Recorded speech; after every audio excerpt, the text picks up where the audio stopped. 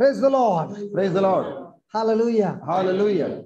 What a great joy to see some of the warriors in Mysore and so close. No longer on the screen. I can see you directly face to face. So ಇದುವರೆಗೂ zoom ಮೂಲಕ ನಮ್ಮನ್ನೆಲ್ಲ ಪಪ್ಪ ಭೇಟಿ ಮಾಡ್ತಾ ಇದ್ರು. ಆದರೆ ಪಪ್ಪನಿಗೆ ಇವತ್ತು ತುಂಬಾ ಸಂತೋಷ ಆಗ್ತಾ ಇದೆ. ಯಾಕೆಂದ್ರೆ ಜಸ್ಟ್ ದೇವರ ಸಾಮ್ರಾಜ್ಯದಲ್ಲಿ ಸೇವೆ ಮಾಡುವಂತಹ ಸೇವಕರನ್ನ ಇವತ್ತು ಹತ್ತಿರದಲ್ಲೇ ಎದುರು ಬದುರಾಗಿ ನೋಡುವಂತಹ ಒಂದು ಭಾಗ್ಯವನ್ನು ಕೊಟ್ಟಿದ್ದಕ್ಕಾಗಿ ದೇವರಿಗೆ ಥ್ಯಾಂಕ್ಸ್ ಹೇಳ್ತಾ ಇದ್ದಾರೆ. And each one is so special. ಪ್ರತಿಯೊಬ್ಬರು ಕೂಡ ದೇವರ ರಾಜ್ಯದಲ್ಲಿ ಅಮೂಲ್ಯರಾಗಿದ್ದೇವೆ. And God is looking for everybody's heart. ದೇವರು ಪ್ರತಿಯೊಬ್ಬರ ಹೃದಯವನ್ನು ನೋಡುತ್ತಿದ್ದಾರೆ. He is not looking for qualified. ದೇವರು ಯಾವ ಕಾರಣಕ್ಕೂ ಯೋಗ್ಯತೆ ಉಳ್ಳಂತ ವ್ಯಕ್ತಿಗಳನ್ನು ಹುಡುಕ್ತಲ್ಲ. He is only looking for fat people. ದೇವರು ಯಾವಾಗಲೂ ಕೂಡ ಕೊಬ್ಬು FAT ಇರುವಂತ ವ್ಯಕ್ತಿಗಳನ್ನು ಹುಡುಕ್ತಾರೆ. Fat means those who are faithful. So fat ಎಂಬ ಪದದಲ್ಲಿ ನೋಡೋದಾದ್ರೆ ಎಫ್ ಅಂತಂದ್ರೆ ಫೈತ್ಫುಲ್ನೆಸ್ ಅಂದ್ರೆ ವಿಶ್ವಾಸಕ್ಕೆ ಪಾತ್ರರು. God is looking for those who are available. A ಅಂದ್ರೆ ಸದಾಕಾಲ ದೇವರಿಗೆ ದೊರೆಯುವವರು. And is looking for teachable people. So ಅಷ್ಟು ಮಾತ್ರವಲ್ಲ, ಕಲಿಯುವಂತ ಹೃದಯವನ್ನು ಹೊಂದಿರುವಂತ ವ್ಯಕ್ತಿಗಳು. A person can be illiterate. Even ಆ ವ್ಯಕ್ತಿ ಅವಿದ್ಯಾವಂತರಾಗಿರ್ಬೋದು. He is not qualified to read and write. ಆ ವ್ಯಕ್ತಿ ಓದ್ಲಿಕ್ಕೆ ಮತ್ತು ಬರಲಿಕ್ಕೆ ಬರದಿರಬಹುದು. But because he is faithful, available and teachable, ಆದ್ರೆ ಆ ವ್ಯಕ್ತಿ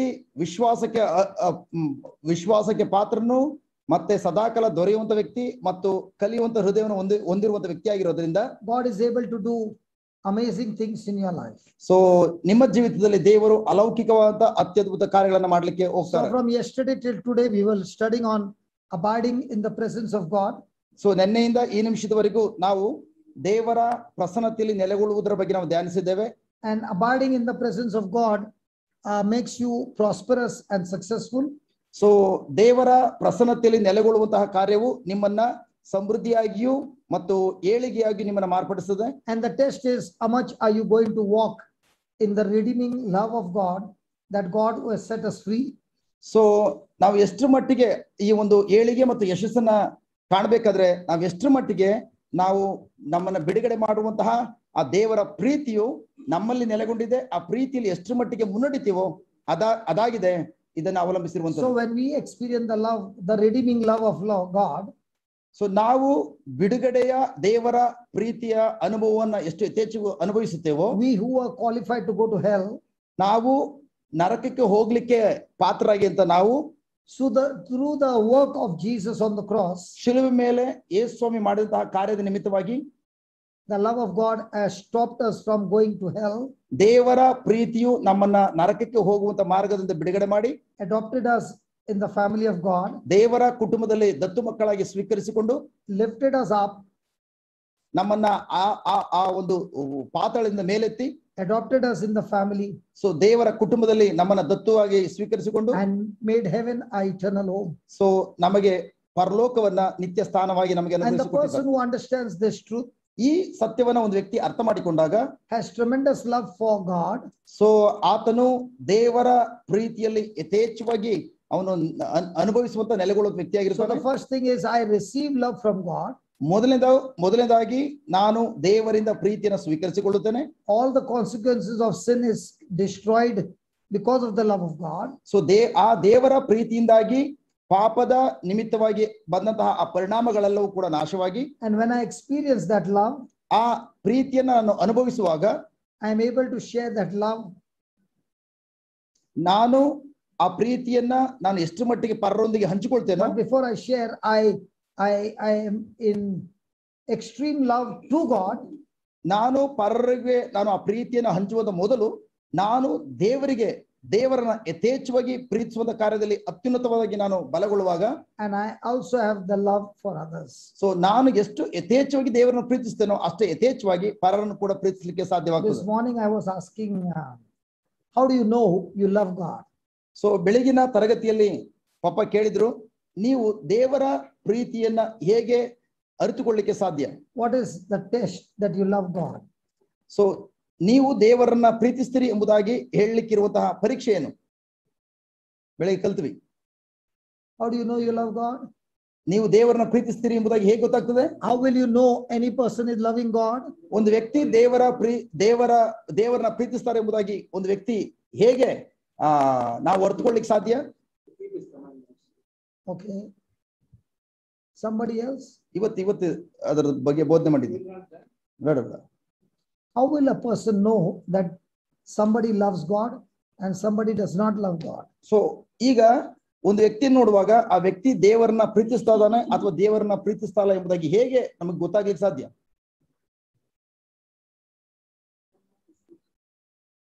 Mahesh? What? Yeah, correct answer. What did he say? Just ನೆರೆಹೊರೆಯವರನ್ನ ನಾವು ಪ್ರೀತಿಸ್ತೀವಿ. When I love my neighbor, it's a proof that I love God. Especially I love somebody who hates me, somebody who comes against me, somebody who treats me badly, and I able to love him with the love that I've received from God.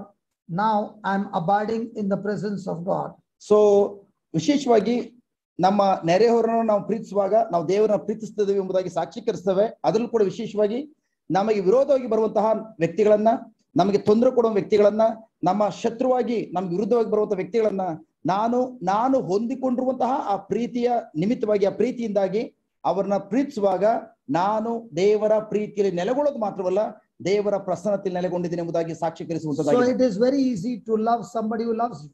So ಯಾರು ನಮ್ಮನ್ನ ಪ್ರೀತಿಸ್ತಾರೋ ಅವರನ್ನ ನಾವು ಪ್ರೀತಿಸುವಂತ ಕಾರ್ಯದಲ್ಲಿ ತುಂಬಾ ಸುಲಭವಾದ ಕಾರ್ಯ. But when you operate in the love of God, you are loving the person who hates you. So ಆದ್ರೆ ನೀವು ದೇವರ ಪ್ರೀತಿಯಲ್ಲಿ ಬೇರೂರಿ ನೆಲೆಗೊಳ್ಳುವುದಾದ್ರೆ ಖಂಡಿತವಾಗಿಯೂ ನೀವು ನಿಮ್ಮನ್ನ ಯಾರು ದ್ವೇಷಿಸ್ತಾರೋ ಅವರನ್ನು ಕೂಡ ಪ್ರೀತಿಸುವಂತ ಮಕ್ಕಳಾಗಿರ್ತೀರಿ. So when somebody hates you, ಯಾರಾದ್ರೂ ನಿಮ್ಮನ್ನ ದ್ವೇಷಿಸುವಾಗ how am I going to respond? ನಾನು ಹೇಗೆ ಪ್ರತಿಕ್ರಿಯೆ ತೋರ್ತಾನೆ?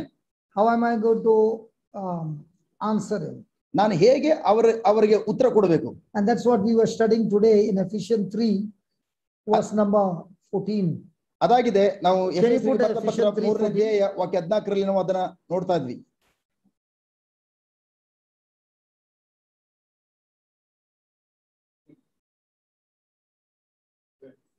Keep it there. I can read it. No. Let it be the screen. Keep it there. Yeah. Okay. That God would grant you, according to the riches of his glory, to be strengthened with might by his spirit in the inner man. Kannada? Jara mobile ide kodi. Bible. 16. Papa 16. Yeah, 16. ನಿಮಗೆ ತನ್ನ ಮಹಿಮೆಯ ಐಶ್ವರ್ಯಕ್ಕೆ ಅನುಸಾರವಾಗಿ ಆತನ ಆತ್ಮದ ಮೂಲಕ ನಮ್ಮ ಅಂತರಂಗದಲ್ಲಿ ವಿಶೇಷ ಬಲವನ್ನ ಅನುಗ್ರಹಿಸುವ ಹಾಗೆಯೂ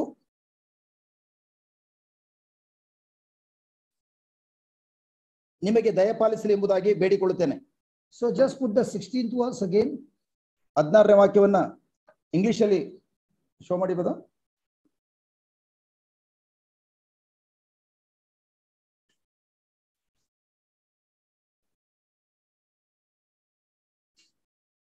That he would grant you according to the riches of his glory. Now, what is the riches of his glory? Compare ಹಾಕಿಬೋದಾ? ಜಸ್ಟ್ ಅಥವಾ ಪ್ಯಾರಲಲ್ ಕನ್ನಡ ಇಂಗ್ಲಿಷ್ ಒಟ್ಟಿಗೆ ಬರ್ತದೆ. ಕನ್ನಡ ಇಂಗ್ಲಿಷ್ ಒಟ್ಟಿಗೆ ಬರೋಂಗೆ ಪಕ್ಕದ್ದು ಪ್ಯಾರಲಲ್. ನೆಕ್ಸ್ಟ್ ಡೌನ್ ಇಲ್ಲ.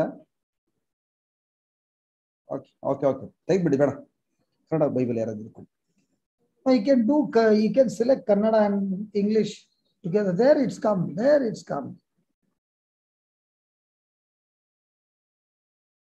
Correct. The KJ translation. Yeah. Only thing the screen is going out.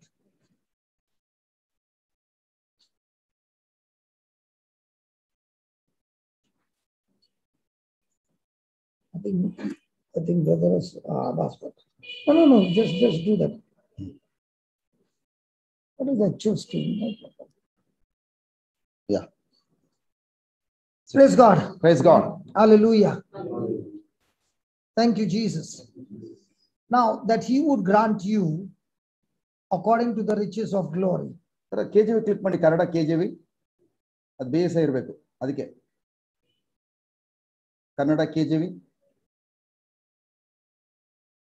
No Kannada second part.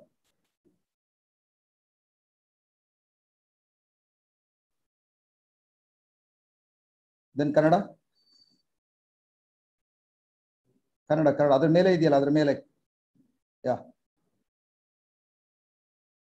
Yeah okay. 16. So the riches of his glory is God's grace, ಬರೀ English ಮಾತಾಡಿ open ಮಾಡಿ. God's mercy, God's power. Your phone's mobile data is turned off, so I can't help you.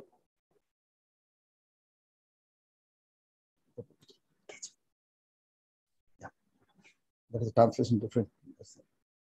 Yeah. Okay. Praise God. Praise God. So the riches of glory is God's grace, God's mercy, and God's love, which is the power of God.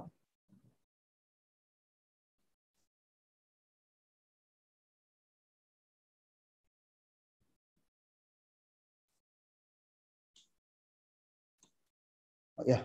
Start. So again, I have to repeat. Okay. Yeah. The riches of his glory is God's abundant grace, God's abundant mercy, and God's abundant love in our life. So ಮಹಿಮೆಯ ಐಶ್ವರ್ಯ ಅಂತಂದ್ರೆ ಯಥೇಚ್ಛವಾದ ದೇವರ ಕೃಪೆ, ಯಥೇಚ್ಛವಾದ ದೇವರ ಕರುಣೆ, ಯಥೇಚ್ಛವಾದ ದೇವರ ಪ್ರೀತಿಯಾಗಿದೆ. So the question is, are we all the time seeking for God's riches, which is spiritual riches, or are we seeking all the time for riches of this world? ಆದ್ರೆ ನಾವು ಯಾವಾಗ್ಲೂ ಕೂಡ ಆ ಮಹಿಮೆಯ ಐಶ್ವರ್ಯ ಅಂದ್ರೆ ಆತ್ಮಿಕವಾದ ಆಶೀರ್ವಾದಗಳಿಗೂ ಐಶ್ವರ್ಯಕ್ಕಾಗಿ ನಾವು ಹಾತೊರಿತೇವ, ಅಥವಾ ಸ್ವಾಭಾವಿಕ ಲೋಕದ ಈ ಲೋಕದ ಆಶೀರ್ವಾದ ಅಂದ್ರೆ ಐಶ್ವರ್ಯಕ್ಕಾಗಿ ಹಾತೊರಿತೇವ? Praise God. Praise God. So when we pray for spiritual riches or the worldly riches. ನಾವು ಪ್ರಾರ್ಥನೆ ಮಾಡುವಾಗ ನಾವು ಆತ್ಮಿಕವಾದ ಆಶೀರ್ವಾದಕ್ಕಾಗಿ ಅಥವಾ ಆತ್ಮಿಕವಾದ ಐಶ್ವರ್ಯಕ್ಕಾಗಿ ನಾವು ಪ್ರಾರ್ಥಿಸ್ತೇವ, ಅಥವಾ ಈ ಭೂಲೋಕದ ಐಶ್ವರ್ಯದ ಕಾರ್ಯಗಳಿಗಾಗಿ ಪ್ರಾರ್ಥಿಸ್ತೇವ? Which riches are we praying for? ನಾವು ಯಾವುದಕ್ಕೋಸ್ಕರ ಪ್ರಾರ್ಥಿಸ್ತೇವೆ? Whenever our petitions are our petitions about spiritual grace, spiritual ability, or the situation or circumstances to be freed from. So ನಾವು ಪರಿಸ್ಥಿತಿಯ ಮಧ್ಯದಲ್ಲಿ ಇರುವಾಗ ನಾವು ಆ ಕ್ಷಣದಲ್ಲಿ ನಾವು ಆತ್ಮಿಕವಾಗಿ ಬಲಗೊಳ್ಳಿಕ್ಕಾಗಿ ನಾವು ಪ್ರಾರ್ಥಿಸ್ತೇವ, ಆತ್ಮಿಕವಾದಂತಹ ಸಾಮರ್ಥ್ಯಕ್ಕಾಗಿ ನಾವು ಪ್ರಾರ್ಥಿಸ್ತೇವ, ಅಥವಾ ಆ ಪರಿಸ್ಥಿತಿಯಿಂದ ಹೊರಬರ್ಲಿಕ್ಕಾಗಿ ನಾವು ಪ್ರಾರ್ಥಿಸ್ತೇವ? So the Bible is teaching us whether we are seeking for spiritual riches, and these spiritual riches is going to lead you into God's glory, where you will see the supernatural manifestation of God's power. So ಖಂಡಿತವಾಗಿಯೂ ದೇವರ ವಾಕ್ಯ ನಮ್ಗೆ ತಿಳಿಸ್ತಾ ಇದೆ, ನಾವು ಆತ್ಮಿಕವಾದ ಐಶ್ವರ್ಯಕ್ಕಾಗಿ ಹಾತೊರೆಯೋದಾದ್ರೆ, ಆತ್ಮಿಕವಾದಂತಹ ಆಶೀರ್ವಾದಕ್ಕಾಗಿ ಹಾತೊರೆಯೋದಾದ್ರೆ, ಖಂಡಿತವಾಗಿಯೂ ನಾವು ಈ ಲೋಕದಲ್ಲಿ ಒಂದು ವಿಜಯೋತ್ಸವ ಜೀವಿತವನ್ನು ಅನುಭವಿಸಲು ಬೇಕಾದ ಸಕಲವನ್ನು ಕೂಡ ಅನುಭವಿಸಬಹುದು. So on one side is the physical riches, and on the other side is the spiritual riches. So all the petitions that we receive every day, it is which riches? So ನಾವು ಒಂದು ಕಡೆ ಸ್ವಾಭಾವಿಕ ಲೋಕದ ಐಶ್ವರ್ಯದ ಕಾರ್ಯ ನೋಡ್ತೇವೆ, ಮತ್ತೊಂದು ಕಡೆ ಆಧ್ಯಾತ್ಮಿಕವಾದ ಐಶ್ವರ್ಯದ ಕಾರ್ಯ ನೋಡ್ತೇವೆ. ಆದ್ರೆ ನಾವು ಯಾರಾದ್ರೂ ನಮ್ಮ ಬಳಿಯಲ್ಲಿ ಪ್ರಾರ್ಥಿಸುವುದಾಗಿ ಕೋರಿಕೆಯನ್ನ ನಾವು ತೆಗೆದುಕೊಳ್ಳುವಾಗ ಯಾವ ರೀತಿಯ ಕೋರಿಕೆಗಳಿಗಾಗಿರ್ತದೆ? So he's saying through the spiritual riches of God's glory, we are strengthened in our relationship with God. So ಆ ಮಹಿಮೆಯ ಐಶ್ವರ್ಯದ ಮೂಲಕ ನಾವು ಆತ್ಮದಲ್ಲಿ ನಾವು ಬಲಗೊಳ್ಳಬಹುದು ಎಂಬುದಾಗಿ. And we are strengthened with God's ability, God's might. So ನಾವು ದೇವರ ಶಕ್ತಿ ಸಾಮರ್ಥ್ಯದಿಂದಾಗಿ ನಾವು ಬಲಗೊಳ್ಳುತ್ತೇವೆ. And this happens through the Holy Spirit. ಇದು ಪವಿತ್ರಾತ್ಮರ ಮೂಲಕ ನೆರವೇರುವಂತ ಕಾರ್ಯ. Hallelujah. Thank you, Jesus. Thank you, Jesus. Thank you, Jesus. So, do we face this every day in our life? ನಾವು ಈ ರೀತಿಯ ಕಾರ್ಯಗಳನ್ನ ನಾವು ಅನುದಿನವೂ ಅನುಭವಿಸ್ತಾ ಇದೀವ, ಎದುರಿಸ್ತಾ ಇದೀವ. Praise God. Praise the Lord. So write down. It is extremely easy. It is extremely easy to be distracted by our problems. It is extremely easy to be distracted by our problems. ನಮ್ಮ ಸಮಸ್ಯೆಗಳಿಂದಾಗಿ ನಾವು ಸಮಸ್ಯೆಗಳಿಂದಾಗಿ ನಾವು ಗಲಿಬಿಲಿಗೊಳ್ಳಲು ತುಂಬಾ ಸುಲಭವಾದುದಾಗಿದೆ. ತುಂಬಾ generator man ತುಂಬಾ ಸುಲಭ. Sula is distraction, right? Easy. Galibili. Generator man. Devraj. Jalebili. It's looking like jalebi. Our life becomes jalebi when you get distracted. Jalabili leads you to jalebi. And is it easy? Extremely easy.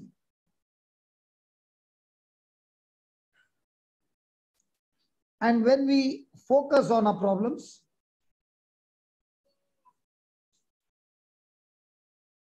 and when we focus on our problems,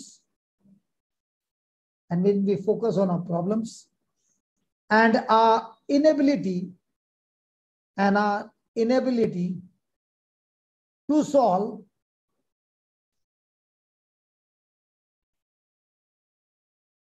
the problems, please underline, we ignore God. We ignore God and His overall plan for us. And His overall plan for our lives.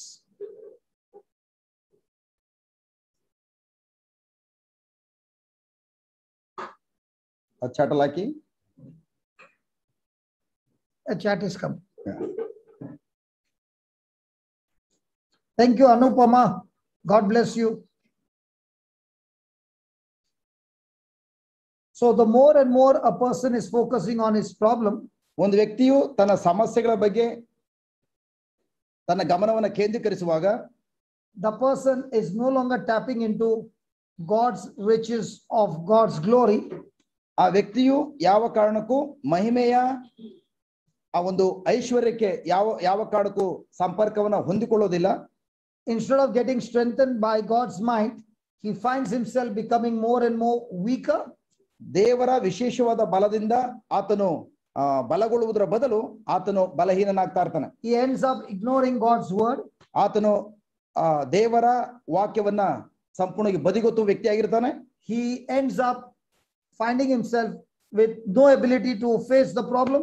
ಅಷ್ಟು ಮಾತ್ರ ಅಲ್ಲ, ಆತನು ಆ ಸಮಸ್ಯೆಯನ್ನು ಎದುರಿಸಲು ಬೇಕಾದಂತಹ ಸಾಮರ್ಥ್ಯವನ್ನು ಕಳ್ಕೊಂಡವನಾಗಿರ್ತಾನೆ. And the person lives a defeated life. ಆತನು ಸದಾಕಾಲ ಸೋಲಿನ ಜೀವಿತವನ್ನು ಅನುಭವಿಸುವ ವ್ಯಕ್ತಿಯಾಗಿರ್ತಾನೆ. He is no longer on the plan of God, is on his own plan, leading to self destruction. So ಆತನು ಈಗ ದೇವರ ಯೋಜನೆಯಲ್ಲಿ ಇಲ್ಲ, ಬದಲಾಗಿ ತನ್ನ ಸ್ವಯಂ ಯೋಜನೆಯಲ್ಲಿ ಅವನು ನೆಲೆಗೊಂಡಿರೋದ್ರಿಂದ ಆತನು ಸ್ವಯಂ ವಿನಾಶಕ್ಕೆ ಕಾರಣವಾಗ್ತಾನೆ. But having received the riches of God's glory, ಆದರೆ ಆ ದೇವರ ಮಹಿಮೆಯ ಐಶ್ವರ್ಯವನ್ನು ಆತನು ಹೊಂದಿಕೊಳ್ಳಲು, the spiritual ability of God, ಆತನು ದೇವರ ಸಾಮರ್ಥ್ಯವನ್ನ ಹೊಂದಿಕೊಳ್ಳಲು, you and I are strengthened from our innermost being. ನಾನು ಮತ್ತು ನೀವು ಈಗಾಗಲೇ ನಮ್ಮ ಆಂತರ್ಯದಲ್ಲಿ ಬಲಗೊಂಡವರಾಗಿದ್ದು, with supernatural empowerment to destroy every situation that is coming against you. ನಮ್ಮ ವಿರುದ್ಧವಾಗಿ ಬರುವಂತಹ ಪ್ರತಿಯೊಂದು ಪರಿಸ್ಥಿತಿಗಳನ್ನು ಕೂಡ ಸುಲಭವಾಗಿ ಎದುರಿಸಲು, ಅವುಗಳ ಮೇಲೆ ಅಧಿಕಾರ ಚಲಾಯಿಸಲು ಬಲಗೊಂಡವರಾಗಿದ್ದೇವೆ.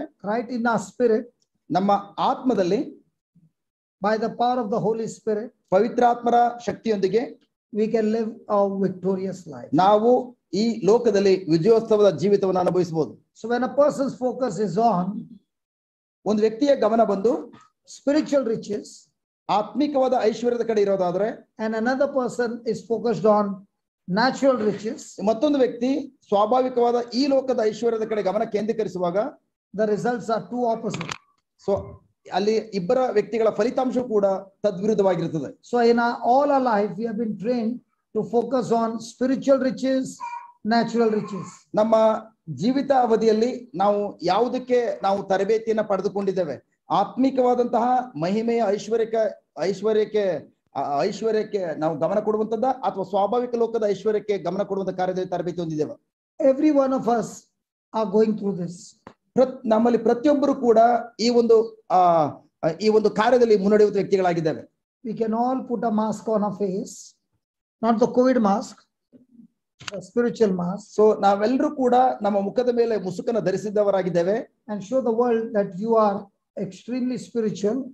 ನಾವು ಈ ಲೋಕಕ್ಕೆ ನಾವೆಲ್ಲರೂ ಕೂಡ ಏನು ತುಂಬಾ ಆಧ್ಯಾತ್ಮಿಕವಾಗಿ ನೆಲೆಗೊಂಡಿದೆ ಎಂಬುದಾಗಿ ತೋರ್ಪಡಿಸ್ತಾ ಇದ್ದಾರೆ. As long as the devil is distracting you to focus on the problems, so ನೀವು ಎಲ್ಲಿಯ ತನಕ ಸೈತನ್ನು ತರುವಂತಹ ಸಮಸ್ಯೆಗಳ ಕಡೆ ನಿಮ್ಮ ಗಮನವನ್ನು ಕೇಂದ್ರೀಕರಿಸಿರ್ತೀರಾ, and you are not tapping into God's spiritual ability given to you to operate, so ಆ ಪರಿಸ್ಥಿತಿಯ ಮಧ್ಯದಲ್ಲಿ ನೀವು ಕಾರ್ಯನಿರ್ವಹಿಸಲಿಕ್ಕಾಗಿ ದೇವರು ನಿಮ್ಮ ಒಳಗಡೆ ಇಟ್ಟಿರುವಂತಹ ಶಕ್ತಿ ಸಾಮರ್ಥ್ಯದ ಕಡೆ ಗಮನ ಕೊಡದೆ ಹೋದ್ರೆ, with your own choice you have ignored God's plan, ನೀವು ನಿಮ್ಮ ಸ್ವ ಇಚ್ಛೆಯಿಂದಾಗಿ ದೇವರ ಯೋಜನೆಯನ್ನ ಸಂಪೂರ್ಣ ಬದಿಗೊತ್ತಿದ್ದೀರಿ. you have ignored God's purpose, ನೀವು ದೇವರ ಉದ್ದೇಶವನ್ನ ಯೋಜನೆಯನ್ನ ಬದಿಗೊತ್ತಿದ್ದೀರಿ. you have ignored God's assignment for your life, ದೇವರು ನಿಮ್ಮ ಜೀವನದ ಬಗ್ಗೆ ಹಾಕಿಕೊಂಡಿರುವಂತಹ ನಿಯೋಜನೆಯನ್ನ ಸಂಪೂರ್ಣವಾಗಿ and you find yourself going deeper and deeper in that circumstances, and like Peter began to sink in the water, you are also sinking into destruction. ಅದೇ ರೀತಿ ನೀವು ಅವುಗಳ ಕಡೆ ಸಮಸ್ಯೆಗಳ ಕಡೆ ಗಮನ ಕೊಡೋದಾದ್ರೆ ಖಂಡಿತವಾಗಿಯೂ ಆ ಸಮಸ್ಯೆಗಳ ಒಳಗಡೆ ಇನ್ನು ಆಳವಾಗಿ ಮುಳುಗಿ ಸರ್ವನಾಶನ ಹೊಂದ್ತೀರಿ. ಯಾವ ರೀತಿ ಪೇತ್ರರು ಎಡಕ್ಕೆ ಬಲಕ್ಕೆ ಗಮನ ಕೊಟ್ಟಾಗ ಆ ಸಮಸ್ಯೆಗಳ ಮಧ್ಯದಲ್ಲಿ ನೀರಿನ ಮಧ್ಯೆ ಮುಳುಗೋದ್ರು, ಅದೇ ರೀತಿ ನಿಮ್ಮ ಸ್ವಯಂ ವಿನಾಶವನ್ನು ನೀವೇ ತಂದುಕೊಳ್ತೀರಿ. But when the person is operating in spiritual abilities and spiritual gifts of God, so ಆದ್ರೆ ಒಂದು ವ್ಯಕ್ತಿಯು ಆತ್ಮಿಕವಾದ ಶಕ್ತಿ ಸಾಮರ್ಥ್ಯಕ್ಕೆ ಅನುಗುಣವಾಗಿ ಆತ್ಮಿಕವಾದ ವರದಾನಗಳಿಗೆ ಅನುಗುಣವಾಗಿ ಕಾರ್ಯ ಪ್ರವರ್ತನೆ ಮಾಡೋದಾದ್ರೆ, no matter how bad his situation is, ಆ ವ್ಯಕ್ತಿಯ ಪರಿಸ್ಥಿತಿ ಎಂತಹ ಕಠಿಣವಾದ ಪರಿಸ್ಥಿತಿ ಆಗಿದ್ರು, but he is not distracted by situations and circumstances, he is still focused on God through his word. ಆದರೆ ಎಂತಹ ಪರಿಸ್ಥಿತಿಯ ಮಧ್ಯದಲ್ಲೂ ಕೂಡ ಆತನು ಯಾವ ಕಾರಣ ಗಲಿಬಿಲಿ ಆಗದೆ ಸದಾಕಾಲ ದೇವರ ವಾಕ್ಯದ ಕಡೆ, ದೇವರ ಆ ಪ್ರಸನ್ನತೆ ಕಡೆ ತನ್ನ ಗಮನವನ್ನು ಕೇಂದ್ರೀಕರಿಸುವುದಾದ್ರೆ, taking decisions based on God's word, ದೇವರ ವಾಕ್ಯ ಹೇಳ್ತದೋ ಅದಕ್ಕೆ ಅನುಗುಣವಾಗಿ ನಿರ್ಧಾರವನ್ನು ತೆಗೆದುಕೊಳ್ಳುವುದಾದ್ರೆ, taking small tiny steps that you can hardly feel that you are moving anywhere. So ನೀವು ಈವನ್ ಆ ಪರಿಸ್ಥಿತಿ ಮಧ್ಯದಲ್ಲಿ ಆ ಕಡೆ ಚಲಿಸುವ ಅರಿವಿಲ್ಲದ ರೀತಿಯಲ್ಲಿ ಒಂದು ಸಣ್ಣ ಹೆಜ್ಜೆನಿಟ್ಟರು ಸಾಕು, he is abiding in the presence of God. ಆತನು ಸಂಪೂರ್ಣವಾಗಿ ದೇವರ ಪ್ರಸನ್ನತೆಯಲ್ಲಿ stay ನೆಲೆಗೊಂಡವನಾಗಿದ್ದಾನೆ. longer and longer in the presence of God, ನೀವು ನಿರಂತರವಾಗಿ ಯಥೇಚ್ಛವಾಗಿ ದೇವರ ಪ್ರಸನ್ನತೆಯಲ್ಲಿ ನೆಲೆಗೊಳ್ಳುವುದಾದ್ರೆ, now the Bible says in the presence of God every mountain of your life will melt like wax. So ದೇವರ ವಾಕ್ಯ ಹೇಳ್ತದೆ, God, ದೇವರ ಪ್ರಸನ್ನತೆಯಲ್ಲಿ ನೀವು ನೆಲೆಗೊಳ್ಳುವಾಗ, ದೇವರ ಪ್ರಸನ್ನತೆ ನೆಲೆಗೊಂಡಿರುವಂತಹ ನಿಮ್ಮ ಜೀವಿತದಲ್ಲಿರುವಂತಹ ಎಲ್ಲ ಬೆಟ್ಟಗುಡ್ಡಗಳು ಎಷ್ಟೇ ದೊಡ್ಡದಾಗಿದ್ರು ಕೂಡ ಮೇಣಂತೆ ಕರಗಿ ಹೋಗ್ತದೆ. so if a person is not getting results in his life, so ಒಂದು ವ್ಯಕ್ತಿ ತನ್ನ ಜೀವಿತದಲ್ಲಿ ಒಳ್ಳೆಯ ಫಲಿತಾಂಶಗಳನ್ನು ಕಾಣ್ತಾ ಇಲ್ಲ ಅಂತಂದ್ರೆ, ask yourself, how much does it take for the devil to distract you? So ಹಾಗಾದ್ರೆ ನಿಮ್ಮ ನೀವು ಪ್ರಶ್ನಿಸ್ಕೊಳ್ಳಿ, ಸೈತಾನು ನಿಮ್ಮನ್ನ ಗಲಿಬಿಲಿ ಮಾಡಲು distract in your life, ಎಷ್ಟರ ಮಟ್ಟಿಗೆ ಆತನು ಪ್ರಯತ್ನ ಪಡ್ತಾ ಇದ್ದಾನೆ ಎಂಬುದಾಗಿ. so he's getting you from spiritual force to natural force. So ನೀವು ಆತ್ಮಿಕವಾದಂತಹ ಶಕ್ತಿ ಸಾಮರ್ಥ್ಯದ ಕಡೆ ಇರುವಂತಹ ನಿಮ್ಮನ್ನ ಸುಲಭವಾಗಿ ಲೌಕಿಕವಾದ ಶಕ್ತಿ ಸಾಮರ್ಥ್ಯ ಕಡೆ ನಿಮ್ಮನ್ನ ಗಮನವನ್ನು ಕೇಂದ್ರೀಕರಿಸಲು ಎಷ್ಟು ಹೊತ್ತು ಅವನು ತೆಗೆದುಕೊಳ್ಬಹುದು. The life will end up in self destruction. ಖಂಡಿತವಾಗಿಯೂ ನಾವು ಯಾವಾಗ ಆತ್ಮಿಕವಾದಂತಹ ಸಾಮರ್ಥ್ಯದಿಂದ ನಾವು ಹೊರಗೆ ಬಂದು ಈ ಲೋಕದ ಸಾಮರ್ಥ್ಯಕ್ಕೆ ಅನುಗುಣವಾಗಿ ಅಥವಾ ನಮ್ಮ ಸ್ವಯಂ ಶಕ್ತಿ ಸಾಮರ್ಥ್ಯ ಅನುಗುಣವಾಗಿ ನಾವು ಮುನ್ನಡೆದಾದ್ರೆ ಜಸ್ಟ್ ಕ್ಷಣ ಮಾತ್ರ ನಮ್ಮ ಜೀವನವನ್ನು ನಷ್ಟಪಡಿಸಿಕೊಳ್ಬಹುದು. Hallelujah. Hallelujah. I'll give you a testimony. About 4 years back, so ಇದು ಒಂದು ಸಾಕ್ಷಿನ ತಿಳಿಸ್ತಾ ಇದ್ದಾರೆ. 4 ವರ್ಷಗಳ ಹಿಂದೆ I came in contact with people who are pickpocketing. So ಇವರು ಜೇಬುಗಳರನ್ನ ಅವರು ಭೇಟಿ ಮಾಡಿದ ತಕ್ಷಣ these people work in the train. So ಇವರು ರೈಲಿನಲ್ಲಿ ಅವರು ಪ್ರಯಾಣ ಮಾಡುವಂತ ವ್ಯಕ್ತಿಗಳು. They are chain snatchers or pickpocketers. ಅವರು ಸರಗಳತನ ಮಾಡುವಂತದ್ದು ಮತ್ತು ಜೇಬು ಕಳ್ಳರಾಗಿದ್ದಾರೆ. And I would invite them to NCH, 25 to 30 of them. So ಅಂತವರಲ್ಲಿ ಸುಮಾರು 25 ರಿಂದ 30 ಜನರನ್ನ ಗೋವಾದಲ್ಲಿರುವಂತಹ ನ್ಯೂ ಕ್ರಿಯೇಷನ್ ಸೆಂಟರ್ಗೆ ಅವ್ರನ್ನ ಕರೆದುಕೊಂಡು ಹೋದ್ರು. Their videos are there in Hindi. So ಅದರ ವಿಡಿಯೋಗಳು ಹಿಂದಿ ಭಾಷೆಯಲ್ಲಿ ಯೂಟ್ಯೂಬ್ ಅಲ್ಲಿ ಇದೆ. So we would have a live-in retreat for them for 4 days. So ಅವರಿಗೆ 4 ದಿನಗಳ ತಂಗು ಧ್ಯಾನವನ್ನು ಏರ್ಪಡಿಸಲಾಗಿತ್ತು. I still remember one evening I was teaching. ಇವರು ಇನ್ನೂ ಕೂಡ ಜ್ಞಾಪಕ ಇದೆ, ಒಂದು ಸಂಜೆ ಇವರು ಅವರಿಗೆ ಬೋಧನೆ ಮಾಡುವಾಗ one person was sitting on the first row. So ಒಂದು ವ್ಯಕ್ತಿ ಮೊದಲನೇ ಸಾಲಿನಲ್ಲಿ ಕುಳಿತಿರುವಂತಹ ವ್ಯಕ್ತಿ ಆಗಿದ್ದಾನೆ. And 4 rows behind there were 4 youth who came in the evening service. They did not come with this. They were from Goa, not this category. And they were sitting there and I was giving dictation and they were not writing. So they were literate to read and write, but they were not writing. And the person who was sitting on the first row could not read and write because they'd never been to school. So just ಈ ವ್ಯಕ್ತಿ ಕುಳಿತಿರುವಂತಹ ಹಿಂದೆಗಡೆ 4ನೇ ಸಾಲಿನಲ್ಲಿ ಬೆಳಗಿಂದ ಸಂಜೆ ತರಗತಿಯಲ್ಲಿ ಯಾರು ಆ ಮಕ್ಕಳು ಭಾಗವಹಿಸಿಲ್ಲ. 4 ಮಂದಿ ಮಾತ್ರ ಗೋವಾದವರು ಆ ಸಂಜೆಯ ಪ್ರಾರ್ಥನಾ ಕೂಟಕ್ಕೆ ಬಂದಿದ್ದಾರೆ. ಅವ್ರಿಗೆ ಓದು ಬರಲಿ ಗೊತ್ತಿದೆ, ಬಟ್ ಅವರು ಯಾವ ಕಾರಣಕ್ಕೂ ಇವರು ಹೇಳ್ತಿರೋದನ್ನ ಬರ್ಕೊಳ್ತಾ ಇಲ್ಲ. ಆದ್ರೆ ಮುಂದೆ ಕುಳಿತಿರುವಂತ ಆ ಹುಡುಗ, So when I was dictating, ಆತನಿಗೆ ಓದು ಬರ ಗೊತ್ತಿಲ್ಲ, ಕುಳಿತಿದ್ದಾನೆ. So when I was dictating, his eyes were fixed on me. So ಇವರು ಈ ಪಾಯಿಂಟ್ ಅನ್ನ ಬರ್ಕೊಳ್ಳಿ ಎಂಬುದಾಗಿ ಹೇಳುವಾಗ ಓದು ಬರ ಗೊತ್ತಿಲ್ಲದಿರುವಂತ ಈ ಒಂದು ಜೇಬುಗಳ ಆತನು ಬ್ರದರ್ನೇ ದೃಷ್ಟಿಸಿ ನೋಡ್ತಾ ಇದ್ದಾನೆ. So I asked him, why are you looking at me? So ಆಗ ಇವರು ಆ ಹುಡುಗನ ಕೇಳಿದ್ರು, ಯಾಕೆ ನೀ ನನ್ನನ್ನ ದೃಷ್ಟಿಸಿ ನೋಡ್ತಾ ಇದೀಯಾ? And I said, because you can't read and write. So ಯಾಕಂದ್ರೆ ನಿನಗೆ ಓದ್ಲಿಕ್ಕೆ ಬರಲಿಕ್ಕೆ ಬರೋದಿಲ್ಲ. And he began to cry. So ಆಗ ಆ ವ್ಯಕ್ತಿ ಹೇಳ್ತಾನೆ, ನನ್ಗೆ ಓದು ಬರ ಗೊತ್ತಿಲ್ಲ, ಅದಕ್ಕೋಸ್ಕರ ನಾನು ಅಳ್ತಾ ಇದ್ದಾನೆ. I told him, get up and come here. So ಆಗ ಬ್ರದರ್ ಹೇಳಿದ್ರು, ಜಸ್ಟ್ ಅಲ್ಲಿಂದ ಎದ್ದು ಮುಂದೆ ಬಾ. And I hugged him and I began to cry.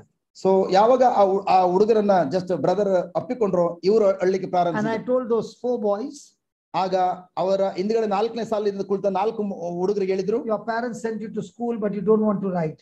So ನಿಮ್ಮ ತಂದೆ ತಾಯಿಗಳು ನಿಮ್ಮನ್ನ ಶಾಲೆ ಕಳಿಸಿದ್ರು, ಆದ್ರೆ ನಿಮ್ಗೆ ಓದು ಬರ ಗೊತ್ತಿದ್ರು ಕೂಡ ಬರ್ಕೊಳ್ತಾ ಇಲ್ಲ. His parents were on the street. He was born on the street. He has never been to school and he wants to read and write. So ಆದ್ರೆ ಈ ಹುಡುಗ, ಇವರ ತಂದೆ ತಾಯಿಗಳು ಜಸ್ಟ್ ಫುಟ್ಪಾತ್ ಅಲ್ಲಿ ಇದ್ದವರು, ಜನಿಸಿರೋದು ಕೂಡ ಫುಟ್ಪಾತ್ ಅಲ್ಲೇ. ಬಟ್ ಆದ್ರೆ ಈ ಹುಡುಗನಿಗೆ ಇವ್ರ ತಂದೆ ತಾಯಿಗಳು ಶಾಲೆ ಕಳಿಸದೆ ಹೋಗಿದ್ರು ಕೂಡ ಈ ಹುಡುಗ ಬಯಸ್ತಾ ಇದ್ದಾನೆ, ನನಗೆ ಓದು ಬರ ಗೊತ್ತಿದ್ರೆ ನಾನು ಕೂಡ ಬರ್ಕೊಳ್ಬಹುದಾಗಿತ್ತು ಎಂಬುದಾಗಿ. Praise God. Praise God. And I caught him and we made a prayer saying, God, teach him to read and write. So ಆಗ ಆ ಹುಡುಗನ ಅಪ್ಪಿಕೊಂಡು ಆ ಹುಡುಗನಿಗಾಗಿ ಪ್ರಾರ್ಥಿಸಿದ್ದು, ಪ್ರಭುವೇ ಈ ಮಗನಿಗೆ ನೀವು ಓದು ಬರವನ್ನ ಕಲಿಸಿಕೊಡಿ ಎಂಬುದಾಗಿ. Next month when he came, he said, I can write a e e u u. So ಆಗ ಮುಂದಿನ ತಿಂಗಳು ಆ ಹುಡುಗ ಅದೇ ಧ್ಯಾನ ಕೂಟಕ್ಕೆ ಬಂದಾಗ ಅಕ್ಷರಗಳನ್ನು ಕಲ್ತಿದ್ದಾರೆ, ಅ ಇ ಎ ಬಿ ಸಿ ಎಲ್ಲ ಬರಿತಾ ಇದ್ದಾನೆ ಎಂಬುದಾಗಿ. Next month when he came, he would look at all the trains going and he would start reading, and he came and began to read the Bible. So ಆತನು railway station ಅಲ್ಲಿ ಹೋಗಿ ಬರುವಂತ ಟ್ರೈನ್ಗಳನ್ನ ನಂಬರ್ಗಳನ್ನ ಓದಿ ಅಕ್ಷರಗಳನ್ನ ಓದಿ ಮುಂದಿನ ತಿಂಗಳು ಬರುವಾಗ ಆತನು ಬೈಬಲ್ನ ಓದುವಂತ ಲೆವೆಲ್ಗೆ ಬಂದಿದ್ದ. So he began to read. ಆತನು ಓದ್ಲಿಕ್ಕೆ ಕಲ್ತಿದ್ದಾನೆ. And he would take the teaching. ಆತನು ತದನಂತರ ಪ್ರಬೋಧನೆ ತೆಗೆದುಕೊಂಡು apply it in his life, ತನ್ನ ಜೀವನದಲ್ಲಿ ಅಳವಡಿಸಿಕೊಂಡು and go around singing and teaching what he learned. So ಆತನು ತಾನು ಕಲಿತಿದ್ದನ್ನ ಹೊರಗಡೆ ಹೋಗಿ ಹಾಡುಗಳನ್ನ ಹೇಳುತ್ತಾ ಈ ಸುವಾರ್ತೆಯನ್ನ ಬೇರೆ ತಿಳಿಸ್ತಾ ಇದ್ದಾನೆ. And he said, I want to have a house of my own. So ಆಗ ಆ ಹುಡುಗ ಹೇಳಿದ್ದು, ನಾನು ವಾಸ ಮಾಡ್ಲಿಕ್ಕೆ ನನಗೊಂದು ಮನೆ ಬೇಕೆಂಬುದಾಗಿ. And I said, do you believe God loves you? ನಿಜವೂ ನೀನು ನಂಬ್ತೀಯ ನಿನ್ನನ್ನ ದೇವರು ಪ್ರೀತಿಸ್ತಾ ಇದ್ದಾರೆ ಎಂಬುದಾಗಿ? And he said, nowhere in my generation ever lived in a cement house. So ಆಗ ಆ ಹುಡುಗ ಹೇಳಿದ್ದು, ನಮ್ಮ ಇಡೀ ಸಂತತಿಯಲ್ಲಿ ಯಾರು ಒಬ್ರು ಕೂಡ ಯಾವ ಕಾರಣಕ್ಕೂ ಸಿಮೆಂಟ್ ಕಟ್ಟಡದ ಒಳಗಡೆ ಜೀವಿಸಿಲ್ಲ. Our family for generation lived on the street. So ನಮ್ಮ ಇಡೀ ಸಂತತಿಯವರೆಲ್ಲರೂ ಕೂಡ ಫುಟ್ಪಾತ್ ಅಲ್ಲಿ ಜೀವನ ಮಾಡ್ತಾ ಇದಾವೆ. But I want to break this curse that my children will not go on the street. ಆಗ ಆ ವ್ಯಕ್ತಿ ಹೇಳಿದ್ದು, ನನ್ನ ಮಕ್ಕಳು ಯಾವ ಕಾರಣಕ್ಕೂ ಅದೇ ತರ ಫುಟ್ಪಾತ್ ಅಲ್ಲಿ ಜೀವನ ನಡೆಸಬಾರದು, ಆ ಶಾಪವನ್ನ ಮುರಿದಾಕ್ಬೇಕು. Every day he began to look at Jesus and start thanking God that God gave him a house of his own. So ಪ್ರತಿದಿನ ಆ ಸಹೋದರ ಯೇಸುವಿನ ಆ ಚಿತ್ರವನ್ನ ಜ್ಞಾಪಿಸಿಕೊಂಡು ಆ ಸಹೋದರ ಹೇಳ್ತಾ ಇದ್ದು ನಮಗೆ ಒಂದು ಒಳ್ಳೆಯ ಮನೆಯನ್ನು ಕೊಟ್ಟಿದ್ದಕ್ಕಾಗಿ ಸ್ತೋತ್ರ ಎಂಬುದಾಗಿ. After 2 years, he called me and said, I bought a piece of land.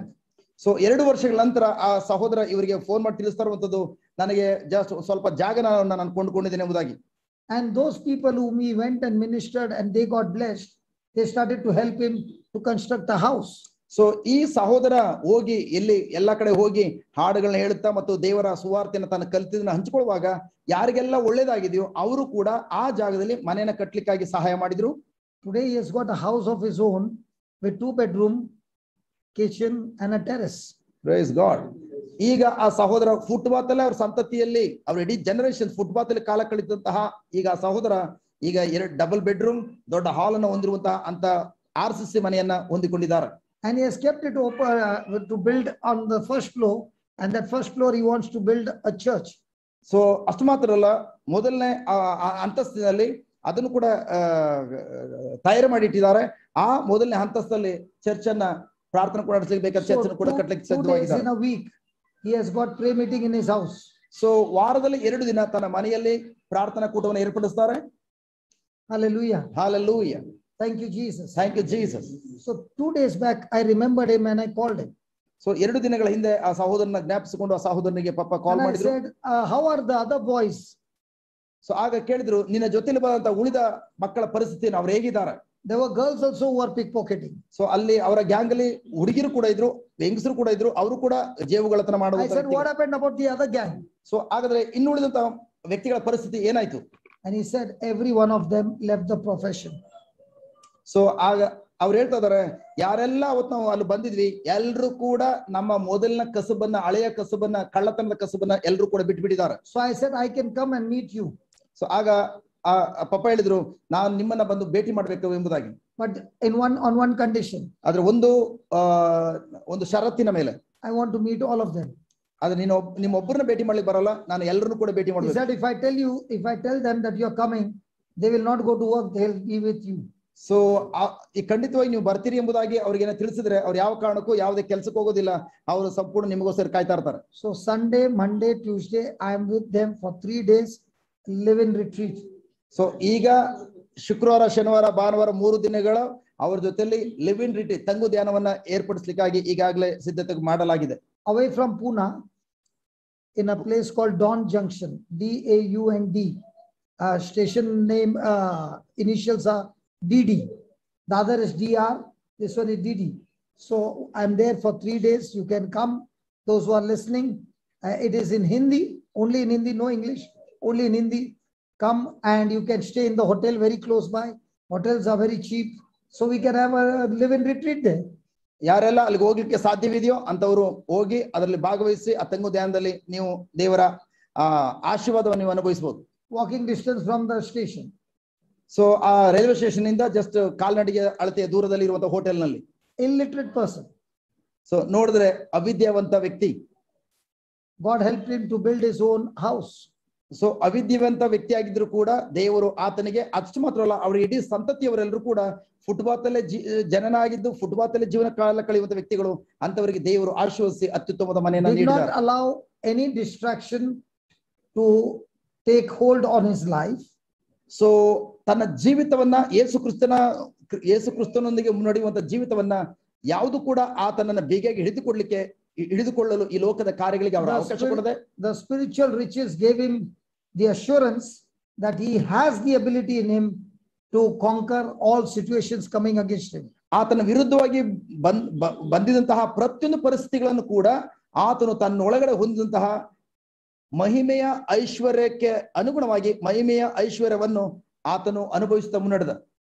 And was able to bring God's plan to completion in his life. So ಅದರಿಂದಾಗಿ ತನ್ನ ಜೀವಿತದಲ್ಲಿ ದೇವರ ಯೋಜನೆಯನ್ನು ಪರಿಪೂರ್ಣಗೊಳಿಸಲಿಕ್ಕೆ ಸಾಧ್ಯವಾಯಿತು.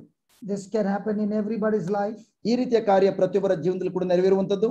Because God's greatest desire is that we know him, not know about him, but know him personally in a very deeper way. So ಪ್ರಭುವಿನ ಬಯಕೆ ಏನಂತಂದ್ರೆ ನಾವು ಪ್ರಭುವಿನ ಬಗ್ಗೆ ಅರಿತುಕೊಳ್ಳಬೇಕೆಂಬುದಾಗಿಲ್ಲ, ಪ್ರಭುವನ್ನ ಅರಿತುಕೊಳ್ಳಬೇಕೆಂಬುದಾಗಿ, ಇನ್ನು ಆಳವಾಗಿ ಅರಿತುಕೊಳ್ಳಬೇಕೆಂಬುದಾಗಿ ಅವರ ಬಯಕೆಯಾಗಿದೆ. So write down.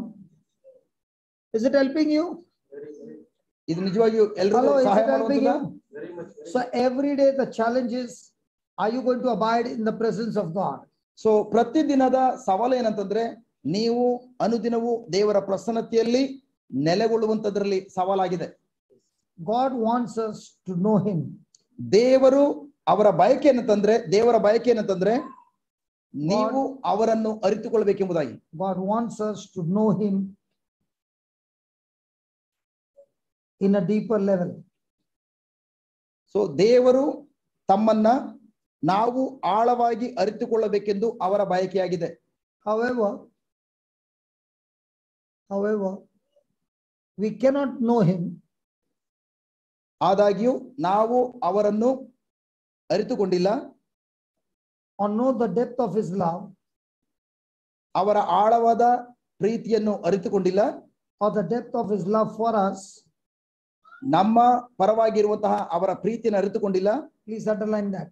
If we do not first turn ourselves to him, if we do not first turn ourselves to him, ನಾವು ಮೊದಲು ನಮ್ಮನೆ ನಾವು ಪ್ರಭುವಿನ ಕಡೆ ತಿರುಗಿಸಿಕೊಳ್ಳದೆ ಹೋದಲ್ಲಿ ಇವುಗಳನ್ನು ಅನುಭವಿಸಲು ಸಾಧ್ಯವಿಲ್ಲ. when we first turn ourselves to him, ನಾವು ನಮ್ಮನ್ನೇ ಪ್ರಭುವಿನ ಕಡೆ ತಿರುಗಿಸಿಕೊಳ್ಳುವುದಾದರೆ, especially ವಿಶೇಷವಾಗಿ when the weight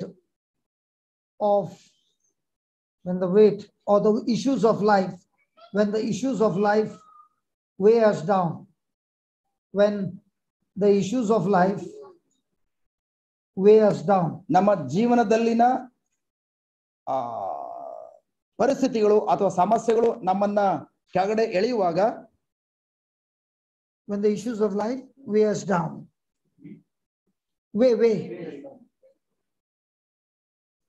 when we seek more of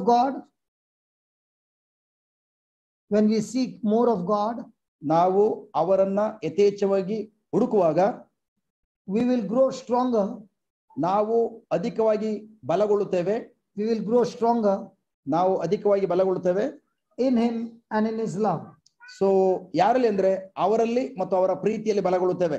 we'll grow stronger in him and in his love. So ನಾವು ಅವರ ಪ್ರೀತಿಯಲ್ಲಿ ಮತ್ತು ಅವರಲ್ಲಿ ನಾವು ಬಲಗೊಳ್ಳುತ್ತೇವೆ. Praise God. Praise God. Hallelujah. Hallelujah. Everyone seated here wants to know God personally. So ಇಲ್ಲಿ ಕುಳಿತಿರುವಂತ ಪ್ರತಿಯೊಬ್ಬರಿಗೂ ಕೂಡ ಬಯಕೆ ಇದೆ, ನಾನು ವೈಯಕ್ತಿಕವಾಗಿ ದೇವರನ್ನ ಪ್ರಭುವನ್ನು ಅರಿತುಕೊಳ್ಳಬೇಕೆಂಬುದಾಗಿ. Everybody wants to walk in a deeper level of God's love. So ಪ್ರತಿಯೊಬ್ಬರು ಕೂಡ ನಾವು ಇಷ್ಟಪಡ್ತೇವೆ ನಾವು ದೇವರ ಪ್ರೀತಿಯಲ್ಲಿ ಆಳವಾಗಿ ಬೇರೂರಬೇಕೆಂಬುದಾಗಿ. But a person will never be able to experience that ಒಂದು ವ್ಯಕ್ತಿ ಆ ಪ್ರೀತಿಯನ್ನ ಆಳವಾಗಿ ಅನುಭವಿಸಬೇಕಾದ್ರೆ, unless he first learns to turn himself to God. So ಆ ವ್ಯಕ್ತಿ ಮೊದಲನೇದಾಗಿ ಕಲ್ತ್ಕೊಳ್ಬೇಕಾಗಿರೋದು ಏನಂದ್ರೆ ತನ್ನನ್ನೇ ತಾನು ಮೊದಲು ದೇವರ ಕಡೆ ತಿರುಗಿಸ್ಕೊಳ್ಬೇಕು. Yesterday we started with Joseph being sold as a slave to his brothers. ನನ್ನ ಮೊದಲನೇ ಭಾಗದಲ್ಲಿ his brothers. ನಾವು ಕಲ್ತ್ವಿ ಜೋಸೆಫನನ್ನ ಆತನ ಸಹೋದರರು ಜೀತ ಪದ್ಧತಿಗೆ ಗುಲಾಮಗಿರಿಗೆ ಮಾರಲ್ಪಟ್ಟಾಗ. The question is whether Joseph reacted or responded. So ಪ್ರಶ್ನೆ ಏನಂತಂದ್ರೆ ಜೋಸೆಫನು ಅವ್ರು ಯಾವ ರೀತಿ ಕಾರ್ಯವನ್ನು ಮಾಡಿದ್ರು ಅದಕ್ಕೆ ತಕ್ಕಂತೆ ಪ್ರತಿಕ್ರಿಯೆ ತೋರದ್ನ ಅಥವಾ ಅದಕ್ಕೆ ವಿರುದ್ಧವಾದ ರೀತಿಯಲ್ಲಿ ಪ್ರತಿಕ್ರಿಯೆ What would be a natural response of a person when he goes through a treatment like that? So ಜೋಸೆಫನನ್ನ ಆತನ ಸಹೋದರರು ಯಾವ ರೀತಿ ಆತನ ಜೀವಿತದಲ್ಲಿ ಕಾರ್ಯವನ್ನು ನಕಾರಾತ್ಮಕ ಕಾರ್ಯ ಮಾಡಿದ್ರು ಅಂತ ಪರಿಸ್ಥಿತಿಯಲ್ಲಿ ನಾವು ಹಾದು ಹೋಗೋದಾದ್ರೆ ನಮ್ಮ ಪ್ರತಿಕ್ರಿಯೆ ಹೇಗಿರುತ್ತದೆ? We all have got problems. ನಮ್ಮ ಜೀವನದಲ್ಲಿ ಕೂಡ ಒಂದಲ್ಲ ಒಂದು ರೀತಿಯ ಸಮಸ್ಯೆಗಳಿವೆ. Even though we look to be happy, but there are still big issues of life. ನಾವು ಹೊರಾಂಗಣ ನೋಟದಲ್ಲಿ ನೋಡ್ಲಿಕ್ಕೆ ಆನಂದ ಭರಿತರೆ ಕಂಡ್ರೂ ಕೂಡ ಜಸ್ಟ್ ನಮ್ಮ ಒಳಗಡೆ ಒಂದಲ್ಲ ಒಂದು ರೀತಿಯ ಜೀವನದ ಸಮಸ್ಯೆಗಳಿವೆ. And when these issues begin to talk to us, so ಆ ಜೀವನದ ಸಮಸ್ಯೆಗಳು ನಮ್ಮೊಂದಿಗೆ ಮಾತನಾಡಲಿಕ್ಕೆ ಪ್ರಾರಂಭಿಸುತ್ತವೆ. The first question is, are our issues so bad like Joseph was? That he is sold as a slave, he would die as a slave. So ಆದ್ರೆ ಆ ಸಮಸ್ಯೆಗಳು ನಮ್ಮೊಂದಿಗೆ ಮಾತನಾಡುವಾಗ ನಿಜವಾಗ್ಲೂ ಒಂದು ಪ್ರಶ್ನೆ ಅಂತಂದ್ರೆ ಜೋಸೆಫನಿಗೆ ಬಂದಂತಹ ಆ ಸಮಸ್ಯೆಗೂ ನಮ್ಮ ಸಮಸ್ಯೆಗೂ ಹೋಲಿಸಿ ನೋಡೋದಾದ್ರೆ ಆತನು ಅನುಭವಿಸುವಂತ ಸಮಸ್ಯೆ ನಿಜವಾಗ್ಲೂ ಆ ಸಮಸ್ಯೆ ಆಗಿದೆಯಾ? And slaves in those days were not treated as humans, they were treated as worse than an animal. ನಿಜವಾಗ್ಲೂ ಆಗಿನ ಕಾಲದಲ್ಲಿ ಗುಲಾಮಗಿರಿಯಲ್ಲಿ ಮಾರಲ್ಪಟ್ಟಂತ ಜೀತದಾಳನ್ನ ಯಾವ ರೀತಿ ಉಪಯೋಗಿಸ್ಕೊಳ್ತಾ ಇದ್ರು ಅಂತಂದ್ರೆ ಮನುಷ್ಯನ ರೀತಿಯಲ್ಲಿ ಯಾವ ಕಾರಣಕ್ಕೂ ಆತನ ಟ್ರೀಟ್ ಮಾಡ್ತಾ ಇರಲಿಲ್ಲ, ಪ್ರಾಣಿಗಳಿಗಿಂತಲೂ ಕಡೆಯಾಗಿ ಟ್ರೀಟ್ ಮಾಡ್ತಾ ಇದ್ರು. In spite of a situation like this, Joseph still became the prime minister of Egypt. So ಆದ್ರೂ ಕೂಡ ಪ್ರೈಸ್ ಗಾಡ್, ಇಂಥ ಪರಿಸ್ಥಿತಿಯ ಮಧ್ಯದಲ್ಲೂ ಕೂಡ ಅದ್ರ ಕಡೆ ಗಮನ ಕೊಡದೆ ಅದರ ಮಧ್ಯದಲ್ಲಿ ಅವನು ಇಡೀ ದೇಶಕ್ಕೆ ರಾಜ್ಯಪಾಲನಾಗಿ ಮಾರ್ಪಟ್ಟ. The question is, did Joseph turn himself to God? ಆದ್ರೆ ಪ್ರಶ್ನೆ ಏನಂತಂದ್ರೆ, ಜೋಸೆಫನು ತನ್ನನ್ನೇ ತಾನು ದೇವರ ಕಡೆಗೆ ತಿರುಗಿಸ್ಕೊಂಡಿದ್ನ? Yes or no? How do you say he turned to God? ಹೇಗೆ ಹೇಳ್ತೀರಿ ಆತನು ತನ್ನನ್ನು ತಾನು ದೇವರ ಕಡೆ ತಿರುಗಿಸ್ಕೊಂಡಿದ್ದೆ ಎಂಬುದಾಗಿ? Don't tell me just like that. Give me a spiritual scripture. Did he turn himself to God? ಆತನು ತನ್ನನ್ನೇ ತಾನು ದೇವರ ಕಡೆ ತಿರುಗಿಸ್ಕೊಂಡಿದ್ದ ಎಂಬುದಾಗಿ ಹೇಳ್ತೀರಾ? ಹೇಳೋದಾದ್ರೆ ದೇವರ ವಾಕ್ಯಕ್ಕೆ ಅನುಗುಣವಾಗಿ ಆತ್ಮಿಕವಾದ ಸಾಕ್ಷಿ ಅದರ ಕೊಡಿ. No, God was with him is the result of he turning to God. One at a time. He never reacted to those when he was. But give me the reason why. He had a dream. God has given him a dream. So that dream got him to focus on God and not his situation. Now he had only 2 dreams in his life. We got the whole Bible in our life. So ದೇವರು ಆತನಲ್ಲಿ ಕನಸಲ್ಲಿ ಮಾತನಾಡಿ 2 ಕಾರ್ಯಗಳನ್ನ ಕನಸಲ್ಲಿ ಪ್ರಕಟಪಡಿಸಿದ್ದಾರೆ. ಆದ್ರೆ ನಮ್ಮ ಕೈಯಲ್ಲಿ ಇಡೀ ಬೈಬಲ್ ನಲ್ಲಿ ಅನೇಕ ವಾಗ್ದಾನಗಳಿವೆ. We got how many promises? ನಮ್ಮ ಬೈಬಲ್ ಎಷ್ಟೆಲ್ಲ ವಾಗ್ದಾನಗಳಿವೆ. So who is in advantage, Joseph or us? So ಆತನಿಗೆ 2 ವಾಗ್ದಾನಗಳು, ನಮಗೆ ಅನೇಕ ವಾಗ್ದಾನಗಳಿವೆ. ಯಾರಿಗೆ ಹೆಚ್ಚಿಗೆ ಪ್ರಯೋಜನ ಆಗುವಂತದ್ದು? So whose situation is worse, yours or his? So ಯಾರ ಪರಿಸ್ಥಿತಿ ತುಂಬಾ ಸಂದಿಗ್ಧ ಪರಿಸ್ಥಿತಿ ಆಗಿದೆ? ಆತನ ಪರಿಸ್ಥಿತಿನ, ನಿಮ್ಮ ಪರಿಸ್ಥಿತಿ? So a person is fighting his battle with 2 dreams that God gave him. So ಆತನು ತನ್ನ ಜೀವನದಲ್ಲಿ ಬಂದಂತ ಎಲ್ಲಾ ಪರಿಸ್ಥಿತಿಗಳನ್ನ ಬರೀ 2 ವಾಗ್ದಾನಗಳು, 2 ಕನಸಿನ ಮೂಲಕ ಪರಿಹಾರವನ್ನು ಕಂಡುಕೊಳ್ಳೋದಾದ್ರೆ, even in a worse situation that none of us have ever been, so ನಾವ್ಯಾರು ಕೂಡ ಹಾದು ಹೋಗ್ಲಿಕ್ಕೆ ಸಾಧ್ಯವಿಲ್ಲದಿರುವಂತಹ ಅಂತ ಪರಿಸ್ಥಿತಿ ಆತನ ಜೀವನದಲ್ಲಿ ಬಂದ್ರು ಕೂಡ, and still he wins. ಬರೀ ಜಸ್ಟ್ 2 ವಾಗ್ದಾನಗಳು, 2 ಕನಸಿನ ಕಾರ್ಯದ ನಿಮಿತ್ತವಾಗಿ ಆತನು ಎಲ್ಲ ಕಾರ್ಯಗಳನ್ನ ಜಯಿಸಿದ. When a person stays in the presence of God, ಒಂದು ವ್ಯಕ್ತಿ ದೇವರ ಪ್ರಸನ್ನತೆಯಲ್ಲಿ ನೆಲೆಗೊಳ್ಳುವಾಗ, he refuses to get distracted by circumstances. ಆತನು ಎಂದೆಂದಿಗೂ ತನ್ನ ಸುತ್ತಮುತ್ತಲ ಪರಿಸ್ಥಿತಿಗಳಿಂದಾಗಿ ಗಲಿಬಿಲಿಗೊಳ್ಳುವುದಿಲ್ಲ. Distraction through temptations. ಸೊ ಒಂದು ಪ್ರಚೋದನೆಗಳ ಅಥವಾ ಶೋಧನೆಗಳ ನಿಮಿತ್ತವಾಗಿ ಗಲಿಬಿಲಿ ಆಗೋದಿಲ್ಲ. Distraction through emotions. ತನ್ನ ಭಾವನೆಗಳ ಮೂಲಕ ಯಾವ ಕಾರಣ ಗಲಿಬಿಲಿ ಆಗೋದಿಲ್ಲ. But the person is fixed on God. ಆದ್ರೆ ಆ ವ್ಯಕ್ತಿಯು ಸದಾಕಾಲ ದೇವರೊಂದಿಗೆ ಸಂಪರ್ಕವನ್ನು ಹೊಂದಿರ್ತಾನೆ. And when the person is in the presence of God, the person is with God. So ಒಂದು ವ್ಯಕ್ತಿ ದೇವರ ಪ್ರಸನ್ನತೆಯಲ್ಲಿ ನೆಲೆಗೊಳ್ಳುವಾಗ ಆತನು ದೇವರೊಂದಿಗೆ ದೇವರಲ್ಲಿದ್ದಾನೆ ಎಂಬುದಾಗಿ. Today the question is not that is God's presence with you. So ಇವತ್ತಿನ ಪ್ರಶ್ನೆ ಯಾವ ಕಾರಣಕ್ಕೂ ನೀವು ನಿಮ್ಮೊಂದಿಗೆ ದೇವರ ಪ್ರಸನ್ನತೆ ಇದೆ ಎಂಬುದಾಗಿ ಅಲ್ಲ. That's not the question at all. ಆ ಪ್ರಶ್ನೆ ಯಾವುದೂ ಅಲ್ಲ. Because Jesus has already promised you, I am with you, I am in you, and I will never leave you nor forsake you. So Jesus' presence in my life is 100% there. So ಯಾಕೆಂದ್ರೆ ಪ್ರಭು ಯೇಸು ಹೇಳಿದ್ದಾರೆ, ನಾನು ನಿಮ್ಮ ಒಳಗಡೆ ಬಂದ ಮೇಲೆ ನಾನು ಸದಾಕಾಲ ನಿಮ್ಮ ಮುಂದೆ ಇರ್ತೇನೆ, ನಿಮ್ಮನ್ನ ಕೈ ಬಿಡದೆ ಲೋಕಾಂತ್ಯದವರೆಗೂ ನಿಮ್ಮ ಜೊತೆಲಿ ಇರ್ತೇನೆ ಎಂಬುದಾಗಿ. ಅದರ ಅರ್ಥ ಯೇಸುವಿನ ಪ್ರಸನ್ನತೆ ನಮ್ಮ ಜೊತೆಲಿದೆ, ಅದು ಯಾವತ್ತಿಗೂ ಬಿಟ್ಟು ಹೋಗೋದಿಲ್ಲ. But I am not sure whether I am in the Lord's presence. ಆದರೆ ನಮಗೆ ಒಂದು ಖಾತರಿ ಇಲ್ಲ, ನಾನು ನನ್ನೊಂದಿಗೆ ದೇವರ ಪ್ರಸನ್ನತೆ ಇದೆ, ಆದ್ರೆ ನಾನು ದೇವರ ಪ್ರಸನ್ನತೆಯಲ್ಲಿ ಇದ್ದೇನೆ ಎಂಬುದಾಗಿ. When a person agrees to God, he responds in agreement with God. When a person agrees with God, he responds in agreement with God. So ದೇವರೊಂದಿಗೆ ಒಪ್ಪಂದ ಮಾಡಿಕೊಳ್ಳುವುದರ ಮೂಲಕ He responds. ಸೊ ಆತನು ದೇವರ ತಾನು ಪ್ರತಿಕ್ರಿಯೆ ಕೊಡ್ತಾ ಇದ್ದಾನೆ. When a person responds to God, he is agreeing with God. So ದೇವರಿಗೆ ಆತನು ಪ್ರತಿಕ್ರಿಯೆ ತೋರುವಾಗ ಆತನು ದೇವರೊಂದಿಗೆ ಒಪ್ಪಂದ ಮಾಡಿಕೊಂಡಿದ್ದಾನೆ ಎಂಬುದಾಗಿ. When a person is reacting, so he is not in agreement with God. So ಆತನು ನಕಾರಾತ್ಮಕವಾಗಿ ಪ್ರತಿಕ್ರಿಯೆ ತೋರೋದಾದ್ರೆ ಅಥವಾ ಅದನ್ನು ಧಿಕ್ಕರಿಸೋದಾದ್ರೆ ಆತನು ದೇವರೊಂದಿಗೆ ಒಪ್ಪಂದ ಮಾಡಿಕೊಳ್ಳ. So every battle is only one battle. ಹಾಗಾದ್ರೆ ಪ್ರತಿಯೊಂದು ಸಮಸ್ಯೆಗಳ ಮಧ್ಯದಲ್ಲೂ ಯುದ್ಧದಲ್ಲೂ ಕೂಡ ಇರೋದು ಒಂದೇ ಒಂದು ಯುದ್ಧ. Are you responding or are you reacting? So ನಿಜವಾಗ್ಲೂ ಸಕಾರಾತ್ಮಕ ಪ್ರತಿಕ್ರಿಯೆ ತೋರ್ತೀರಾ, ನಕಾರಾತ್ಮಕ ಪ್ರತಿಕ್ರಿಯೆ ತೋರ್ತೀರಾ. So when I'm reacting, God's presence is with me, but I am not in God's presence. So ನಾನು reacting When I'm reacting, God is with me, Yeah. but I'm not with God. Okay, ನಾನು ನಕಾರಾತ್ಮಕವಾಗಿ ಪ್ರತಿಕ್ರಿಯೆ ತೋರದಾದ್ರೆ ದೇವರ ಪ್ರಸನ್ನತೆ ನನ್ನ ಜೊತೆಲಿದೆ, but ನಾನು ದೇವರ ಪ್ರಸನ್ನತೆಲಿ ಇಲ್ಲ. Sister, can you switch off 1111 switch? ಎಲ್ಲ ಸ್ವಿಚ್ ಒಂದೊಂದಾಗಿ ಆಫ್ ಮಾಡಿ, ನೀವು ಮಾಡಿ. ಒಂದು ಗುಡ್, ಒಂದೊಂದು ನಿಧಾನಕ್ಕೆ, ಒಂದೊಂದು then Now what happened? ಈಗೇನಾಯ್ತು? Now what happened? You mean to say the power is not in that switchboard? So ನೀವ್ ಹೇಳ್ತೀರಾ ಇಲ್ಲಿ ಕರೆಂಟ್ ಇಲ್ಲಿ ಬೆಳಕಿಲ್ಲ ಅಂತ ಮಾತ್ರಕ್ಕೆ ಅಲ್ಲಿ ವಿದ್ಯುತ್ ಶಕ್ತಿ ಇಲ್ಲ ಎಂಬುದಾಗಿ ಹೇಳ್ತೀರಾ? The power is there. ಅಲ್ಲಿ ವಿದ್ಯುತ್ ಶಕ್ತಿ ಇದೆ. That means Jesus is there. The power of God, that means Jesus is with me. So ಅದರ ಅರ್ಥ ಯೇಸು ಕ್ರಿಸ್ತ ನನ್ನ ಜೊತೆಲಿದ್ದಾರೆ, ಅವರ ಪವಿತ್ರಾತ್ಮರ ಶಕ್ತಿ ಕೂಡ ನನ್ನ ಜೊತೆಲಿದೆ. When I'm distracted, ನಾನು ಯಾವಾಗ ಗಲಿಬಿಲಿಗೊಳ್ತೇನೋ, my life is like this. ನಮ್ಮ ಜೀವನ ಸಂಪೂರ್ಣವಾಗಿ ಈ ರೀತಿ ಕತ್ತಲು ಕವಿದ ಜೀವಿತವಾಗಿರ್ತದೆ. I go for the prayer meeting. ನಾನು ಪ್ರಾರ್ಥನಾ ಕೂಟಕ್ಕೆ ಹೋಗಬಹುದು. I shout praise the Lord, hallelujah, hallelujah. Even ಆ ಸಂದರ್ಭದಲ್ಲಿ ಹಾಲೆಲೂಯಾ ಹಾಲೆಲೂಯಾ ಹಾಲೆಲೂಯಾ ಹೇಳ್ಬೋದು. I'm praying. ನಾನು ಪ್ರಾರ್ಥನೆ ಮಾಡ್ತಾ ಇದ್ದೇನೆ. I'm speaking the scriptures. ನಾನು ದೇವರ ವಾಕ್ಯ ನುಡಿತಾ ಇದ್ದೇನೆ. But I'm reacting. ಆದರೆ ನಾನು ದೇವರಿಗೆ ನಕಾರಾತ್ಮಕವಾಗಿ ಪ್ರತಿಕ್ರಿಯೆ ತೋರ್ತಾ ಇದ್ದಾನೆ. Now after the preaching, I begin to realize my mistake. ಆಗ ಅಲ್ಲಿನ ಆ ಸುವಾರ್ತೆಯನ್ನ ನಾನು ಆಲಿಸಿದ ನಂತರ, ಬೋಧನೆ ಕೇಳಿಸ್ಕೊಂಡ ನಂತರ ನಾನು ಪಶ್ಚಾತ್ತಾಪಟ್ಟೆ. And I come into correction. ನಾನು ತಿದ್ದುಕೊಳ್ಳಿಕ್ಕೆ ನಿರ್ಧಾರ ತೆಗೆದುಕೊಂಡು ತಿದ್ದುಕೊಳ್ಳುವ ಆಯ್ಕೆ ಮಾಡಿಕೊಂಡೆ. I agree with God once. ನಾನು switch on. ದೇವರೊಂದಿಗೆ ಒಂದ್ಸಲ ಒಪ್ಪಂದ ಮಾಡಿಕೊಂಡೆ. Then I'm agreeing again.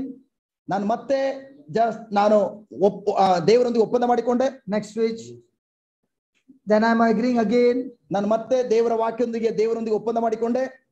Then I'm one at a time. Then I'm agreeing again. ಮತ್ತೆ ನಾನು ದೇವರೊಂದಿಗೆ ಮತ್ತೆ ಒಪ್ಪಂದ ಮಾಡಿಕೊಂಡೆ. Then I'm agreeing again. ಮತ್ತೆ ದೇವರೊಂದಿಗೆ ಒಪ್ಪಂದ ಮಾಡಿಕೊಂಡೆ. Then I'm agreeing again. ಮತ್ತೆ ದೇವರೊಂದಿಗೆ ಒಪ್ಪಂದ ಮಾಡಿಕೊಂಡೆ. Then I'm agreeing again. ಮತ್ತೆ ದೇವರೊಂದಿಗೆ ಒಪ್ಪಂದ ಮಾಡಿಕೊಂಡೆ. Then I'm agreeing again. ಮತ್ತೆ ದೇವರೊಂದಿಗೆ ದೇವರ ವಾಕ್ಯದೊಂದಿಗೆ ಒಪ್ಪಂದ ಮಾಡಿಕೊಂಡೆ. Then I'm agreeing again. ಮತ್ತೆ ದೇವರೊಂದಿಗೆ ಒಪ್ಪಂದ ಮಾಡಿಕೊಂಡೆ. Then I'm agreeing again. ಮತ್ತೆ ದೇವರೊಂದಿಗೆ ಒಪ್ಪಂದ ಮಾಡಿಕೊಂಡು ಮುನ್ನಡೀತಾ ಇದ್ದಾನೆ. Then I'm agreeing again. ಮತ್ತೆ ದೇವರೊಂದಿಗೆ ಒಪ್ಪಂದ ಮಾಡಿಕೊಂಡು ನಡೀತಾ ಇದ್ದಾನೆ. Now agreeing to God. Oh, okay.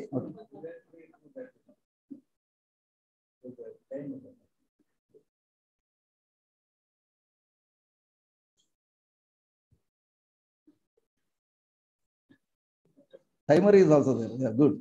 Time will come. So she knows some secret where there is no switch. Hallelujah. Hallelujah. Now, when the light is on, so ಎಲ್ಲ ಲೈಟ್ಗಳು on ಆದಾಗ, does the neighbor knows that somebody is living here? So ಲೈಟ್ಗಳೆಲ್ಲ on ಆಗಿರುವಾಗ just ನೆರೆಹೊರೆಯವರಿಗೆ ಗೊತ್ತಾಗ್ತದೆ ಈ ಮನೆಯಲ್ಲಿ ಯಾರಾದ್ರೂ ಜೀವಿಸ್ತಾ ಇದ್ದಾರೆ ಎಂಬುದಾಗಿ. In the same way, when the light is on in you, people come to know that Christ is in you. Wow. Just ನಿಜವಾಗ್ಲೂ ನಿಮ್ಮ ಜೀವನದಲ್ಲಿ ಈ ರೀತಿ ಬೆಳಕು ಆನ್ ಆಗಿರುವಾಗ ಜನರು ನಿಮ್ಮನ್ನ ನೋಡಿ ಹೇಳ್ತಾರೆ ನಿಮ್ಮಲ್ಲಿ ಜೀವವಾಗಿರುವಂತ ಪ್ರಭು ಯೇಸು ಜೀವಿಸ್ತಾ ಇದ್ದಾರೆ ಎಂಬುದಾಗಿ. You don't need to put a big cross. ನೀವು ಯಾವ ಕಾರಣಕ್ಕೂ ದೊಡ್ಡ ಶಿಲುಬೆನ ಎದೆ ಮೇಲೆ ಹಾಕೋಬೇಕಾಗಿಲ್ಲ. The light in you will show that Christ really dwells in you. So ನಿಜವಾಗ್ಲೂ ಕ್ರಿಸ್ತ ನಿಮ್ಮ ಒಳಗಡೆ ನೆಲೆಗೊಂಡಿರುವ ಕ್ರಿಸ್ತ ಯೇಸು ಖಂಡಿತವಾಗಿಯೂ ಹೌದು ಅವರು ನಿಮ್ಮಲ್ಲಿ ನೆಲೆಗೊಂಡಿದ್ದಾರೆ ಎಂಬುದಾಗಿ ಜನರು ಗುರುತಿಸ್ತಾರೆ. So the correction means, so ತಿದ್ದುಪಡಿ ಏನಂದ್ರೆ, I have turned myself to God. ನನ್ನನ್ನೇ ನಾನು ಸಂಪೂರ್ಣವಾಗಿ ದೇವರ ಕಡೆ ತಿರುಗಿಸಿಕೊಳ್ಳುವಂತದ್ದು. I am willing to agree with God. ನಾನು ಸಂಪೂರ್ಣವಾಗಿ ನನ್ನ ಸ್ವಾಯಿಚ್ಛೆಯಿಂದ ದೇವರೊಂದಿಗೆ ಒಪ್ಪಂದ ಮಾಡಿಕೊಳ್ಳುವಂತದ್ದು. I am not going to ignore God's word. ನಾನು ಯಾವ ಕಾರಣಕ್ಕೂ ದೇವರ ವಾಕ್ಯಗಳನ್ನ ಯಾವ ಕಾರಣಕ್ಕೂ ತಿರಸ್ಕರಿಸುವುದಿಲ್ಲ ಅಥವಾ ಬದಿಗೊತ್ತುವುದಿಲ್ಲ. I am not going to allow any distraction to have a hold on me. So ಯಾವುದೇ ಕಾರ್ಯಗಳು ನನ್ನನ್ನು ಗಲಿಬಿಲಿಗೊಳಿಸುವಂತ ಯಾವುದೇ ಕಾರ್ಯಗಳು ನನ್ನನ್ನು ಬಿಗಿಯಾಗಿ ಹಿಡಿದುಕೊಳ್ಳಲು ನಾನು ಅಪ್ಪಣೆ ಕೊಡುವುದಿಲ್ಲ. Now this is possible. ಇದು ಆಗುವುದಾದ್ರೆ only when I have a relationship with God. ನಾನು ದೇವರೊಂದಿಗೆ ಆ ಒಂದು ಅನ್ಯೋನ್ಯತೆಯ ಬಾಂಧವ್ಯವನ್ನು ಹೊಂದಿರುವಾಗ ಮಾತ್ರ ಸಾಧ್ಯ. Through the word of God. ದೇವರ ವಾಕ್ಯದ ಮೂಲಕ ದೇವರೊಂದಿಗೆ ಅನ್ಯೋನ್ಯತೆ ಹೊಂದಿರುವಾಗ ಮಾತ್ರ ಸಾಧ್ಯ. Because God's word is spirit and life. So ಯಾಕೆಂದ್ರೆ ದೇವರ ವಾಕ್ಯವು ಆತ್ಮವಾಗಿದೆ ಮತ್ತು ಜೀವವಾಗಿದೆ. The spirit of God, the word of God, who is the spirit of God, works together, renewing my mind, changing my thinking. So ದೇವರ ವಾಕ್ಯವೇ ದೇವರ ಆತ್ಮವಾಗಿದ್ದಾರೆ. ಅವರು ಇಬ್ರು ಒಟ್ಟಾಗಿ ಸೇರಿ ನನ್ನ ಮನಸ್ಸನ್ನು ನವೀಕರಿಸಿಕೊಳ್ಳಲು ನನಗೆ ಸಹಾಯ Now I'm fighting against the affliction to enter into the presence of God. So ನನ್ನ ವಿರುದ್ಧವಾಗಿ ಬರುವಂತಹ ಪರಿಸ್ಥಿತಿಗಳ ವಿರುದ್ಧವಾಗಿ ನಾನು ಹೋರಾಟ ಏನಂತಂದ್ರೆ for what to enter into the presence of God. ನಾನು ದೇವರ ಪ್ರಸನ್ನತೆಯಲ್ಲಿ ಪ್ರವೇಶಿಸಲಿಕ್ಕಾಗಿ ನಾನು ಯುದ್ಧವನ್ನು ಮಾಡುವಂತದ್ದಾಗಿದೆ. So the more and more you enter into the presence of God and stay in the presence of God, you are filled with joy. So ನೀವು ಎಷ್ಟು ಯಥೇಚ್ಛವಾಗಿ ದೇವರ ಪ್ರಸನ್ನತೆಯನ್ನು ಪ್ರವೇಶಿಸಲು ಮತ್ತು ದೇವರ ಪ್ರಸನ್ನತೆಯಲ್ಲಿ ಪ್ರವೇಶಿಸಿ ಅದರಲ್ಲೇ ನಿರಂತರವಾಗಿ ನೆಲೆಗೊಳ್ಳುವುದಾದ್ರೆ ಖಂಡಿತವಾಗಿ ನೀವು ಯಥೇಚ್ಛವಾದ ಆನಂದದಿಂದ ತುಂಬಿ So look at Psalm 16, the last scripture.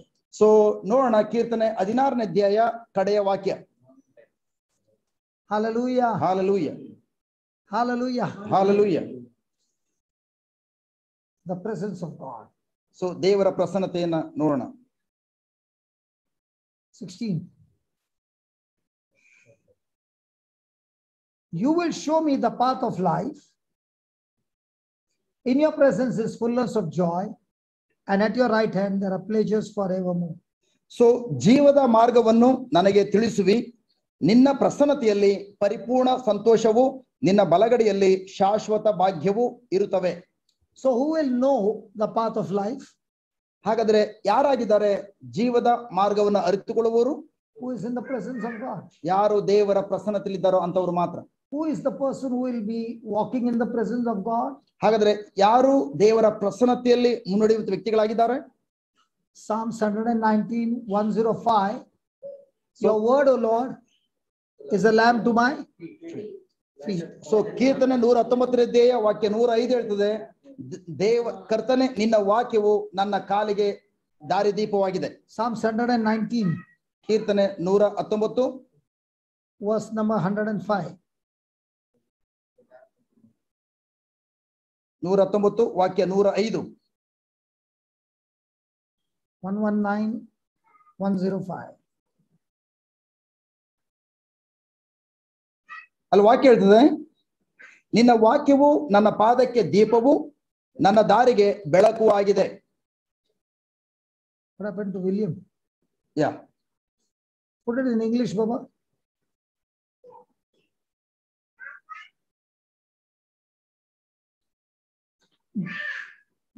Thy word is a lamp unto my feet and light unto my path. So ನಿನ್ನ ವಾಕ್ಯವು ನನ್ನ ಪಾದಕ್ಕೆ ದೀಪವು, ನನ್ನ ದಾರಿಗೆ ಬೆಳಕು ಆಗಿದೆ. So hey, it's okay. No problem. The child is supposed to make noise. So ಮಗು ಜಸ್ಟ್ ಖಂಡಿತವಾಗಿಯೂ ಆ ರೀತಿ ಸ್ವರವನ್ನ ಮಾತಾಡ್ಲಿ. And we are learning about distraction. ನಾವು ಗಲಿಬಿಲಿಯ ಬಗ್ಗೆ ನಾವು ಧ್ಯಾನಿಸ್ತಾ ಇದ್ದೇವೆ. God will see to it that the child will do more noise. So ಖಂಡಿತವಾಗಿಯೂ ದೇವರು ಆ ಮಗು ಇನ್ನು ಯಥೇಚ್ಛ ಗಲಾಟೆ ಮಾಡ್ಲಿಕ್ಕಾಗಿ at least ಬಲಪಡಿಸ್ಲಿ. And he wants to see how many of you are distracted with the child playing. So the child is enjoying and having great pleasure. Yeah, just ಆ ಮಗು ಆನಂದ ಪಡುತ್ತಾ ಸಂತೋಷವಾಗಿ ಕಾಲ ಕಳೀತದೆ ದೇವರ ಪ್ರಸನ್ನತೆಯಲ್ಲಿ. ನೋಡೋಣ ಆ ಮಗು ಆ ರೀತಿ ಪ್ರಸನ್ನತೆಯಲ್ಲಿ ಕಾಲ ಕಳೆಯುವಾಗ ಎಷ್ಟು ಮಂದಿ ನಾವು ದೇವರ ವಾಕ್ಯದ ಕಡೆ ಗಮನ ಕೊಟ್ಟಿರುವುದಲ್ಲಿ ಗಲಿಬಿಲಿಯಾಗಿ ಆ ಕಡೆ ಗಮನ ಕೊಡ್ತಿದ್ದೇವೆ. Now there is a comparison. ಈಗ ಇಲ್ಲಿ ಒಂದು ಹೋಲಿಕೆ ಇದೆ. You can definitely get pleasure by playing with the child. ಖಂಡಿತವಾಗಿಯೂ ಆ ಮಗು ಆಟ ಆಡುವುದು ನೋಡುವಾಗ ಆ ಮಗುವಿನೊಂದಿಗೆ ಆಟ ಆಡಬೇಕೆಂಬುದಾಗಿ ನಿಮ್ಮಲ್ಲಿ ಅನೇಕರಿಗೆ ಬಯಕೆಗಳು ಬರ್ತದೆ. And you can also get pleasure in studying the word of God. ಅದೇ ರೀತಿ ಈವನ್ ದೇವರ ವಾಕ್ಯವನ್ನ ಕಲ್ತುಕೊಳ್ಳಿಕ್ಕಾಗಿ ಅಧ್ಯಯನ ಮಾಡ್ಲಿಕ್ಕಾಗಿ ಕೂಡ ನಿಮಗೆ ಬಯಕೆ ಇದೆ. Both are giving pleasure. ಎರಡು ಕೂಡ ನಮಗೆ ಸಂತೋಷವನ್ನು ಕೊಡ್ತದೆ. But when the test comes, the child's pleasure will give you any solution. ಆದ್ರೆ ನಿಮ್ಮ ಜೀವನದಲ್ಲಿ ಪರೀಕ್ಷೆಗಳು ಬರುವಾಗ, ಶೋಧನೆಗಳು ಬರುವಾಗ, ಮಗುವಿನೊಂದಿಗೆ ಆಟ ಆಡುವಾಗ ಆಗುವಂತ ಸಂತೋಷ ನಿಜವಾಗ್ಲೂ ಏನಾದ್ರೂ ನಿಮಗೆ ಸಹಾಯ ಮಾಡ್ಲಿಕ್ಕೆ ಸಾಧ್ಯ ಇದೆಯಾ? But what you paid attention when the study of the word, now when the test comes, you have learned something. Now that what you learned is a lamp to your feet. So ಖಂಡಿತವಾಗಿಯೂ ಈಗ ದೇವರ ಪ್ರಸನ್ನತೆಯಲ್ಲಿ ದೇವರ ವಾಕ್ಯವನ್ನ ಕಲ್ತ್ಕೊಳ್ಳುವಾಗ ಅದ್ರ ಕಡೆ ನೀವು ಗಮನ ಕೊಟ್ಟು ಅದರಲ್ಲಿ ನೀವು ಸಂತೋಷ ಪಡೋದಾದ್ರೆ ನಿಮಗೆ ಪರೀಕ್ಷೆಗಳು ಶೋಧನೆಗಳು ಬರುವಾಗ ಆಗ ಈಗ ಕೆಲವೊಂದು ಏನನ್ನ ಕಲ್ತ್ಕೊಂಡಿದ್ದೀರಿ ಅದು ನಿಮ್ಮ ಕಾಲಿಗೆ ದೀಪವಾಗಿ ನಿಮ್ಮ ಮಾರ್ಗಕ್ಕೆ ಬೆಳಕಾಗಿರ್ತದೆ. When you were small, did you have light or you had lantern up to So all those who are above 80 years, they had lamp.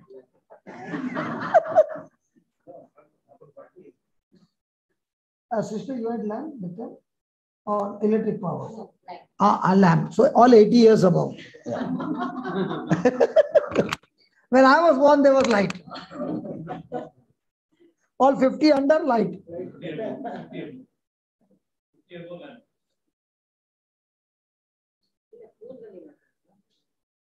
ಎಲ್ಲ ಕಡೆ No. When the lamp was there and you're walking on the street, how much can you see? So 10 meters. 10 meters. 10 meters. Not 10 feet. Not even 10 feet. Yes so ನಾವು ಹಳೆ ಕಾಲದಲ್ಲಿ ನೋಡ್ತಾ ಇದ್ವಿ Ayya Swami. With electric power ಬರುವಂತ ಮೊದಲು ಹಳ್ಳಿಗಳಲ್ಲಿ ಇದೆಲ್ಲ ನಮ್ಗೆಲ್ರಿಗೂ experience ಆಗಿದೆ. ಕೈಯಲ್ಲಿ ಲ್ಯಾಂಟಿನ್ ಹಿಡ್ಕೊಂಡು ಹೋಗುವಾಗ ಅದು ಎಷ್ಟು ದೂರ ತನಕ ಬೆಳಕನ್ನ ನಮಗೆ ಕೊಡ್ತಾ ಇತ್ತು? ಜಸ್ಟ್ ಒಂದಡಿ ಒಂದು metre. But when you walk those 3 feet or 4 feet, new path is opening up. So ನೀವು ಆ ಬೆಳಕಿಗೆ ತಕ್ಕಂತೆ ಹೆಜ್ಜೆನಿಟ್ಟು ಮುನ್ನಡೆಯುವಾಗ ಅದು ಹೊಸ ಮಾರ್ಗವನ್ನು ತೋರಿಸ್ತಾ ಇತ್ತು. So who walks in the presence of God? ಹಾಗಾದ್ರೆ ಯಾರು ದೇವರ ಪ್ರಸನ್ನತೆಯಲ್ಲಿ ಮುನ್ನಡೆಯುವರು? The word in the beginning is a lamp tree. So ಯಾರು ದೇವರ ಪ್ರಸನ್ನತೆಯಲ್ಲಿ ಮುನ್ನಡಿತಾ ಇರ್ತಾರೋ ಅವರಿಗೆ ದೇವರ ವಾಕ್ಯವು ದಾರಿದೀಪವಾಗಿರ್ತದೆ. Now when you see this, ಪಾದಕ್ಕೆ ದೀಪವಾಗಿರ್ತದೆ. she is speaking Spanish and French. So ಖಂಡಿತವಾಗಿಯೂ ಪಾಪು ಈಗ ಫ್ರೆಂಚ್ ಭಾಷೆ, ಚೈನಾ ಭಾಷೆ ಮಾತಾಡ್ತಾ ಇದೆ, Chinese. Okay, but after some days, this baby is going to talk Kannada fluent. So ಕೆಲವು ದಿನಗಳ ಕಳೆದ ನಂತರ ಆ ಮಗು ಕನ್ನಡ ಭಾಷೆನ ಸ್ಪಷ್ಟವಾಗಿ ಮಾತನಾಡ್ತದೆ. So now it is a lamp. ಈಗ ಆ ಮಗು ಏನು ಮಾತನಾಡ್ತದೆ ಅದು ಆ ಮಗುಗೆ ಅದು ಏನೋ ಒಂದು ದೀಪ ಆಗಿದೆ. And daddy and mommy will be after her to learn Jack and Jill went up the hill. in Kannada, which this rhymes? ಕರಡಿ ಬೆಟ್ಟಕ್ಕೆ ಹೋಯ್ತು. That is a translation. Mickey. And ಯಾವ್ದು? Arey, you did not go to school? Which one, Papa? Which one? Jacket. No. In Kannada there will be some other, no? Okay. 1 2 ಬಾಳ್ 2 3 4 ಅನ್ನ ಹಾಕು. Yeah good.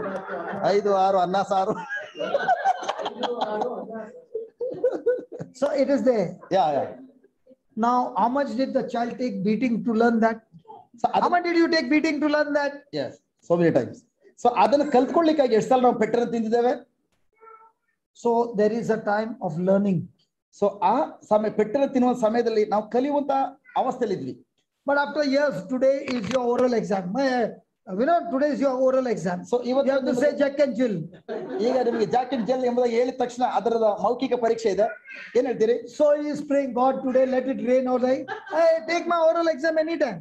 So ಈಗ ದೇವ ನನಗೆ ಸಹಾಯ ಮಾಡಿ ಅಂತ ಕೇಳ್ಕೊಳ್ಬೇಕಾ? ಇಲ್ಲ, ಅದೆಲ್ಲ ಮೊದಲೇ ಚೆನ್ನಾಗಿ ಗೊತ್ತಿದೆ. ಈಗ ಆರಾಮ ಯಾವಾಗ ಬೇಕಾದ್ರೂ ಅದು ತೆಗೆದುಕೊಳ್ಳಿ. Is there any pressure? ಈಗ ಏನಾದ್ರು ಯಾವ್ದಾದ್ರು ಒತ್ತಡ ಇದೆಯಾ? So saying Jack and Jill has become light. So ಹೌದು, ಆ ಒಂದು ಜಾಕ್ ಅಂಡ್ ಜೆಲ್ ಎಂಬುವಂಥದ್ದು ಈಗ ಬೆಳಕಾಗಿದೆ. In the same way, when you start studying the word, ಅದೇ ತರ ನೀವು ಆರಂಭದಲ್ಲಿ ದೇವರ ವಾಕ್ಯವನ್ನ ಅಧ್ಯಯನ ಮಾಡುವಾಗ, ಸ್ಟಡಿ ಮಾಡುವಾಗ, looking at this baby, our life is just like that in the spirit. ನಾವು ಆ ಮಗುವನ್ನು ನೋಡುವಾಗ ಆತ್ಮಿಕವಾಗಿ ನಾವು ಮಗುವಿನಂತೆ ಇರ್ತೇವೆ. But you mean to say after 10 years the baby is going to be like this? ನೀವು ನಿಜವಾಗ್ಲೂ ಯೋಚನೆ ಮಾಡ್ತೀರಾ 10 ವರ್ಷಗಳ ಕಳೆದ ನಂತರ ಮಗು ಇದೇ ತರ ಇರ್ತದೆ ಎಂಬುದಾಗಿ? If the parents don't teach you like this, no language, only will become. But if they are teaching the language, the child will learn that language. So ಖಂಡಿತವಾಗಿ ತಂದೆ ತಾಯಿಗಳು ತಮ್ಮ ಮಾತೃಭಾಷೆಯನ್ನ ಕಲ್ಸ್ಕೊಡದೆ ಹೋದ್ರೆ ಆ ಮಗು ಇದೇ ರೀತಿ ವ್ಯಾ ಅನ್ಕೊಂಡು ಮಾತಾಡ್ತದೆ. ಬಟ್ ಆದ್ರೆ ತಂದೆ ತಾಯಿಗಳು ಮಗುವಿಗೆ ಸರಿಯಾದ ರೀತಿಯಲ್ಲಿ ಕಲ್ಸ್ಕೊಡೋದಾದ್ರೆ ಖಂಡಿತವಾಗಿಯೂ 10 ವರ್ಷಗಳ ನಂತರ ಒಳ್ಳೆ ಭಾಷೆ ಕಲ್ತಿರೋದು. You all convert, right? They are not convert, okay? ನಾವೆಲ್ಲರೂ ಕೂಡ ಜಸ್ಟ್ ಹೌದು ಯೇಸು ಸ್ವಾಮಿ ನಮ್ಮ ಸ್ವಂತ ರಕ್ಷಕರಾಗಿ ಪ್ರಭು. How many years they did not know to speak a scripture from the Bible? So ನಾವು ಅನೇಕ ವರ್ಷಗಳ ನಂತರ ಪರಿವರ್ತನೆ ಆಗಿದ್ದೇವೆ. ಆದ್ರೆ ಇವರು ಹುಟ್ಟಿದಾಗಿಂದ ಕ್ರೈಸ್ತ ಮಕ್ಕಳು. ಆದ್ರೆ ಎಷ್ಟು ವರ್ಷಗಳಿಂದ ಅಥವಾ ಆರಂಭದಿಂದ ಅವರು ದೇವರ ವಾಕ್ಯವನ್ನ ಕಲ್ತ್ಕೊಳ್ಳಿಕ್ಕಾಗಿ ಆರಂಭಿಸಿದವರ. So when the scriptures so ದೇವರ ವಾಕ್ಯದ ವಿಷಯದಲ್ಲಿ ದೇವರ ವಾಕ್ಯ ಸರಿಯಾಗಿ ಗೊತ್ತಿಲ್ಲದೆ ವ್ಯಾ ಎಂಬುದಾಗಿ ಹೇಳುವುದಾದ್ರೆ, because unless you learn and you put effort, you will not be able to memorize it. So ನೀವು ಕಲ್ತ್ಕೊಳ್ಳಿಕ್ಕಾಗಿ ಅಥವಾ ಅದ್ರ ಕಡೆ ಹೆಚ್ಚಿಗೆ ಗಮನ ಕೊಟ್ಟು ಅದನ್ನ ಕಲ್ತ್ಕೊಳ್ಳಿಕ್ಕೆ ನೀವು ಪ್ರಯತ್ನ ಪಡದೆ ಹೋದ್ರೆ, ಕಲ್ತ್ಕೊಳ್ಳೋ ಕಾರ್ಯದಲ್ಲಿ ನೀವು ಸಮಯವನ್ನ ಕಾಲ ಕಳೆದೆ ಹೋದ್ರೆ, ಖಂಡಿತವಾಗಿಯೂ ನೀವು ಅದನ್ನ ಯಾವ ಕಾರಣಕ್ಕೂ Example. ಸಾಧ್ಯ ಇಲ್ಲ. Example, brother Alvin comes for a meeting. So ಈಗ ನಾನು ಪ್ರಾರ್ಥನಾ ಕೂಟಕ್ಕೆ ಬಂದಿದ್ದೇನೆ. He sees all the healings and everything happening. So ನಾನು ಆ ಧ್ಯಾನ ಕೂಟದಲ್ಲಿ ಆಗುವಂತ ಅದ್ಭುತ ಕಾರ್ಯಗಳೆಲ್ಲ ನೋಡಿದೆ. And he comes and kneels down. So ಈಗ ನಾನು ಬಂದು ಮೊಣಕಾಲೂರ್ದೆ and says, lay your hand on me. Lay your hand on me. So ತಲೆ ಮೇಲೆ ಕೈ ಇಟ್ಟು, lay your hand on me. You are not completing the sentence. Okay, ತಲೆ ಮೇಲೆ ಕೈ ಇಟ್ಟು, then and whatever you have learned, let it get downloaded in me.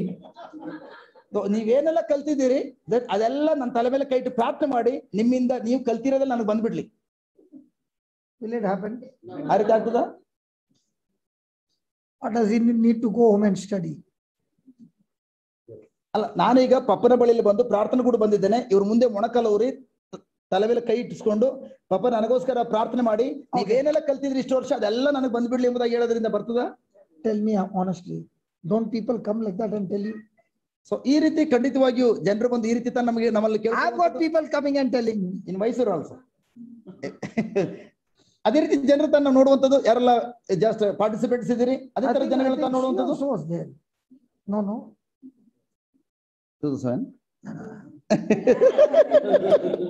I think she was there who said, download everything in me. Praise God. Praise God. So do we need to learn? ಹಾಗಾದ್ರೆ ನಾವು ಕಲ್ತ್ಕೊಳ್ಳುವಂತ ಕಾರ್ಯದಲ್ಲಿ ನಾವು ತವಕ ಪಡಬೇಕಾ? So when you learn, can you now pass the test of being in the presence of God, irrespective of whatever is going around you? So ನೀವು ಕಲ್ತ್ಕೊಳ್ಳೋದಾದ್ರೆ, ನೀವು ದೇವರ ಪ್ರಸನ್ನತೆಯಲ್ಲಿದ್ದು ಸುತ್ತಮುತ್ತಲು ಎಂತ ಪರಿಸ್ಥಿತಿ ಬಂದ್ರು ಕೂಡ ಅದ್ರ ಕಡೆ ನೀವು ಗಮನ ಕೊಟ್ಟು ಗಲಿಬಿಲಿ ಆಗದೆ ಸುಲಭವಾಗಿ ಪ್ರಸನ್ನತೆಯಲ್ಲಿ ನೀವು ವಿಜಯವನ್ನು ಸಾಧಿಸಬಹುದು. So when you are in the presence of God, ನೀವು is victory guaranteed to you? So ನೀವು ದೇವರ ಪ್ರಸನ್ನತೆಯಲ್ಲಿ ಎಂತ ಪರಿಸ್ಥಿತಿ ಬಂದ್ರು ಕೂಡ ಆ ಕಡೆಗೆ ಗಲಿಬಿಲಿ ಆಗದೆ ದೇವರ ಪ್ರಸನ್ನತೆ ನೆಲೆಗೊಂಡು ಮುನ್ನಡೆಯುವುದಾದ್ರೆ ಖಂಡಿತವಾಗಿಯೂ 100% ಗ್ಯಾರಂಟಿ ವಿಜಯ ಕಟ್ಟಿಟ ಬುತ್ತಿ. So in the world there are many options. So ಈ ಲೋಕದಲ್ಲಿ ನಾನಾ ವಿಧವಾದಂತಹ ಆಯ್ಕೆಗಳಿವೆ. In the Bible there are no options. ಆದ್ರೆ ಬೈಬಲ್ ನಲ್ಲಿ ಯಾವ ಕಾರಣಕ್ಕೂ ಬೇರೆ ಬೇರೆ ಮಾರ್ಗಗಳಿಲ್ಲ, ಇರೋದು ಒಂದೇ ಒಂದು ಮಾರ್ಗ. So is it necessary for us to discover the path of life? ಹಾಗಾದ್ರೆ ಜೀವದ ಮಾರ್ಗವನ್ನ ನಾವು ಕಂಡುಹಿಡಿಕೊಳ್ಳುವಂತದ್ದು ನಮಗೆ ಅತ್ಯವಶ್ಯಕವಾಗಿ ಬೇಕಾಗಿರುವಂತದ್ದು. So do you choose the path of life or do you discover the path of life as you walk with Christ? So ನೀವು ದೇವ ಪ್ರಭು ಯೇಸು ಕ್ರಿಸ್ತರೊಂದಿಗೆ ನಡೆಯುವಂತ ಜೀವದ ಮಾರ್ಗವನ್ನ ಆಯ್ಕೆ ಮಾಡ್ಕೊಳ್ಬೇಕಾ ಅಥವಾ ಕಂಡುಹಿಡಿದುಕೊಳ್ಬೇಕಾ? So discover. Is there joy in discovering? So ಅದನ್ನ ಜೀವದ ಮಾರ್ಗವನ್ನ ಕಂಡುಹಿಡಿದುಕೊಳ್ಳೋದ್ರಲ್ಲಿ ನಿಜವಾಗ್ಲೂ ಆನಂದ ಇರ್ತದೆ, ನಮಗೆ ಸಂತೋಷ, ಆನಂದ. And do you get answers when you are in the presence of God? ನೀವು ದೇವರ ಪ್ರಸನ್ನತೆಯಲ್ಲಿ ನೆಲೆಗೊಂಡು ಮುನ್ನಡೆಯುವಾಗ ಖಂಡಿತವಾಗಿಯೂ ಅಲ್ಲಿ ನಿಮ್ಗೆ ಉತ್ತರ ಸಿಗ್ತದ? Do you experience great pleasure in the presence of God? ದೇವರ ಪ್ರಸನ್ನತೆಯಲ್ಲಿ ನೀವು ಅತಿ ಹೆಚ್ಚಾದ ಆನಂದವನ್ನ, ಸಂತೋಷವನ್ನ ನೀವು ಅನುಭವಿಸ್ತೀರಾ? The challenge is the devil also is asking you to come and be with him. He will give you pleasure of sin. So ಖಂಡಿತವಾಗಿಯೂ ಸೈತನ್ನು ಕೂಡ ಇಷ್ಟಪಡ್ತಾನೆ. ಅದೇನಂತಂದ್ರೆ, ಬಾ ನನ್ನೊಂದಿಗೆ ಸಂಪರ್ಕವನ್ನ ಕಲ್ಪಿಸಿಕೋ, ನನ್ನೊಂದಿಗೆ ಮುನ್ನಡಿ, ನಾನು ಕೂಡ ಈ ಲೋಕದ ಸಂತೋಷವನ್ನು ಕೊಡ್ತೇನೆ ಎಂಬುದಾಗಿ. So the choice is, ಆಯ್ಕೆ ಬಂದು, do I crave for the pleasure of sin? ನಾನು ಪಾಪದ ಭೋಗಗಳಲ್ಲಿ ಸಂತೋಷ ಪಡ್ತೇನಾ, or do I crave for the pleasure of being in the presence of God? ದೇವರ ಪ್ರಸನ್ನತೆಯಲ್ಲಿ ಕಾಲ ಕಳೆಯಲು ಆ ರೀತಿಯ ಒಂದು ಬಯಕೆಯನ್ನ ದಾಹಗೊಂಡವನಾಗಿ ನಾನು ಅದನ್ನ ಅನುಭವಿಸುವ ವ್ಯಕ್ತಿಯಾಗಿದ್ದೇನೆ. Both are pleasures. ಎರಡು ಕೂಡ ಬಯಕೆಗಳು ಸಂತೋಷಗಳಾಗಿವೆ. One pleasure will kill you, ಒಂದು ಬಯಕೆ ಅಥವಾ ಒಂದು ಸಂತೋಷ ನಿಮ್ಮನ್ನ ಕೊಲೆ ಮಾಡ್ತದೆ, and the other pleasure of God will help you to know Christ more intimately and experience his love. ಮತ್ತೊಂದು ಬಯಕೆ ಅಥವಾ ಮತ್ತೊಂದು ಸಂತೋಷವು ನೀವು ಇನ್ನೂ ಕೂಡ ಆಳವಾಗಿ ಯೇಸು ಕ್ರಿಸ್ತರನ್ನ ಅರಿತುಕೊಳ್ಳಲು, ಅವರೊಂದಿಗೆ ಅನ್ಯೋನ್ಯತೆಯ ಸಂಬಂಧವನ್ನು ಬೆಳೆಸಿಕೊಂಡು ನೀವು ಆನಂದ ಪಡಲು ಸಹಾಯ ಮಾಡುವಂಥದ್ದು. So write down. Is it helping you? Very much. As Christians,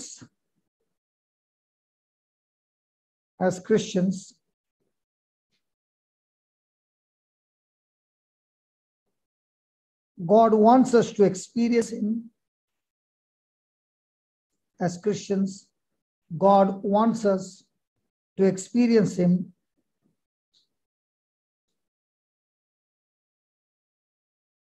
by cultivating a love for him, by cultivating a love for him,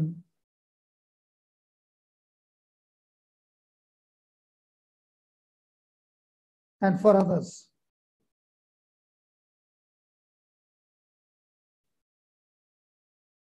So how do you experience God more and more in our life?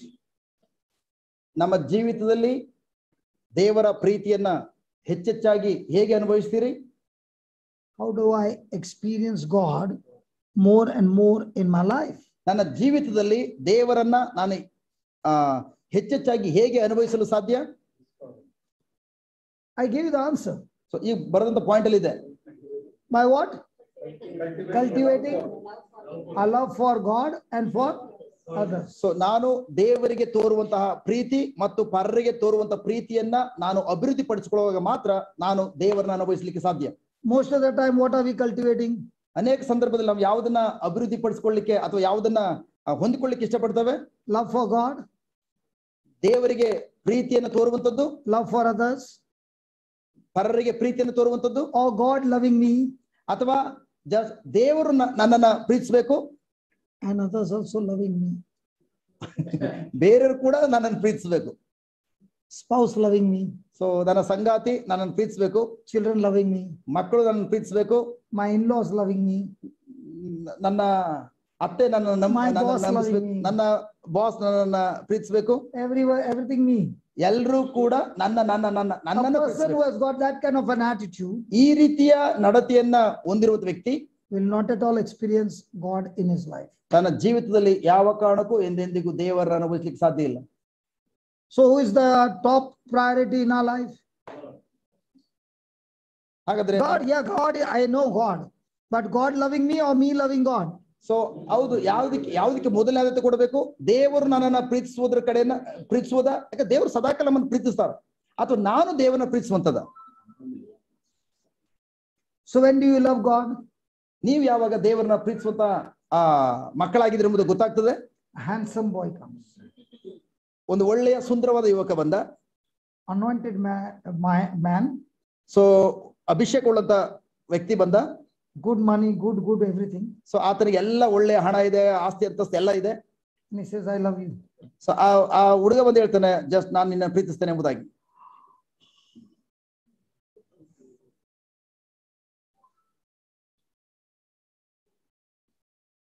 ಆ ಸಂದರ್ಭದಲ್ಲಿ ಈ ರೀತಿಯ ಭಾವನೆಗಳೆಲ್ಲ ಉದ್ಭವ ಆಗ್ಬೋದು. Hallelujah. Hallelujah. Praise God. Praise God.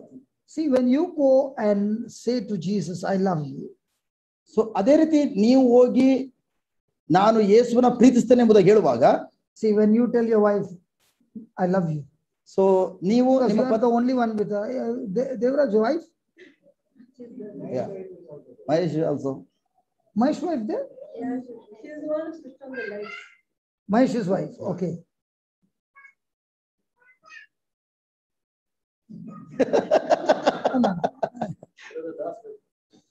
Brother. All wife. Yeah. Now, when you say to your wife, ನೀವು ನಿಮ್ಮ ಪತ್ನಿಗೆ ಹೇಳ್ತಾ ಇದ್ದೀರಿ, I love you, ನಾನು ನಿನ್ನನ್ನು ಪ್ರೀತಿಸ್ತೇನೆ ಎಂಬುದಾಗಿ, what will the husband say?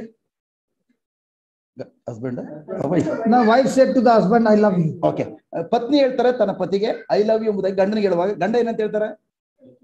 I love you too. ನಾನು ಕೂಡ ನಿನ್ನನ್ನು ಪ್ರೀತಿಸ್ತೇನೆ. Correct? But when you go to Jesus and say, Jesus, I love you, ಆದ್ರೆ ನೀವು ಹೋಗಿ ಯೇಸು ಬಳಿಯಲ್ಲಿ ನಾನು ಯೇಸುವೆ ನಿಮ್ಮನ್ನು ಪ್ರೀತಿಸ್ತೇನೆ ಎಂಬುದಾಗಿ ಹೇಳುವಾಗ, you know what Jesus said? ನಿಜವಾಗ್ಲೂ ಯೇಸು ಏನು ಹೇಳ್ತಾರೆ ಗೊತ್ತಾ? Show me the proof that you love me. ನೀನು ನನ್ನನ್ನು ಪ್ರೀತಿಸ್ತೀಯ ಎಂಬುದಾಗಿ ಹೇಳಲಿಕ್ಕೆ ಸಾಕ್ಷಿಯಾಧಾರ ತೋರಿಸು. He will say, the one who keeps my word is the one who loves me. So ಅವರು ಹೇಳಿದ್ದಾರೆ, ನನ್ನನ್ನು ಪ್ರೀತಿಸುವವರು ಯಾರು ಅಂತಂದ್ರೆ ನನ್ನ ವಾಕ್ಯಗಳನ್ನ ಯಾರು ಕೈಗೊಂಡು ನಡೀತಾರೋ ಅವರು. I'll tell you honestly, don't tell my wife. Huh? Okay, ಪ್ರಾಮಾಣಿಕ You promise not to tell my wife? Already broadcasting. But you don't tell. ನೀವು ಯಾರು ಹೇಳ್ಬೇಡಿ. Okay, yeah, My past life. So ಇವರ ಹಳೆಯ ಜೀವಿತದ ಬಗ್ಗೆ ಹೇಳ್ತಾ ಇದಾರೆ. When I would tell, I love you, so ಇವರು ಅವರ ಪತ್ನಿಗೆ ನಾನು ನಿನ್ನ ಪ್ರೀತಿಸ್ತೇನೆ ಎಂಬುದಾಗಿ ಹೇಳುವಾಗ she would not like it. ಅವರು ಆ ಕ್ಷಣದಲ್ಲಿ ಅವರು ಯಾವ ಕಾರಣಕ್ಕೂ ಇಷ್ಟಪಡ್ತಾ ಇರಲಿಲ್ಲ. Because she would say, ಅವ್ರು ಹೇಳ್ತಾ ಇದ್ರು, verbally you love me, but your action do not prove that you love me. So ನೀವು ಬಾಯಿ ಮಾತಲ್ಲಿ ನಾನು ನಿನ್ನ ಪ್ರೀತಿಸ್ತೇನೆ ಎಂಬುದು ಹೇಳ್ತಾ ಇದ್ದೀರಿ, ಆದ್ರೆ ನಿಮ್ಮ ಬಾಯಿ ಮಾತ್ರ ಹೇಳುವಂತ ನುಡಿಗೂ ನೀವು ಮಾಡುವಂತ ಕಾರ್ಯಕ್ಕೆ ಹೊಂದಾಣಿಕೆ ಆಗ್ತಾರೆ. Before getting married, she got deceived. So ಮದುವೆಗೆ ಮುಂಚಿತವಾಗಿ ಅವರು ಮೋಸದ ಬಲೆಗೆ ಬಿದ್ದಿದ್ದಾರೆ.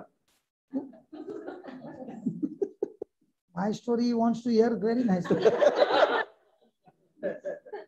But after getting married, she realized that what I was saying, I love you, and my actions did not match. So ಆದರೆ ಮದುವೆ ಆದ ನಂತರ ಗೊತ್ತಾಯ್ತು, ನಾನಿನ್ನ ಪ್ರೀತಿಸ್ತೇನೆ ಎಂಬುದಾಗಿ ಮೊದಲು ಏನು ಬಲೆಗೆ ಬೀಳ್ಸ್ಕೊಂಡಿದ್ರು, ಈಗ So for ಗೊತ್ತಾಯ್ತು, years, ಮದುವೆ ಆದ್ಮೇಲೆ ಗೊತ್ತಾಯ್ತು ಇವರ ಕಾರ್ಯ ಅದು ತಕ್ಕಂತಿಲ್ಲ ಎಂಬುದಾಗಿ. so for years, when I would say I love you, she would not respond. So ಆ ಒಂದು ಹಳೆಯ ಅನುಭವ ಪ್ಲಸ್ ಇವರ ಕಾರ್ಯಗಳು ನೋಡುವಾಗ ಹೊಂದಾಣಿಕೆ ಆಗದೆ ಇದ್ದುದರಿಂದ ಅನೇಕ ವರ್ಷಗಳವರೆಗೆ ಐ ಲವ್ ಯು ಅಂತ ಹೇಳಿದ್ರು ಕೂಡ ಅವ್ರು ನಂಬ್ತಾ ಇರ್ಲಿಲ್ಲ. And I would not understand. ಆಗ ಇವ್ರಿಗೆ ಅರ್ಥ ಆಗ್ತಿರ್ಲಿಲ್ಲ, ನಾನು ಇಷ್ಟೊಂದು ಹೇಳಿದ್ರು ಕೂಡ ಯಾಕೆ But one ನಂಬಲ್ಲ. day when I was reading the gospel, ಆಗ ಒಂದು ದಿನ ಶುಭ ಸಂದೇಶದ ವಾಕ್ಯ ಓದುವಾಗ I heard Jesus saying, if you love me, then you will keep my commandments. So ಆಗ ಶುಭ ಸಂದೇಶದ ವಾಕ್ಯ ಓದುವಾಗ ಯೇಸು ಹೇಳಿರುವಂತ ವಾಕ್ಯ, ನೀವು ನಿಜವಾಗಿಯೂ ನನ್ನನ್ನು ಪ್ರೀತಿಸುವುದಾದ್ರೆ ನೀವು ನನ್ನ ವಾಕ್ಯಗಳನ್ನ ಕೈಗೊಂಡು ನಡಿಬೇಕು So ಎಂಬುದಾಗಿ. she said to me, you don't need to tell me that you love me. ಹಾಗಾಗಿ ಇವರ ಪತ್ನಿ ಹೇಳಿದ್ರು, ನೀವು ನಿಜವಾಗಿ ನನ್ನ ಬಳಿಯಲ್ಲಿ ಬಂದು ನಾನು ನಿನ್ನ ಪ್ರೀತಿಸ್ತೇನೆ ಎಂಬುದಾಗಿ ಬಾಯಿ ಮಾತ್ರ ಹೇಳ್ಬೇಕಾಗಿಲ್ಲ. When your actions are right, I know that you love me because you're willing to die to yourself. So ನಿಮ್ಮ ಕಾರ್ಯದ ಮೂಲಕ ನೀವು ನುಡಿಯಬೇಕಾಗಿಲ್ಲ, ನಿಮ್ಮ ಕಾರ್ಯದ ಮೂಲಕ ನೀವು ನನ್ನನ್ನು ಪ್ರೀತಿಸ್ತಾ ಇದ್ದೀನಿ ಎಂಬುದಾಗಿ ಕಾರ್ಯರೂಪದಲ್ಲಿ ತೋರಿಸೋದಾದ್ರೆ ಆಗ ಖಂಡಿತವಾಗಿಯೂ ನಿಮ್ಮನ್ನು ನೀವು ಸಾಯಿಸ್ಕೊಳ್ತಾ ಇದ್ದೀರಿ ಎಂಬುದಾಗಿ ಗೊತ್ತಾಗ್ತದೆ. Your love is I love you. When you want what you get, you say you love me. So ಖಂಡಿತವಾಗಿಯೂ ನೀವು ನನ್ನ ಪ್ರೀತಿಸ್ತೀನಿ ಎಂಬುದಾಗಿ ಹೇಳ್ತಾ ಇದ್ದೀರಿ, ಬಟ್ ಆದ್ರೆ ನನ್ನಿಂದ ನಿಮ್ಗೆ ಏನ್ ಬೇಕೋ ಅದನ್ನು ಪಡ್ಕೊಳ್ಳುವಾಗ ನೀವು ಖಂಡಿತ ಪ್ರೀತಿಸ್ತೀನಿ ಎಂಬುದಾಗಿ ಹೇಳ್ತೀರಿ. But the real love is when you are willing to sacrifice to fulfill my desire. ಆದ್ರೆ ನಿಜವಾದ ಪ್ರೀತಿ ಏನಂತಂದ್ರೆ, ನೀವು ನನ್ನನ್ನ ತೃಪ್ತಿ ಪಡಿಸಲು ನಿಮ್ಮನ್ನು ನೀವು ಎಷ್ಟು ಯಥೇಚ್ಛ ಸಾಯಿಸ್ಕೊಳ್ತೀರೋ ಅದಾಗಿದೆ ನನ್ನನ್ನು ಪ್ರೀತಿಸ್ತೀನಿ ಎಂಬುದಾಗಿ ಸಾಕ್ಷಿ. So anybody who wants to experience God in their life, so ಯಾರಾದ್ರೂ ನಿಮ್ಮ ಜೀವಿತದಲ್ಲಿ ದೇವರನ್ನ ಅನುಭವಿಸಲು ಬಯಸುವುದಾದ್ರೆ they must cultivate the love for God and love for others. So ದೇವರಿಗೆ ನೀವು ಪ್ರೀತಿಯನ್ನು ತೋರುವಂತದ್ದು ಮತ್ತು ಅದೇ ಪ್ರೀತಿಯೊಂದಿಗೆ ನೀವು ನೆರೆಹೊರೆಯವರ ಕಡೆನೂ ಕೂಡ ಪ್ರೀತಿಯನ್ನು ತೋರುವಂತದ್ದು ತುಂಬಾ ಮುಖ್ಯ. So if you are actually walking in love, ನೀವು ನಿಜವಾಗಿಯೂ ದೇವರ ಪ್ರೀತಿಯಲ್ಲಿ ನಡೆಯುವುದಾದ್ರೆ then you are willing to use your resources for the benefit of the other person. So ಖಂಡಿತವಾಗಿಯೂ ಆಗ ನೀವು ಹೊಂದಿಕೊಂಡಿರುವಂತಹ ಸಂಪನ್ಮೂಲಗಳನ್ನ ನೀವು ಪರರ ಏಳಿಗೆಗಾಗಿ ಪರರ ಅಭಿವೃದ್ಧಿಗಾಗಿ ನೀವು ಅದನ್ನು ಉಪಯೋಗಿಸುವ ವ್ಯಕ್ತಿಗಳಾಗಿರ್ತೀರಿ. Tell me honestly, out of the 24 hours, how much do we think about my benefit? ದಿನದ 24 ಗಂಟೆಗಳಲ್ಲಿ ನಿಜವಾಗಿಯೂ ನಮ್ಮನ್ನು ಪರೀಕ್ಷೆ ಮಾಡಿಕೊಳ್ಳೋಣ. ದಿನದ 24 ಗಂಟೆಗಳಲ್ಲಿ ಎಷ್ಟು ಸಮಯ ಪರರ ಪ್ರಯೋಜನಕ್ಕಾಗಿ ಆಲೋಚಿಸ್ತೇವ ಅಥವಾ ನಮ್ಮ ಪ್ರಯೋಜನಕ್ಕಾಗಿ ಆಲೋಚನೆ ಮಾಡುವಂತ ವ್ಯಕ್ತಿಗಳಾಗಿದ್ದೇವೆ? ಯಾವ್ದು ಹೆಚ್ಚಿಗಿದೆ? My benefit. ನನಗೇನ್ ಸಿಗ್ತದೆ, ನನಗೇನ್ ಲಾಭ, ನನಗೇನ್ ಪ್ರಯೋಜನ? Generator man, Devraj, my benefit, others may benefit. ನನ್ನ ಪ್ರಯೋಜನನ ಅಥವಾ ಪರರ ಬಗ್ಗೆ ಯೋಚನೆ ಮಾಡ್ತೀವ 24 ಗಂಟೆ? No, wife benefit. ನನ್ನ ಪ್ರಯೋಜನಕ್ಕಾಗಿ ಅಲ್ಲ, ನನ್ನ ಹೆಂಡತಿಯ ಪ್ರಯೋಜನಕ್ಕಾಗಿ. Devraj, don't laugh, tell me. ಯಾವ್ದ್ರ ಯೋಚನೆ ಮಾಡ್ತೀವಿ 24 ಗಂಟೆಗಳಲ್ಲಿ? ನನಗ್ ಬರುವಂತ ಪ್ರಯೋಜನಗಳ ಬಗ್ಗೆನಾ ನಮ್ಮ ಬಗ್ಗೆ? ಯಾ, What is he saying? ನಮ್ಮ ಬಗ್ಗೆ. No, but his action doesn't show that he is all the time thinking about his benefit. After coming from work, I'm so sure he's going to hospital, going here, going there, everywhere. Might be while working, he's thinking about my benefit. After work, he's always for others. ಕೆಲಸ ಮಾಡುವಾಗ ಖಂಡಿತವಾಗಿಯೂ ಆ ಉದ್ಯೋಗ ಸಮಯದಲ್ಲಿ ತನ್ನ ಪ್ರಯೋಜನ ಬಗ್ಗೆ, ತನ್ನ ಕುಟುಂಬದ ಪ್ರಯೋಜನ ಬಗ್ಗೆ ಆಲೋಚನೆ ಮಾಡಬಹುದು. ಬಟ್ ಕೆಲಸ ಮುಗಿದ ತಕ್ಷಣ ಆದ್ರೆ ಕೆಲಸ ಮುಗಿದಾದ್ಮೇಲೆ ಖಂಡಿತವಾಗಿಯೂ ಪರರ ಬಗ್ಗೆ ಏನಾದ್ರು ಅಟ್ಲೀಸ್ಟ್ ಯೋಚನೆ ಮಾಡ್ತಿದ್ರೆ. But working hours also, he might not be thinking about his benefit. He might, whose benefit you are thinking? Wife benefit. You ask him in Kannada, yaar, he is not answering. ಏನ್ ಗೊತ್ತಾ, ನೀವು ಕೆಲಸ ಮಾಡುವಾಗ ಯಾರ ಪ್ರಯೋಜನ ಬಗ್ಗೆ ಆಲೋಚನೆ ಮಾಡಿ? ನಿಮ್ಮ ಪ್ರಯೋಜನ ಬಗ್ಗೆನ, your company benefit, ನಿಮ್ಮ ಕಂಪನಿಯ ಪ್ರಯೋಜನಕ್ಕಾಗಿನ ಅಥವಾ ನಿಮ್ಮ ಪತ್ನಿಯ ಪ್ರಯೋಜನಕ್ಕಾಗಿ ಆಲೋಚನೆ ಮಾಡ್ತೀರಾ? ಕೆಲಸ ಮಾಡುವ ಕಂಪನಿ. And after ಕೆಲಸ ಮುಗಿದ್ಮೇಲೆ ಹೆಂಡತಿ. Now then also his action shows he goes out. ಯಾಕಂದ್ರೆ ನೀವು ಹೇಳ್ದೆ ಹೋದ್ರು ಕೂಡ ನಿಮ್ಮ ಕಾರ್ಯ ತೋರಿಸ್ತದೆ. ನೀವು ಹಾಸ್ಪಿಟಲ್ ಭೇಟಿ ಮಾಡುವಂತ, ಬೇರೆ ಮನೆಗೆ ಭೇಟಿ ಕೊಡುವಂತ ತೋರಿಸ್ತದೆ ಬೇರೆಯವರ ಪ್ರಯೋಜನಕ್ಕಾಗಿ. ಸರಿಯಾ? Wife correct? ನಾವು ನಲ್ಲ ದೊಡ್ಡ ದೊಡ್ಡ ದೊಡ್ಡ ಹಸ್ಬೆಂಡ್, ಗಿಡ್ಡ ದೊಡ್ಡ ದೊಡ್ಡ ದೊಡ್ಡ ದೊಡ್ಡ ಪತಿ. Now, a person like that experiences God in a very powerful way.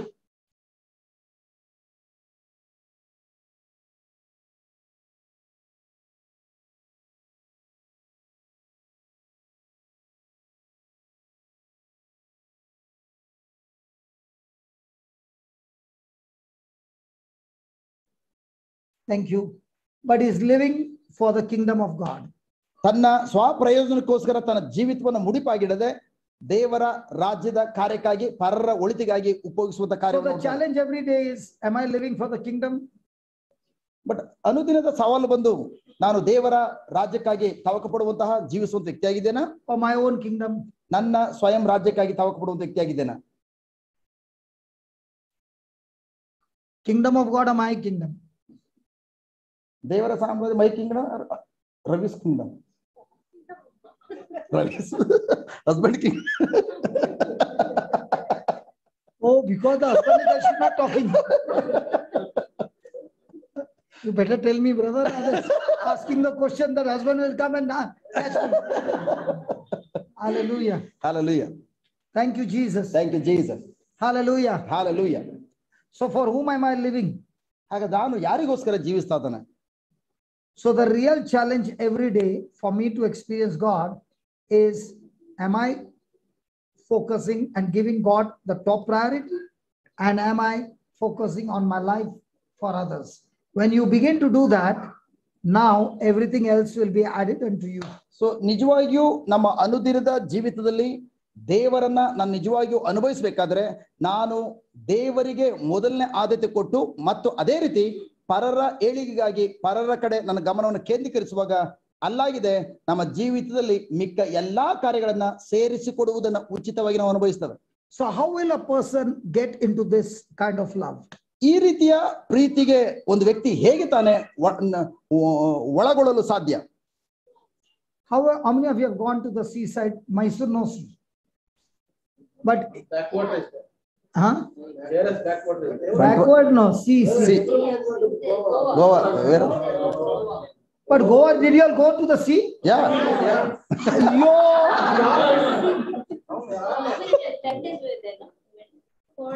Oh, everybody went to the sea. Okay, okay. Now what are waves? Okay. ಅಲ್ಲಿರುವಂತ ಅಲೆಗಳನ್ನು ನೋಡ್ತೇವೆ, ಮೇಲೆ ಕೆಳಗಡೆ ಆಗ್ತದೆ. Okay, yeah. So Tobit has got a small boat. So Tobit brother ಕೈಲಿ ಚಿಕ್ಕ ಒಂದು ದೋಣಿ ಇದೆ. And he leaves his boat and goes home in the sea. Okay, just ದೋಣಿಯನ್ನ ಓಕೆ ಆ ದೋಣಿಯನ್ನ ಸಮುದ್ರದಲ್ಲಿ ಬಿಟ್ಟು ಮನೆಗೆ ಹೋಗ್ತಾ ಇದಾರೆ. Not outside in the water. So ನೀರಿನಲ್ಲೇ ಬಿಟ್ಟು ದೋಣಿಯನ್ನ ಅವರು ತಮ್ಮ ಮನೆಗೆ ಬಂದ್ರು. After lunch he is coming to see his boat. So ಊಟ ಮುಗಿಸ್ಕೊಂಡು ಪುನಃ ಬಂದು ಅವರ ದೋಣಿಯನ್ನ ತೆಗೆದುಕೊಂಡು His ನೋಡ್ತಾರೆ. boat is there or gone? ಆ ಬೋಟ್ ಅಲ್ಲೇ ಇರ್ತದ, ದೋಣಿ ಇರ್ತದ, ಹೊಟ್ಟೋಗಿರ್ತದ. So Devraj also left his boat. So Devaraj brother ಕೂಡ ತನ್ನ ದೋಣಿನ ಅಲ್ಲೇ ಬಿಟ್ಟು ಇಬ್ರು ಒಟ್ಟಿಗೆ ಊಟಕ್ಕೆ ಹೋಗಿದ್ದಾರೆ. Tobit's boat disappeared. Devraj boat is there. So Tobit brother boat ದೋಣಿ ಎಲ್ಲೋ ಕಣ್ಣು ಕಾಣಿಸ್ತಾರೆ, ಹೊಟ್ಟೋಗಿದೆ. ಬಟ್ ಆದ್ರೆ ಬ್ರದರ್ ದೇವರಾಜ್ ಬ್ರದರ್ ದೋಣಿ ಅಲ್ಲೇ ಇದೆ. Why? ಮಾಟ ಮಂತ್ರ. He put anchor. In the same way, for us to cultivate the love of God, we must anchor ourselves in the unconditional love of God, so that our mind is no longer distracted and getting carried away by distractions, but our mind is anchored in God's unconditional love. So ಯಾಕೆ ಅವರ ದೋಣಿ ಎಲ್ಲೂ ಹೋಗಿಲ್ಲ, ಯಾಕೆ ತೋಬಿತ್ brother ದೋಣಿ ಬೇರೆ ಕಡೆ ಹೋಗಿದೆ ಅಂತ ಹೇಳಿದ್ರೆ, ಇವರು ಆ ದೋಣಿಯ ಅಲ್ಲಿ ಬಿಟ್ಟಿರೋದು ಮಾತ್ರ ಅಲ್ಲ, ಅದನ್ನ ಹಗ್ಗದಲ್ಲಿ ಕಟ್ಟಿ ಹಾಕಿದ್ದಾರೆ. ಅದೇ ತರ ಒಂದು ವ್ಯಕ್ತಿ ದೇವರ ಪ್ರೀತಿಯಲ್ಲಿ ನಿರಂತರವಾಗಿ ಕಟ್ಟಿ ಹಾಕಲ್ಪಟ್ಟಾಗ, ನೆಲೆಗೊಳ್ಳುವಾಗ ಮಾತ್ರ ಆತನ ಜೀವಿತದಲ್ಲಿ ಯಾವ ಕಾರಣಕ್ಕೆ ಎಂತ ಅಲೆಗಳು ಸುತ್ತಮುತ್ತಲು ಬಂದರೂ ಕೂಡ ಅವರ ಜೀವನ ದೇವರ ಪ್ರಸನ್ನತೆಯಿಂದ ಹೊರಗಡೆ ಕೊಚ್ಚಿಕೊಂಡು ಹೋಗುವಂತ ಕಾರ್ಯ ನೋಡದೆ ಬದಲಾಗಿ ದೇವರ ಪ್ರೀತಿಯ ಆ ಫಲಗಳನ್ನ ವ್ಯಕ್ತಿ ಕಾಣಲಿಕ್ಕೆ ಸಾಧ್ಯವಾಗ್ತದೆ. So are we growing on the outside or are we growing first on the inside? So ಹಾಗಾದ್ರೆ ನಾವು ಹೊರಗಡೆ ಮೊದಲು ಬೆಳವಣಿಗೆ ಕಾಣುವಂಥದ್ದು ಅಥವಾ ಒಳಗಡೆ ಬೆಳವಣಿಗೆಯನ್ನು ಕಾಣುವಂಥದ್ದು? So God is going to strengthen you with all his might by using his riches of glory on the inner side. And now that you are stronger in the inner side, you have got authority over your mind and makes your mind renew to submit to God, obey God. Now you are finding yourself operating in the unconditional of love with one another. Just split this. This is very, very important. Slow, Okay, slow, okay. slow, slow. Now we learned that Yes. that God may Ephesians. grant you with his riches of glory. We learned just now. So with the riches of glory, we are being strengthened in the inner being. So ನಾವು In Christ. ದೇವರ ಮಹಿಮೆಯ ಐಶ್ವರ್ಯಗಳನ್ನು ನಾವು ನಮ್ಮ ಒಳಗಡೆ ಅಂತರಂಗದಲ್ಲಿ ನಾವು ಯಥೇಚ್ಛವಾಗಿ ನಾವು ಹೊಂದಿಕೊಂಡಿದ್ದೇವೆ. Then So we are strengthened with God's might or God's empowerment, so or ನಾವು God's spiritual ability. ನಾವು ದೇವರ ಆತ್ಮಿಕವಾದಂತಹ ಸಾಮರ್ಥ್ಯದೊಂದಿಗೆ ದೇವರ ಸಾಮರ್ಥ್ಯದೊಂದಿಗೆ ನಾವು ವಿಶೇಷವಾದ ಬಲವನ್ನು ಹೊಂದಿದ್ದೇವೆ. And because of which we have victory over all distraction. So ಅದರಿಂದಾಗಿ ನಾವು ಸುತ್ತಮುತ್ತಲೂ ಬರುವಂತಹ ಎಲ್ಲ ತೊಂದರೆಗಳಿಂದ ನಾವು ಸಂಪೂರ್ಣವಾಗಿ ನಾವು ನಮ್ಮ ಗಮನವನ್ನ ಆ ಕಡೆ ಕೇಂದ್ರೀಕರಿಸಿದಂತೆ ನಾವು ದೇವರಲ್ಲಿ ನೆಲೆಗೊಳ್ಳಲಿಕ್ಕೆ ಸಾಧ್ಯವಾಗ್ತದೆ. So now I am operating by the Spirit of God in my inner man. So ಈಗ ನಾವು ನಮ್ಮ ಒಳಗಡೆ ಇರುವಂತಹ ಆಂತರಿಕ ಮನುಷ್ಯನಾದಂತಹ ನಾವು ಆ ದೇವರ ಆತ್ಮರಿಂದ ಮುನ್ನಡೆಸಲ್ಪಡುವ ವ್ಯಕ್ತಿಗಳಾಗ್ತೇವೆ. So I have anchored this mind with the word of God. So ಆದ್ರೆ ಈಗ ನನ್ನ ಮನಸ್ಸನ್ನ ನಾನು ದೇವರ ವಾಕ್ಯದಿಂದ ನಾನು ಕಟ್ಟಿ ಹಾಕಬೇಕಾಗಿದೆ. So when I'm thinking of hating her, ನಾನು ಆ ಸಹೋದರನ್ನ ನಾನು ದ್ವೇಷಿಸ್ಲಿಕ್ಕಾಗಿ ಆಲೋಚನೆ ಮಾಡೋದಾದ್ರೆ, now God is saying, I have forgiven you this much. ದೇವರು ಆ ಕ್ಷಣದಲ್ಲಿ ಹೇಳ್ತಾರೆ, ನಾನು ನಿನ್ನನ್ನ ಇಷ್ಟು ಯಥೇಚ್ಛವಾಗಿ ಕ್ಷಮೆ ಕೊಟ್ಟಿದ್ದೇನೆ. Now you got to forgive her unconditionally. ಆಗ ಅವರು ಹೇಳ್ತಾರೆ, ನೀನು ಆ ಮಗಳನ್ನು ಕೂಡ ಯಾವುದೇ ಮಿತಿ ಇಲ್ಲದೆ ಎಲ್ಲ ಇಲ್ಲದೆ ಪ್ರೀತಿಸಬೇಕೆಂಬುದಾಗಿ. So when a person's mind is anchored with the promises of God, so with the word of God, ಒಂದು ವ್ಯಕ್ತಿ ತನ್ನ ಮನಸ್ಸನ್ನ ದೇವರ ವಾಗ್ದಾನಗಳೊಂದಿಗೆ ದೇವರ ವಾಕ್ಯದಿಂದ ಕಟ್ಟಿ ಹಾಕುವಾಗ he's not giving room to any distraction, he's not giving room to any negative emotions, he's not giving room for anything to have a hold on his mind, because his mind is anchored on the promises of God. So ಆ ವ್ಯಕ್ತಿ ಯಾವ ಕಾರಣಕ್ಕೂ ತನ್ನ ಮನಸ್ಸನ್ನ ಯಾವುದೇ ವಿಧವಾದಂತಹ ಗಲಿಬಿಲಿಯ ಕಾರ್ಯಗಳಿಗೆ ಅಥವಾ ಯಾವುದೇ ವಿಧವಾದ ದ್ವೇಷ ಆಗಿತನ ವೈರಾಗ್ಯಕ್ಕೆ ಪರಿಸ್ಥಿತಿಗಳ ಕಡೆ ಯಾವ ಕಾರಣಕ್ಕೂ ತನ್ನ ಮನಸ್ಸನ್ನ ಕೇಂದ್ರೀಕರಿಸುವುದಿಲ್ಲ. ಯಾಕೆಂದ್ರೆ ಆತನ ಮನಸ್ಸು ದೇವರ ವಾಕ್ಯದೊಂದಿಗೆ ದೇವರ ವಾಗ್ದಾನಗಳೊಂದಿಗೆ ತನ್ನ ಮನಸ್ಸನ್ನ ಕಟ್ಟಿಕೊಂಡಿರುವಂತ ವ್ಯಕ್ತಿ ಆಗಿರ್ತಾನೆ. In your old life, once a week you used to drink? Every day, ಪ್ರತಿದಿನ, daily, Morning? Morning, evening, in the initial starting evening, Not initial, Yeah. maturity. Maturity, yeah, whole day. Whole day Okay, drinking. Okay, now listen carefully. All his life, in his old life, he was drinking. So ನನ್ನ ಹಳೆಯ ಜೀವಿತದಲ್ಲಿ ಸಂಪೂರ್ಣವಾಗಿ ಬೆಳಗ್ಗೆ ಸಾಯೋ ತನಕ ಕುಡಿಯುವಂತ ಕುಡುಕನಾಗಿದ್ದೆ. Till he fell sick, so ನಾನು ರೋಗಗ್ರಸ್ತನಾಗಿ ಮಲಗುವಂತ ನಿಮಿಷದವರೆಗೂ, encountered Jesus, so ಯೇಸು ಸ್ವಾಮಿಯನ್ನ ಸಂಧಿಸುವಂತ ನಿಮಿಷದವರೆಗೂ ಆ ರೀತಿ ಇದ್ದೆ. became a new creation. ಈಗ ಯಾವ ಯೇಸು ಸ್ವಾಮಿನ ನಾನು ಸಂಧಿಸಿದ್ನೋ ತದನಂತರ ನಾನು ನೂತನ ಸೃಷ್ಟಿಯಾದ. Now listen to this. I'm asking him a question. After you got changed, so ನಾನು ಬದಲಾದ ನಂತರ how many times did you drink? ಒಂದ್ಸಲನೂ ಇಲ್ಲ. ನಾನು ಎಷ್ಟು ಸಲ ಕುಡಿದೆ ತಿರುಗಿ ಹುಟ್ಟಾದ್ಮೇಲೆ? ಒಂದ್ಸಲನೂ ಇಲ್ಲ. Even once, single, not even once. Now today's party, man, and not the local Hybrid. and the number of glasses you drink, that many bottles are gift for you. So ನೀ ಎಷ್ಟು glass ಕುಡಿತೀಯೋ ಅಷ್ಟು full ಬಾಟ್ಲ್ಗಳ ಉಚಿತ ಕೊಡ್ತೇವೆ ಎಂಬುದಾಗಿ ಕೂಡ ಹೇಳಿದ್ರು. ಆದ್ರೂ ಒಂದ್ಸಲನೂ ಇಲ್ಲ. Why? ಯಾತಕ್ಕಾಗಿ? Why is he not attracted to those distraction what he was a slave once upon a time? ನಾನು ಹಿಂದೊಮ್ಮೆ ಯಾವುದಕ್ಕೆಲ್ಲ ಗುಲಾಮನಾಗಿದ್ನೋ ಈವನ್ ಅವುಗಳು ಈಗ ವಿಶೇಷವಾದ ರೀತಿಯಲ್ಲಿ ಆಕರ್ಷಣೆ ಮಾಡಿದ್ರು ಕೂಡ ಯಾಕೆ ಒಂದ್ಸಲ ಕೂಡ ಅವುಗಳಿಂದ ನನ್ನ ಆಕರ್ಷಿತನಾಗ್ಲಿಲ್ಲ? He anchored his mind to say, never again will I ever taste alcohol. It was not okay, sometimes it's okay. So ಯಾಕಂದ್ರೆ ನಾನು ನನ್ನ ಮನಸ್ಸಿನಲ್ಲಿ ದೃಢ ನಿರ್ಧಾರ ತೆಗೆದುಕೊಂಡಿದ್ದೇನೆ, ನನ್ನ ಜೀವನ ಪರ್ಯಂತ ಒಂದ್ಸಲನೂ ಕೂಡ ನಾನು ಅದ್ರ ಕಡೆ ಕಣ್ಣೆತ್ತು ನೋಡೋದಿಲ್ಲ ಎಂಬುದಾಗಿ ನಿರ್ಧಾರ ತೆಗೆದುಕೊಂಡಿದ್ದೇನೆ. ಅದು ನಾನು ಪರವಾಗಿಲ್ಲ, ಯಾವ್ದು ಪಾರ್ಟಿ ಗಿಟ್ಟಿ ಬಂದಾಗ ಅಲ್ಪ ಸ್ವಲ್ಪ ಅವಾಗ ಸ್ವಲ್ಪ ತೆಗೆದುಕೊಳ್ಳೋಣ ಎಂಬುದಾಗಿ ನಿರ್ಧಾರ ಅಲ್ಲ, permanent. So even in my life, there has never been after that, nor anybody can come to my house or smoke and drink. Not allowed. So ಇವರು Strictly not allowed. ಸೊ ಇವರು ಕೂಡ ಹಿಂದೆ ಗೊತ್ತಿದೆ ಇವ್ರ ಜೀವನ ಯಾವ ರೀತಿ ಇತ್ತು ಎಂಬುದಾಗಿ, ಆದ್ರೂ ಕೂಡ ಒಂದ್ಸಲ 33ನೇ ವಯಸ್ಸಿನಲ್ಲಿ ತಿರುಗಿ ಹುಟ್ಟಿದ ಮೇಲೆ ಚಿಕ್ಕದಾಗಿ ಯಾವ ಕಾರಣಕ್ಕೂ ಹೊರಗಡೆಯಿಂದ ಯಾವುದೇ ಧೂಮಪಾನೂ ಇಲ್ಲ, ಮದ್ಯಪಾನ ಯಾವುದು ಕೂಡ ಮನೆ ಒಳಗಡೆ ಇರ್ತಾ ಇರ್ಲಿಲ್ಲ. So when you anchor your mind with God's promises in the areas where you have been a slave before, ನೀವು ಯಾವ ಏರಿಯಾದಲ್ಲಿ ಹಿಂದೊಮ್ಮೆ ಗುಲಾಮರಾಗಿ ಜೀವಿಸ್ತಾ ಇದ್ರೋ ಆ ಏರಿಯಾದಲ್ಲಿ ನೀವು ದೇವರ ವಾಕ್ಯದಿಂದ ಕಟ್ಟಿ ಹಾಕಲ್ಪಟ್ಟಾಗ God strengthens you in your inner spirit. ದೇವರು ನಿಮ್ಮ ಆಂತರಿಕ ಮನುಷ್ಯನ ಬಲಗೊಳಿಸ್ತಾರೆ.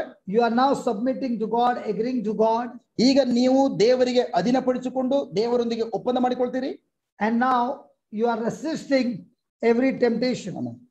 ಸೊ ಆಗ ನಿಮಗೆ ವಿರುದ್ಧವಾಗಿ ಬರುವಂತಹ ಪ್ರತಿಯೊಂದು ಪ್ರಚೋದನೆಗಳು, ಶೋಧನೆಗಳನ್ನ ನೀವು ಎದುರಿಸ್ತೀರಿ.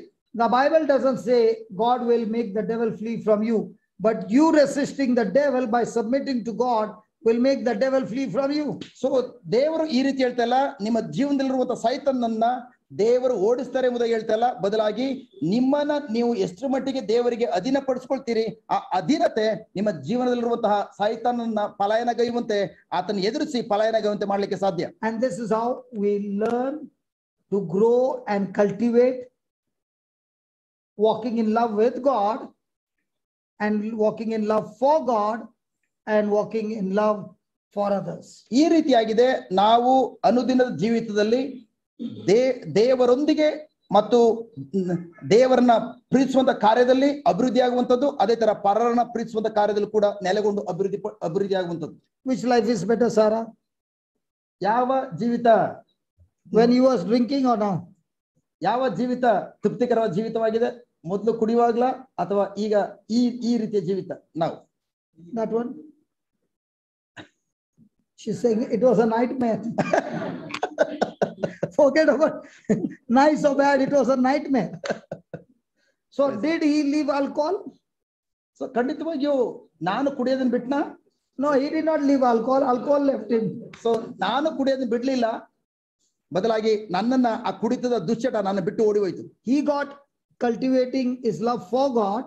ಸೊ ನಾನು ಯಾವಾಗ ದೇವರಿಗೋಸ್ಕರ ಆ ಪ್ರೀತಿಯನ್ನ ಅಭಿವೃದ್ಧಿ ಪಡಿಸ್ಕೊಳ್ಳೋದ್ರಲ್ಲಿ ನಾನು ನಿರತನಾದ್ನೋ, Now when the thought of alcohol comes to his mind, so ನನ್ನ ಮನಸ್ಸಿನಲ್ಲಿ ಕುಡಿಬೇಕೆಂಬ ಆ ಒಂದು ಆಲೋಚನೆ ಬಂದಾಗ Christ in him is talking to the spirit of alcohol. Praise God, ನನ್ನ ಒಳಗಡಿರುವಂತ ಕ್ರಿಸ್ತನು ಆ ದುಶ್ಚಟದ ಆಲ್ಕೋಹಾಲ್ ನ ದುರಾತ್ಮನೊಂದಿಗೆ ಮಾತನಾಡಲಿಕ್ಕೆ ಪ್ರಾರಂಭಿಸಿದ್ರು. Now alcohol is running away from him. ಯಾವಾಗ ಕ್ರಿಸ್ತನೇ ನನ್ನ ಒಳಗಡೆ ಆ ಆಲ್ಕೋಹಾಲ್ ನ ದುರಾತ್ಮನಿಗೆ ಮಾತನಾಡುವಾಗ ದುರಾತ್ಮನು ಓಡಿ ಹೋದ. Now he's searching for other alcoholics. So ಈಗ ಆ ಓಡಿವ ದುರಾತ್ಮನು ಪಲಾಯನಗೈದ. ಈಗ And now the alcohol spirit in others are also running away from their life because he is walking with that anointing of God. So ನಾನು ಈಗ ಅನುದಿನವೂ ಕೂಡ ಅದೇ ರೀತಿ alcohol ದುರಾತ್ಮನ ಅಧೀನದಲ್ಲಿ ಜೀವಿಸುವಂತಹ ಗುಲಾಮಗಿರಿಯಲ್ಲಿ ಜೀವಿಸುವ ವ್ಯಕ್ತಿಗಳನ್ನ ನಾನು ಹೋಗಿ ಅವರನ್ನ ಹುಡುಕುವಾಗ ಅವರಲ್ಲಿ ಇರುವಂತಹ ದುರಾತ್ಮನು ಕೂಡ ಆ ವ್ಯಕ್ತಿಗಳನ್ನ ಬಿಟ್ಟು ಓಡುವಂತ ಕಾರ್ಯವನ್ನು ನಾನು ನೋಡ್ತಾ ಇದ್ದಾನೆ.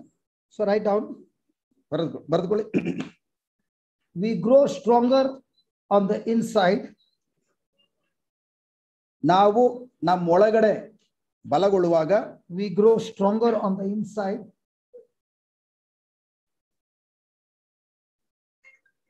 when we anchor ourselves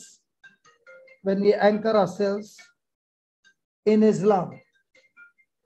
When we anchor ourselves in his love, when we anchor ourselves in his love, which is unconditional.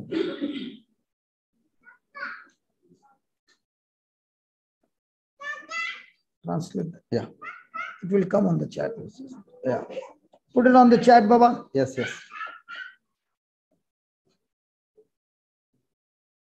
So ಎಲ್ಲಿ ಇಲ್ಲದ ಪ್ರೀತಿಯಲ್ಲಿ ನಮ್ಮನ್ನೇ ನಾವು ನೆಲೆಗೊಳಿಸಿಕೊಳ್ಳುವಾಗ ಅಥವಾ ಕಟ್ಟಿ ಹಾಕಿಕೊಳ್ಳುವಾಗ, ಆಗ ನಾವು ನಮ್ಮ ಅಂತರಂಗದಲ್ಲಿ ನಮ್ಮ ಒಳಗೆ ನಾವು ಬಲಗೊಳ್ಳಲಿಕ್ಕೆ ಸಾಧ್ಯವಾಗ್ತದೆ.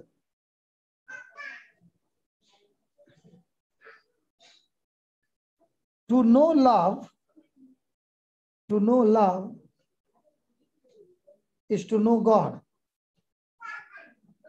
To know love is to know God, who is love.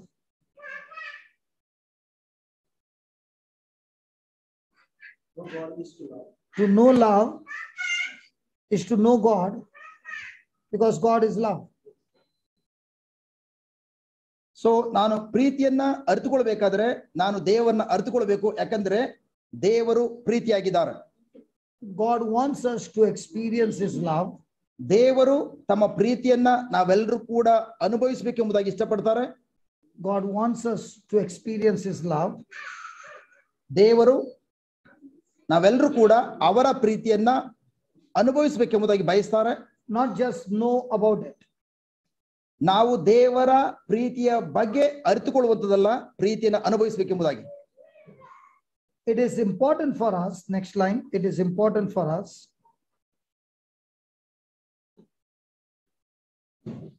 to know what the word says about His love. It is important for us to know what the word says about His love. ದೇವರ ಪ್ರೀತಿಯ ಬಗ್ಗೆ ಅವರ ವಾಕ್ಯವು ಏನೆಂದು ಹೇಳುತ್ತದೋ ಅದನ್ನು ಅರಿತುಕೊಳ್ಳುವಂಥದ್ದು ತುಂಬಾ ಮುಖ್ಯವಾದದ್ದಾಗಿದೆ. Last line, obeying God's word. Obeying God's word is one of the ways we demonstrate our love for Him.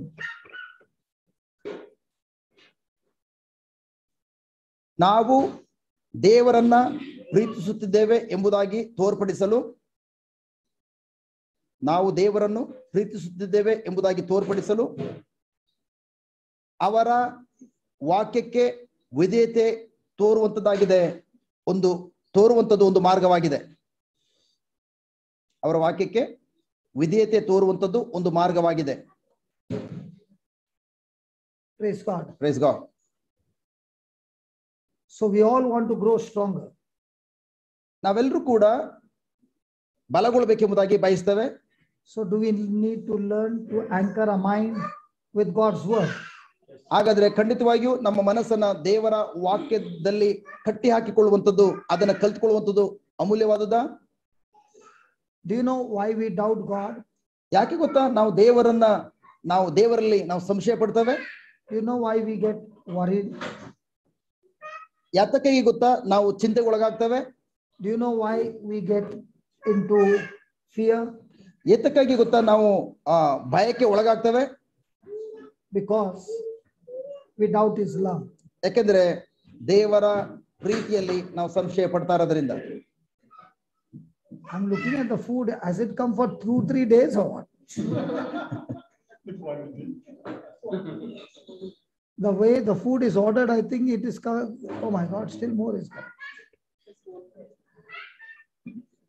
Brother, you ordered for today, tomorrow, and day after tomorrow? 3 days. Praise God. Praise God.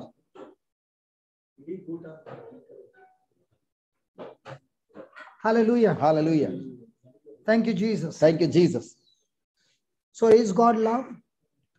ದೇವರು ಪ್ರೀತಿಯಾಗಿದ್ದಾರಾ? Or God has love? ದೇವರು ಪ್ರೀತಿಯನ್ನು ಹೊಂದಿದ್ದಾರಾ? ದೇವರು ಪ್ರೀತಿಯಾಗಿದ್ದಾರಾ ಅಥವಾ ದೇವರು ಪ್ರೀತಿಯನ್ನು ಹೊಂದಿದ್ದಾರಾ? God is love. ದೇವರು ಪ್ರೀತಿಯಾಗಿದ್ದಾರಾ? Or God has love? ಅಥವಾ ದೇವರು ಪ್ರೀತಿಯನ್ನು ಹೊಂದಿದ್ದಾರಾ? So every time you are walking in love, ನೀವು ದೇವರ ಪ್ರೀತಿಯಲ್ಲಿ ನಡೆಯುವಂತ ಪ್ರತಿ ಬಾರಿಯೂ, especially you are walking in unconditional love, ಅದರಲ್ಲೂ ಕೂಡ ವಿಶೇಷವಾಗಿ ಎಲ್ಲಿಲ್ಲದ ಪ್ರೀತಿಯಲ್ಲಿ ನೀವು ಮುನ್ನಡೆಯುವಾಗ, is love a feeling? ಪ್ರೀತಿ ಎನ್ನುವಂಥದ್ದು ಮನೋಭಾವನೆಯಾಗಿದೆಯಾ? You are the last one who got married, right? So, in the team, you are the last one to get married. Mahesh, Yeah, Mahesh. ನಮ್ಮ team ನಲ್ಲಿ just ಆನಾ ಮಹೇಶ್ ಕಡೆದಾಗ ಮದುವೆ ಆಗಿದ್ದು. S. So are you feeling love? Mahesh, are you feeling love? Fall in love. Is it a feeling? ಪ್ರೀತಿ ಎನ್ನುವಂಥದ್ದು ನಿಜವಾಗ್ಲೂ ಭಾವನೆಗಳ? It's a decision. No feeling. Hey Mahesh, no feeling, man. Now human love is based on feeling. So ಮನುಷ್ಯನ ಪ್ರೀತಿ ಯಾವಾಗಲೂ ಕೂಡ ಭಾವನೆಗಳ ಮೇಲೆ ಅವಲಂಬಿತವಾಗಿರುವಂಥದ್ದು. God's love is not on feeling. ಆದ್ರೆ ದೇವರ ಪ್ರೀತಿಯು ಯಾವ ಕಾರಣಕ್ಕೂ ಮನೋಭಾವನೆಗಳ ಮೇಲೆ ಅವಲಂಬಿತವಾಗಿಲ್ಲ. If you look at Jesus's feelings and emotions on the cross, would have been extremely negative. So ನೀವು ಯೇಸು ಸ್ವಾಮಿ ಶಿಲುಬೆಯಲ್ಲಿ ತೂಗಾಡುವಾಗ ನೇತಾಡುವಾಗ ಖಂಡಿತವಾಗಿಯೂ ಅವರ ಭಾವನೆಗಳೆಲ್ಲವೂ ಕೂಡ ಖಂಡಿತವಾಗಿಯೂ ನಕಾರಾತ್ಮಕವಾದಂತ ಕಾರ್ಯಗಳನ್ನು ನೋಡ್ತವೆ. But his love demanded him to make a decision to go with the Father's will. ಆದರೆ ದೇವರ ಆ ಪ್ರೀತಿಯು ಅವರ ಆ ಪ್ರೀತಿಯನ್ನು ಒಂದು ನಿರ್ಧಾರವಾಗಿದೆ. ಅದಕ್ಕಾಗಿ ಈವನ್ ಅಂತ ಮನೋಭಾವನೆಗಳು ಬಂದ್ರೂ ಕೂಡ ಅದ್ರ ಕಡೆ ಗಮನ ಕೊಡದೆ ತಂದೆ ಯೋಜನೆಯನ್ನು ಪರಿಪೂರ್ಣಗೊಳಿಸುವಂತ ಹಾದಿಯಲ್ಲಿ ನಿರ್ಧಾರ ತೆಗೆದುಕೊಂಡು ಅದಕ್ಕೆ ವಿಜಯ ತೋರಿದ್ರು. So people who live by feelings and emotions, ಜನರು ತಮ್ಮ ಮನೋಭಾವನೆಗಳಿಗೆ ಅನುಗುಣವಾಗಿ ತಮ್ಮ ಅನುಭವಕ್ಕೆ ಅನುಗುಣವಾಗಿ ಜೀವಿಸುವಾಗ generally end up making wrong choices in life. ಖಂಡಿತವಾಗಿಯೂ ಅವರು ಒಂದು ತಪ್ಪಾದ ನಿರ್ಧಾರಗಳನ್ನು ತೆಗೆದುಕೊಂಡು ಕೊನೆಗೊಳ್ಳುವಂತ ಕಾರ್ಯ ನೋಡ್ತವೆ. And find themselves on the wrong side of their life. ಅವರ ಜೀವಿತದ ತಪ್ಪಾದ ದಿಕ್ಕಿನಲ್ಲಿ ತಪ್ಪಾದ ಹಾದಿಯಲ್ಲಿ ಬಿದ್ದು ಹೋಗುವುದನ್ನು ನೋಡ್ತವೆ. But people who make decisions on the word of God, ಆದರೆ ಜನರು ದೇವರ ವಾಕ್ಯ ಹೇಳ್ತದೋ ಅದ್ರ ಪ್ರಕಾರ ನಿರ್ಧಾರ ತೆಗೆದುಕೊಂಡು ಮುನ್ನಡೆಯೋದಾದ್ರೆ irrespective of their feelings, ಅವರ ಭಾವನೆಗಳು ಏನ್ ಹೇಳಿದ್ರು ಪರವಾಗಿಲ್ಲ, will begin to know God personally. ಅವರು ದೇವರನ್ನ ವೈಯಕ್ತಿಕವಾಗಿ ಅರಿತುಕೊಳ್ಳುವಂತಹ ಕಾರ್ಯವನ್ನ ಅನುಭವಿಸ್ತಾರೆ. Will begin to hear the voice of God. ಅವರು ದೇವರ ಸ್ವರವನ್ನ ಆಲಿಸಲು ಪ್ರಾರಂಭಿಸ್ತಾರೆ. Because when you operate in love, God is with you. So ನೀವು ದೇವರ ಪ್ರೀತಿಯಲ್ಲಿ ಮುನ್ನಡೆಯುವಾಗ ದೇವರು ನಿಮ್ಮೊಂದಿಗೆ ಇರ್ತಾರೆ, ಅದರ ಅನುಭವವನ್ನು ಅನುಭವಿಸ್ತೀರಿ. Because God is love. ಯಾಕೆಂದ್ರೆ ದೇವರು ಪ್ರೀತಿಯಾಗಿದ್ದಾರೆ. God is love. ದೇವರು ಪ್ರೀತಿಯಾಗಿದ್ದಾರೆ. And therefore you are walking with God. ಅದಕ್ಕಾಗಿ ನೀವು ದೇವರ ಪ್ರೀತಿಯಲ್ಲಿ ನಡೀತಾ ಇದ್ದೀರಿ. And Satan has got no defense against love. ನೀವು ಪ್ರೀತಿಯಲ್ಲಿ ಮುನ್ನಡೆಯುವಾಗ ನಿಮ್ಗೆ ಗೊತ್ತಿದೆ ಸೈತಾನನು ಯಾವ ಕಾರಣಕ್ಕೂ ಪ್ರೀತಿಯ ಮುಂದೆ ನಿಂತುಕೊಳ್ಳಿಕ್ಕೆ ಸಾಧ್ಯ ಇಲ್ಲ. So God's love is one-sided. ದೇವರ ಪ್ರೀತಿಯು ಏಕಾಭಿಮುಖವಾದಂತ ಪ್ರೀತಿಯಾಗಿದೆ. You are no longer relying on the other person's performance. ಹಾಗಾಗಿ ನೀವು ನಿಮ್ಮ ಎದುರಾಗಿ ಬಂದಿರುವಂತ ವ್ಯಕ್ತಿ ನಿಮ್ಮನ್ನ ಪ್ರೀತಿಸ್ತಾನೋ ಅಥವಾ ಇಲ್ವೋ ಅಥವಾ ಆ ವ್ಯಕ್ತಿ ಯಾವ ರೀತಿ ಪ್ರತಿಕ್ರಿಯೆ ತೋರುತ್ತಾನೋ ಅದ್ರ ಮೇಲೆ ಅವಲಂಬಿತವಾಗಿಲ್ಲ. Whether the performance is good or not. So ನಿಮ್ಮ ವಿರುದ್ಧವಾಗಿ ಬಂದಿರೋ ವ್ಯಕ್ತಿ ಆತನು ಒಳ್ಳೆಯದಾಗಿ ನಿಮ್ಮ ಕಾರ್ಯ ಮಾಡಬಹುದು ಅಥವಾ ಮಾಡದೆ ಇರಬಹುದು. Your decision doesn't change on the other person's performance. ಆ ವ್ಯಕ್ತಿಯ ಕಾರ್ಯಕ್ಷಮತೆಗೆ ಅನುಗುಣವಾಗಿ ನೀವು ತೆಗೆದುಕೊಳ್ಳುವಂತಹ ಪ್ರೀತಿಯ ನಿರ್ಧಾರ ಯಾವ ಕಾರಣಕ್ಕೂ ಬದಲಾಯಿಸುವುದಿಲ್ಲ. Your decision is in agreement with God's word. ನಿಮ್ಮ ನಿರ್ಧಾರವು ದೇವರ ವಾಕ್ಯ ಏನ್ ಹೇಳ್ತದೋ ಅದರ ಮೇಲೆ ಅವಲಂಬಿತವಾಗಿರ್ತದೆ. And that is what gives you victory. ಅದಾಗಿದೆ ನಿಮ್ಮ ಜೀವಿತದಲ್ಲಿ ವಿಜಯೋತ್ಸವದ ಜೀವಿತವನ್ನ ಕೊಡುವಂಥದ್ದು. That's when you begin to know God. ಅಲ್ಲಾಗಿದೆ ನೀವು ದೇವರನ್ನ ಅನುಭವಿಸುವಂತ ಕಾರ್ಯವನ್ನು ಆರಂಭಿಸುವಂಥದ್ದು. And it is always God's desire. So ದೇವರ ಬಯಕೆ ಯಾವಾಗ್ಲೂ ಯಾವುದಂದ್ರೆ that we experience his love. ನಾವು ಅವರ ಪ್ರೀತಿಯನ್ನ ಅನುಭವಿಸುವಂಥದ್ದು. That we don't know about it, but we know it. ನಾವು ಅವರ ಪ್ರೀತಿಯ ಬಗ್ಗೆ ಅರಿತುಕೊಳ್ಳುವುದಲ್ಲ, ಅವರ ಪ್ರೀತಿಯನ್ನ ಅರಿತುಕೊಳ್ಳುವಂಥದ್ದು. I'll give an example. ಉದಾಹರಣೆಯನ್ನು ಕೊಡ್ಲಿಕ್ಕಿದ್ದಾರೆ. It took me 17 years. So ಇದು 17 ವರ್ಷಗಳ ದೀರ್ಘಕಾಲವನ್ನು ತೆಗೆದುಕೊಂಡಿದೆ to create the new creation home in Goa. So ಗೋವಾದಲ್ಲಿ ಆ ಒಂದು ಧ್ಯಾನ ಮಂದಿರವನ್ನ ಕಟ್ಟಲಿಕ್ಕಾಗಿ 15 years. 15 ವರ್ಷಗಳು ತೆಗೆದುಕೊಂಡಿದೆ.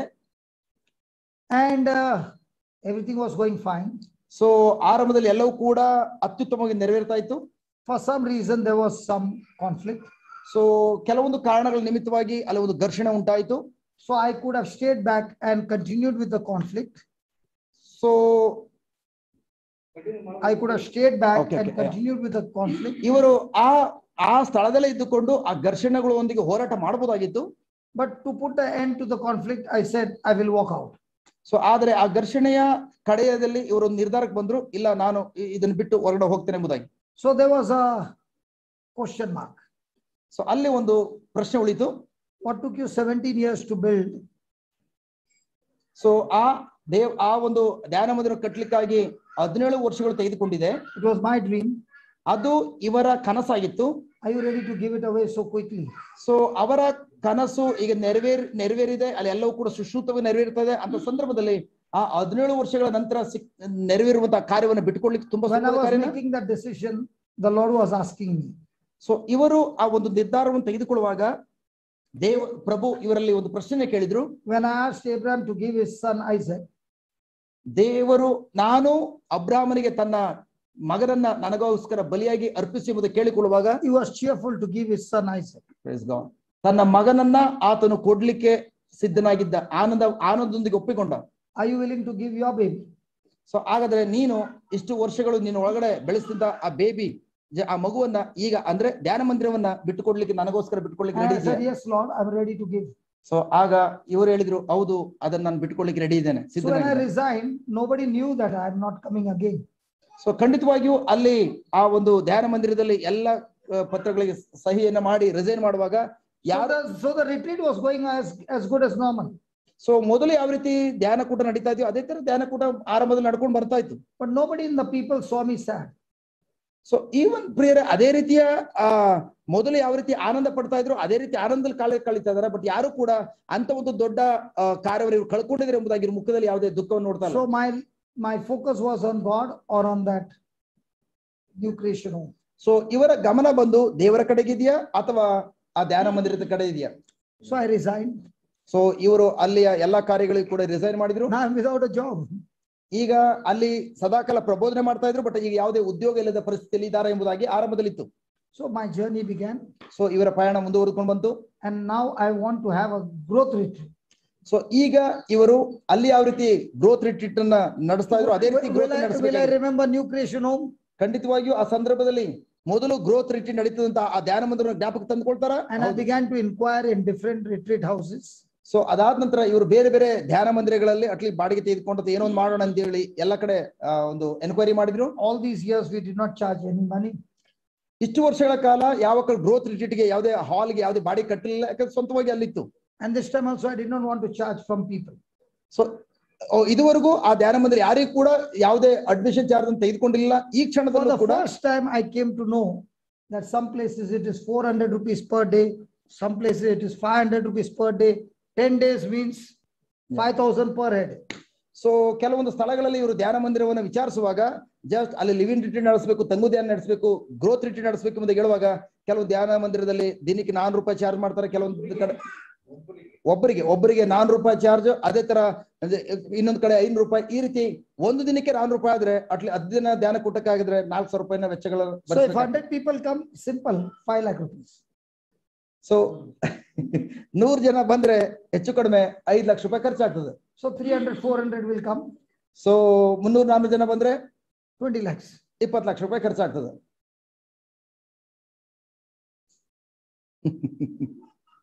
So should I go for the growth retreat? ಹಾಗಾದ್ರೆ ಇವರು ಗ್ರೋತ್ ರಿಟ್ರೀಟ್ ನಡೆಸಲು ಮುಂದೆ ಹೋಗ್ಬೇಕು. So I began to search and somebody gave me a place in Gujarat. So ಆ ಸಂದರ್ಭದಲ್ಲಿ ಗುಜರಾತ್ ಅಲ್ಲಿ ಯಾರೋ ಒಬ್ರು ಇವರಿಗೆ ಒಂದು ಸ್ಥಳವನ್ನ ಕೊಟ್ರು. This priest was very good. ಆ ಒಂದು ಗುರುಗಳು ತುಂಬಾ ಒಳ್ಳೆಯವರು. He said, don't worry, you just have a retreat. So ಅದ್ರ ಬಗ್ಗೆ ನೀವು ಯೋಚನೆ ಮಾಡಬೇಡಿ, ನಾವು ಆ ಒಂದು ತಂಗು ಧ್ಯಾನ ನಡೆಸೋಣ. We had a growth retreat there. ಈಗ ಅಲ್ಲಿ ಗ್ರೋತ್ ರಿಟ್ರೀಟ್ ಅನ್ನ ಕಂಡಕ್ಟ್ ಮಾಡಿದ್ರು. So I found that having a growth retreat in Gujarat, I got a lot of Gujaratis coming for the growth retreat. So ಒಂದು ವಿಶೇಷವಾದ ಕಾರ್ಯ ಏನಂತಂದ್ರೆ ಆ ಒಂದು ಗ್ರೋತ್ ರಿಟ್ರೀಟ್ ಗೆ ಅಲ್ಲಿರುವಂತಹ ಗುಜರಾತ್ ನಲ್ಲಿರುವಂತಹ ಗುಜರಾತಿ ಜನರು ಸಹೋದರರು ಸಹೋದರಿಯರು ಅಲ್ಲಿ ಬರ್ಲಿಕ್ಕೆ ಪ್ರಾರಂಭಿಸಿದ್ರು. So I went to Africa, I went to Malaysia, Australia. From Australia, I went to Malaysia. From Malaysia, I came to Dubai.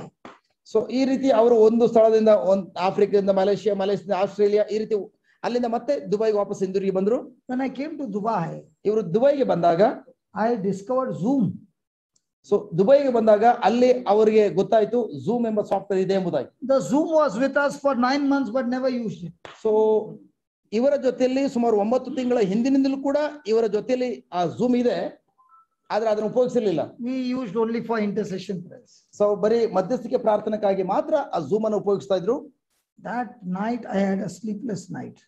ಆ ರಾತ್ರಿ ಜಸ್ಟ್ ಆ ನಿದ್ರೆಯನ್ನು ಕೂಡ ಭಂಗಪಡಿಸಿಕೊಳ್ಳೋ ರಾತ್ರಿ ಆಗಿತ್ತು. So I wanted to start Zoom. So ನಾನು Zoom ಅನ್ನ ಪ್ರಾರಂಭಿಸಬೇಕೆಂಬುದಾಗಿ. It made all Zoom. ಅದು ಎಲ್ಲವನ್ನು ಕೂಡ ದೊಡ್ಡದಾಗಿ ಮಾಡಿ ತೋರಿಸ್ತು.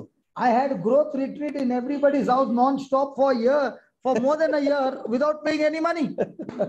ಪ್ರತಿ ಒಬ್ಬೊಬ್ಬರ ಮನೆಯಲ್ಲೂ ಕೂಡ ಅಲ್ಲಿಂದ Zoom ಮೂಲಕ ಜಸ್ಟ್ ಆ ಗ್ರೋತ್ ರಿಟ್ರೀಟ್ ಅನ್ನ ಪ್ರತಿದಿನ ಕೂಡ ಈಗ ನಡೆಸ್ಕೊಡ್ತಾ ಇದಾರೆ, ಯಾವುದೇ ಚಾರ್ಜ್ ಇಲ್ದಾನೆ. Not in Gujarat but globally. So ಬರೀ ಗುಜರಾತ್ ಅಲ್ಲಿ ಮಾತ್ರ ಅಲ್ಲ, ಈಗ ಇಡೀ ಪ್ರಪಂಚದಾದ್ಯಂತ ಲೋಕದ ಕಟ್ಟಕಡವರೆಗೆ ಲಿವಿಂಗ್ ರಿಟ್ರೀಟ್ ನಡೆಸ್ತಾ ಇದ್ದಾರೆ. God gave me another center. So ದೇವರು ಇನ್ನೊಂದು ಧ್ಯಾನ ಮಂದಿರವನ್ನು ಕೊಟ್ಟರು, ಸ್ಥಳವನ್ನು ಕೊಟ್ಟರು. One table, one chair. ಒಂದು ಟೇಬಲ್, ಒಂದು ಚೇರ್ ಇದೆ, Internet. ಇಂಟರ್ನೆಟ್ ಇದೆ. I can sit on the road also and preach. ರಸ್ತೆಯಲ್ಲಿ ಕುಳಿತುಕೊಂಡು ಕೂಡ ಪ್ರಬೋಧನೆ ಮಾಡಬಹುದು, No problem. ಏನು ಸಮಸ್ಯೆ ಇಲ್ಲ. That is what I want to say. ಅದನ್ನಾಗಿದೆ ನಾವು ಹೇಳ್ತಾ ಇರುವಂತದ್ದು.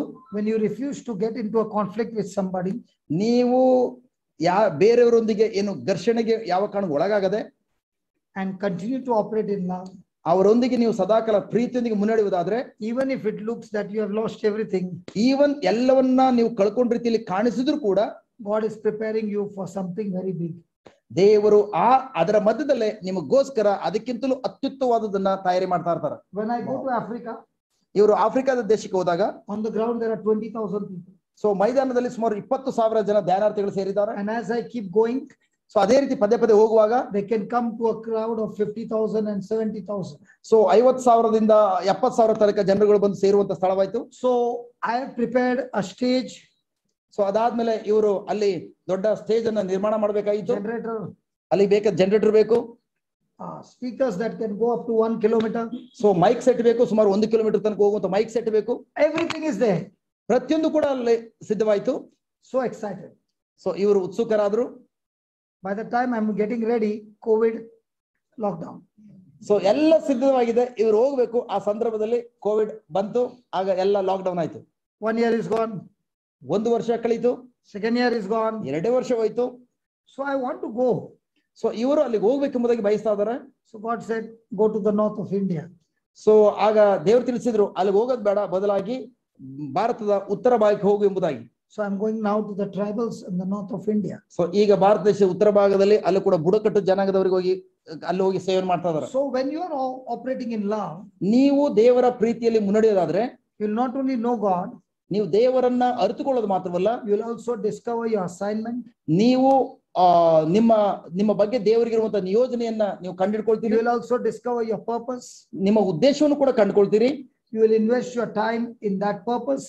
ಆ ಒಂದು ಉದ್ದೇಶಕ್ಕೆ, ಆ ಒಂದು ನಿಯೋಜನೆಗೆ ನಿಮ್ಮ ಸಮಯವನ್ನ ಬಂಡವಾಳವಾಗಿ Now you are no longer operating in your ability.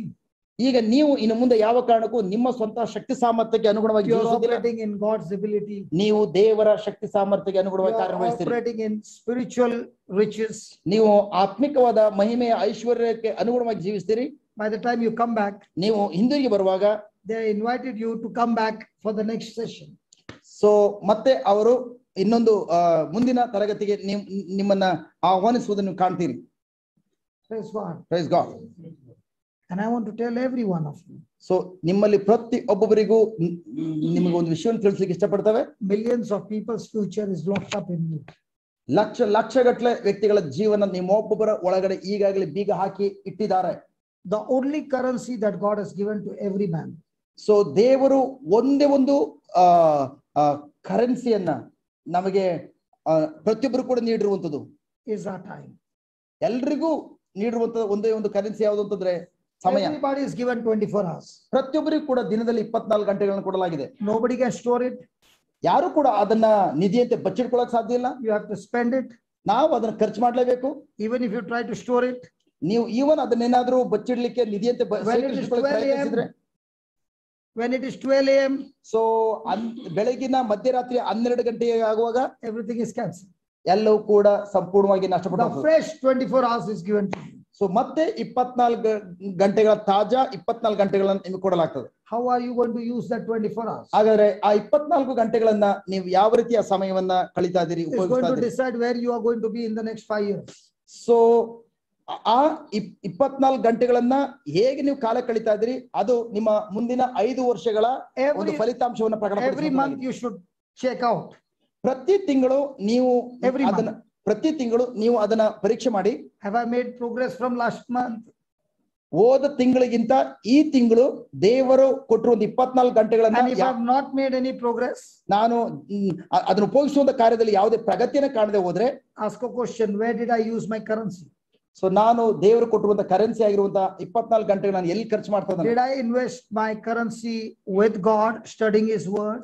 ನಾನು ದೇವರು ಕೊಟ್ಟಿರುವಂತಹ ಆ ಕರೆನ್ಸಿಯನ್ನ ಸಮಯ ಎಂಬ ಕರೆನ್ಸಿಯನ್ನ ದೇವರೊಂದಿಗೆ ಕಾಲ ಕಳೀಲಿಕ್ಕಾಗಿ ಅವರ ವಾಕ್ಯವನ್ನು ಧ್ಯಾನಿಸಲಿಕ್ಕೆ ಕಾಲ ಕಳೀತಾ ಇದ್ದಾನೆ. Did I use my currency for others? ನಾನು ಆ ಕರೆನ್ಸಿ ಆಗಿರುವಂತಹ ಸಮಯವನ್ನ ಪರರಿಗೋಸ್ಕರ ಬಳಕೆ ಮಾಡ್ತಾ ಇದ್ದೀನ? Then you are making progress in God. ಖಂಡಿತವಾಗಿ In your life. ನಿಮ್ಮ ಜೀವನದಲ್ಲಿ ದೇವರೊಂದಿಗೆ ನೀವು ಪ್ರಗತಿಯನ್ನ ಏಳಿಗೆಯನ್ನ ಕಾಣುವಂತ But ಮಕ್ಕಳಾಗ್ತೀರಿ. if you are wasting your time, ಆದ್ರೆ ನೀವು ನಿಮ್ಮ ಸಮಯವನ್ನ ವ್ಯರ್ಥವಾಗಿ ಕಳೆಯೋದಾದ್ರೆ, anybody's back that stays on the bed more than 8 hours, ಒಂದು ವ್ಯಕ್ತಿ ಹಾಸಿಗೆ ಮೇಲೆ 8 ಗಂಟೆಗಳಿಂದ ಮಿಗಿಲಾಗಿ ಮಲಗುವುದಾದ್ರೆ, the spirit of laziness is leading you to the curse called poverty and lack in your life. So ಆ ವ್ಯಕ್ತಿಯ ಜೀವನದಲ್ಲಿ ಸೋಮಾರಿತನದ ದುರಾತ್ಮನು ಪ್ರವೇಶಿಸಿ ಆ ವ್ಯಕ್ತಿಯನ್ನ ಬಡತನದ ಶಾಪಕ್ಕೆ ಕೊಂಡೊಯ್ತದೆ. But if the person's back is staying less time on the bed, ಆದ್ರೆ ಒಂದು ವ್ಯಕ್ತಿ ಕಡಿಮೆ ಸಮಯ ಹಾಸಿಗೆ ಮೇಲೆ ಕಾಲ ಕಳೆಯೋದಾದ್ರೆ, investing his time more and more in studying and fellowshipping with God, ಆ ಸಮಯವನ್ನು ಕೂಡ ಕಟ್ ಮಾಡಿ ಜಸ್ಟ್ ದೇವರ ವಾಕ್ಯವನ್ನ ಅಧ್ಯಯನ ಮಾಡೋದ್ರ ಮೂಲಕ ದೇವರೊಂದಿಗೆ ಅನ್ಯೋನ್ಯತೆಯ ಬಾಂಧವ್ಯವನ್ನು ಬೆಸೆದುಕೊಳ್ಳಲಿಕ್ಕೆ ಉಪಯೋಗಿಸೋದಾದ್ರೆ, and using his currency for God and for others, so ದೇವರು ನೀಡಿರುವಂತಹ ಆ ಕರೆನ್ಸಿ ಎಂಬ ಸಮಯವನ್ನ ದೇವರಿಗಾಗಿ ಮತ್ತು ಪರರಿಗಾಗಿ ಉಪಯೋಗಿಸುವಾಗ God will open bigger doors for those people. So ಅಂತಹ ವ್ಯಕ್ತಿಗಳಿಗೆ ದೇವರು ದೊಡ್ಡ ದೊಡ್ಡ ಹೆಬ್ಬಾಗಿಲುಗಳನ್ನ ತೆರೆಯುವುದನ್ನ ಕಾಣಬಹುದು. Praise God. Praise the Lord. If you ask me, those who know me for so many years, so ಇವರನ್ನ ನೀವು ಪ್ರಶ್ನೆ ಕೇಳೋದಾದ್ರೆ, ಇವರನ್ನ ಅನೇಕ ವರ್ಷಗಳಿಂದ ಯಾರೆಲ್ಲ ನೋಡಿದಿರಿ? where do you think I'm using my currency? ಯೋಚನೆ ಮಾಡಿ, ಜಸ್ಟ್ ಪಾಪ ತನ್ನ ಆ 24 ಗಂಟೆಗಳ ಕರೆನ್ಸಿ ಸಮಯ ಎಂಬ ಕರೆನ್ಸಿಯನ್ನ ಎಲ್ಲಿ ಉಪಯೋಗಿಸ್ತಾ ಇದ್ದಾರೆ? If anybody says we got a picnic, please join us. So ಯಾರಾದ್ರೂ ಇವರನ್ನ ಜಸ್ಟ್ ಬ್ರದರ್ ಒಂದು ಪಿಕ್ನಿಕ್ ಇದೆ, ಒಂದು ಟೂರ್ ಇದೆ, ಒಂದು ಟ್ರಿಪ್ ಇದೆ, ದಯವಿಟ್ಟು ನಮ್ಮ ಜೊತೆ ಬನ್ನಿ ಎಂಬುದಾಗಿ ಹೇಳಿದ್ರೆ, You'll never see me in the picnic. ಆ ಗುಂಪಿನಲ್ಲಿ ಇವ್ರನ್ನ ನೋಡ್ಲಿಕ್ಕೆ ಸಾಧ್ಯನೇ ಇಲ್ಲ. But if there is a mission for hospital and this and that, ಆದ್ರೆ ಆಸ್ಪತ್ರೆ ಭೇಟಿ ಮಾಡುವಂತದ್ದು ಅಥವಾ ಎಲ್ಲಾದ್ರೂ ಹೋಗಿ ದೇವರ ವಾಕ್ಯನ ಹಂಚ್ಕೊಳ್ಳುವಂತದ್ದು, ಜನರನ್ನ ಭೇಟಿ ಮಾಡುವಂತ ಕಾರ್ಯದಲ್ಲಿ I will use my currency there. ಖಂಡಿತವಾಗಿ ಅಲ್ಲಿ ಇವರ ಕರೆನ್ಸಿಯನ್ನ ಸಮಯವನ್ನ ಉಪಯೋಗಿಸ್ಲಿಕ್ಕಾಗಿ ಇಷ್ಟಪಡ್ತಾರೆ. Praise God. Praise God. So do we all have the same currency? ಹಾಗಾದ್ರೆ ನಾವೆಲ್ಲರೂ ಕೂಡ ಇವರು ಹೊಂದಿರುವಂತ ಇದೇ 24 ಗಂಟೆಗಳ ಆ ಸಮಯ ಎಂಬ ಕರೆನ್ಸಿನ ನಾವೆಲ್ಲರೂ ಹೊಂದಿದ್ದೇವಾ? So somebody is investing in mobile games. So ಕೆಲವರು ದೇವರು ನೀಡಿರುವಂತಹ ಆ 24 ಗಂಟೆಗಳ ಸಮಯ ಎಂಬ ಕರೆನ್ಸಿನ ಮೊಬೈಲ್ ಅಲ್ಲಿ ಗೇಮ್ ಆಡ್ಲಿಕ್ಕಾಗಿ ಉಪಯೋಗಿಸ್ತಾರೆ. When it's time to study, time to study. So ಅವರು ಸ್ಟಡಿ ಮಾಡುವ ಸಂದರ್ಭದಲ್ಲೂ ಕೂಡ ಮೊಬೈಲ್ ನ ಉಪಯೋಗಿಸ್ತಾರೆ. When the question paper comes, so ಆಗ ಯಾವಾಗ ಪರೀಕ್ಷೆ ಸಮಯದಲ್ಲಿ ಪ್ರಶ್ನೆ ಪತ್ರಿಕೆ ಬರ್ತದೋ, now he's writing how he got good points in the game. So ಆಗ ಎಷ್ಟು ಸ್ಕೋರ್ ಮಾಡಿದ್ದಾರೆ ಗೇಮ್ ಅಲ್ಲಿ, ಹೆಂಗೆ ಎಲ್ಲವನ್ನ ಕಲ್ತಿದಾರೋ ಅದನ್ನ ಅಲ್ಲಿ ಬರೀಲಿಕ್ಕೆ ಹೋಗ್ತಾರೆ. ಪಾಸ್ ಆಗ್ತಾರ? What will be his future? ಅಂತಹ ಮಕ್ಕಳ ಮುಂದಿನ ಜೀವಿತ ಹೇಗಿರ್ತದೆ? Is he going to make progress? ಖಂಡಿತವಾಗಿಯೂ ಅಂತಹ ವ್ಯಕ್ತಿ, ಅಂತಹ ಮಗು ಖಂಡಿತವಾಗಿಯೂ ಪ್ರಗತಿನ ಕಾಣ್ಲಿಕ್ಕೆ ಸಾಧ್ಯ ಇದೆಯಾ ವಿದ್ಯಾಭ್ಯಾಸದಲ್ಲಿ? There should always be a check every month in your own personal life. So ನಿಮ್ಮ ವೈಯಕ್ತಿಕ ಜೀವಿತದಲ್ಲಿ ಪ್ರತಿ ತಿಂಗಳು ಕೂಡ ನಿಮ್ಮ ಆ ಸಮಯವನ್ನ ನೀವು ಪರೀಕ್ಷಿಸಿಕೊಳ್ಬೇಕಾಗಿದೆ. Is God helping me to progress on a higher side? So ದೇವರು ನನ್ನನ್ನ ಉನ್ನತ ಮಟ್ಟಕ್ಕೆ ಏಳಿಗೆ ಆಗ್ಲಿಕ್ಕಾಗಿ ಅಟ್ಲಿ ದೇವರು ನನಗೆ ಸಹಾಯನ ಕರಿಸ್ತಾ ಇದಾರ? Has my life become a blessing for somebody? ಆತರ ನನ್ನ ಜೀವಿತ ಪರರಿಗೆ ಆಶೀರ್ವಾದ ತರಲಿಕ್ಕಾಗಿ ದೇವರು ನೀಡಿರುವಂತ ಕರೆನ್ಸಿಯನ್ನು ಉಪಯೋಗಿಸ್ತಾ ಇದೀನಾ? Or is my life still the same? ನನ್ನ ಜೀವಿತ ಇನ್ನೂ ಕೂಡ ಕಳೆದ ತಿಂಗಳು ಯಾವ ತರ ಇತ್ತು ಅದೇ ರೀತಿಯ ಈ ತಿಂಗಳು ಕೂಡ ಜೀವಿತ ಆಗಿದೆಯಾ? Surely your management of time is wrong. So ಅಲ್ಲಿರುವಂತ ತಪ್ಪಾದ ಒಂದು ಕಾರ್ಯ ಏನಂತಂದ್ರೆ, ನಿಮ್ಮ ಸಮಯವನ್ನ ನೀವು ಸರಿಯಾದ ರೀತಿಯಲ್ಲಿ ಅದನ್ನ ಬಳಸಿಕೊಳ್ತಲ್ಲ, ಉಪಯೋಗಿಸ್ತಲ್ಲ ಎಂಬುದಾಗಿ. When you were writing those notes from CD, wasn't it looking you're wasting your time? ಖಂಡಿತವಾಗಿ ಆರಂಭದಲ್ಲಿ ಆ ಸಿಡಿಯನ್ನ ಕೇಳಿಸ್ಕೊಂಡು ಆ ನೋಟ್ಸ್ ನ ಬರೆಯುವಾಗ ಅದನ್ನ ನೋಡ್ಲಿಕ್ಕೆ ಎಲ್ಲರೂ ಕೂಡ ಅನಿಸ್ತಾ ಇತ್ತು ಜಸ್ಟ್ ಅದು ಸಮಯವನ್ನ ವ್ಯರ್ಥವಾಗಿ ಕಾಲ ಕಳೀತದೆ ಎಂಬುದಾಗಿ. Which one is easy to hear or to write? So ಯಾವುದು ತುಂಬಾ ಸುಲಭ? ದೇವರ ವಾಕ್ಯವನ್ನ ಬೋಧನೆಯನ್ನು ಕೇಳಿಸ್ಕೊಳ್ಳೋದು ತುಂಬಾ ಸುಲಭನಾ ಅಥವಾ ಬರೆಯೋದು ತುಂಬಾ ಸುಲಭನಾ? You know why people don't write? ಯಾಕೆ ಗೊತ್ತಾ? ಜನರು ವಿಶ್ವಾಸಿಗಳು ದೇವರ ವಾಕ್ಯದ ಬೋಧನೆ ಬರೆಯೋದಿಲ್ಲ. So the spirit of laziness has taken over. ಯಾಕಂದ್ರೆ ಸೋಮರಿತನದ ದುರಾತ್ಮ ಆಲ್ರೆಡಿ ಅವರನ್ನ ತನ್ನ ಹತೋಟ್ಲಿ ಇಟ್ಕೊಂಡಿದ್ದಾನೆ. The person can be listening but not hearing. ಆ ವ್ಯಕ್ತಿ ದೇವರ ವಾಕ್ಯದ ಪ್ರಬೋಧನೆಯನ್ನ ಕೇಳಿಸ್ಕೊಳ್ತಾ ಇದ್ದಾನೆ, ಆದ್ರೆ ಆಲಿಸ್ತಾ ಇಲ್ಲ. Oh, there are words in Kannada. I thought I caught it. So what's the difference between listening and hearing? No. ಕೇಳಿಸ್ಕೊಳ್ಳೋದೇ ಬೇರೆ, ಆಲಿಸೋದೇ ಬೇರೆ. Now, what's the difference between listening and hearing? ಕೇಳಿಸ್ಕೊಳ್ಳೋದಕ್ಕೂ ಆಲಿಸೋದಕ್ಕೆ ಏನ್ ವ್ಯತ್ಯಾಸ? Jesus said, those who have ears, hear. ಯಾರು ಕೇಳಿಸ್ಕೊಳ್ಳುವರು ನೀವು ಕಿವಿಯುಳ್ಳವನು ಕೇಳಿಸ್ಕೊಳ್ಳಲಿ. Why did Jesus say hear? Why not listen? ಯಾಕೆ ಕಿವಿಯುಳ್ಳವನು ಕೇಳಿಸ್ಕೊಳ್ಳಿ ಎಂಬುದಾಗಿ ಹೇಳಿದ್ದಾರೆ ಹೊರತು ಆಲಿಸಲಿ ಎಂಬುದಾಗಿ ಹೇಳಿಲ್ಲ? If everybody is listening, ಪ್ರತಿಯೊಬ್ಬರು ಕೂಡ ಕೇಳಿಸ್ಕೊಳ್ತಾ ಇದಾವೆ. when I'm giving some dictation, so ನಾನು ನಿಮಗೆ ಕೆಲವೊಂದು ಡಿಕ್ಟೇಷನ್ ಕೊಡುವಾಗ guarantee you cannot put it in the paper. Guarantee You cannot write. ಖಂಡಿತವಾಗಿಯೂ ನೀವು ನಿಮ್ಮ ಪುಸ್ತಕದಲ್ಲಿ ಅದನ್ನ ಬರ್ಕೊಳ್ಳೋದಿಲ್ಲ. Because he's only listening.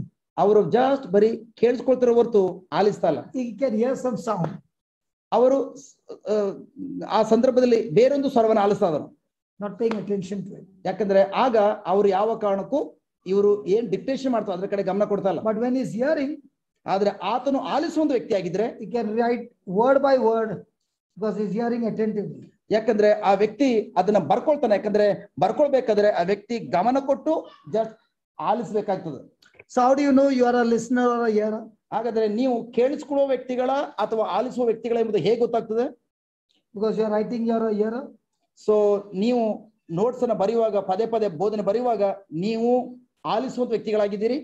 So when Jesus said those who have ears hear, everybody were writing. So ಪ್ರಭು ಯೇಸು ಹೇಳಿದ ಪ್ರಕಾರ ಆಲಿಸುವವನು ಎಂಬುದಾಗಿ ಹೇಳುವಾಗ ಏನನ್ನು ಆಲಿಸ್ತೀರಿ ಅದನ್ನು ಪ್ರತಿಯೊಂದು ಕೂಡ ಬರೀತೀರಿ.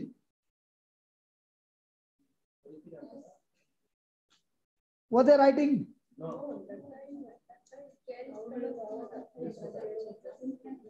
ಪ್ರಭು ಯೇಸು ಕ್ರಿಸ್ತರು ಹೇಳುವಾಗ ಕಿವಿಯುಳ್ಳವನು ಆಲಿಸುವುದಲ್ಲ ಕೇಳಿಸಿಕೊಳ್ಳಲಿ ಎಂಬುದಾಗಿ ಹೇಳುವಾಗ ಅವರೆಲ್ಲರೂ ಕೂಡ ಬರ್ಕೊಳ್ತಿದ್ದಾರೆ ಎಂಬುದಾಗಿನ ಬರ್ಕೊಳ್ತಾರೆ ಎಂಬುದಾಗಿನ. You know who is the hearer? ಯಾರು ಗೊತ್ತಾ? ಹಿಯರರ್, ಕೇಳಿಸಿಕೊಳ್ಳುವವನು.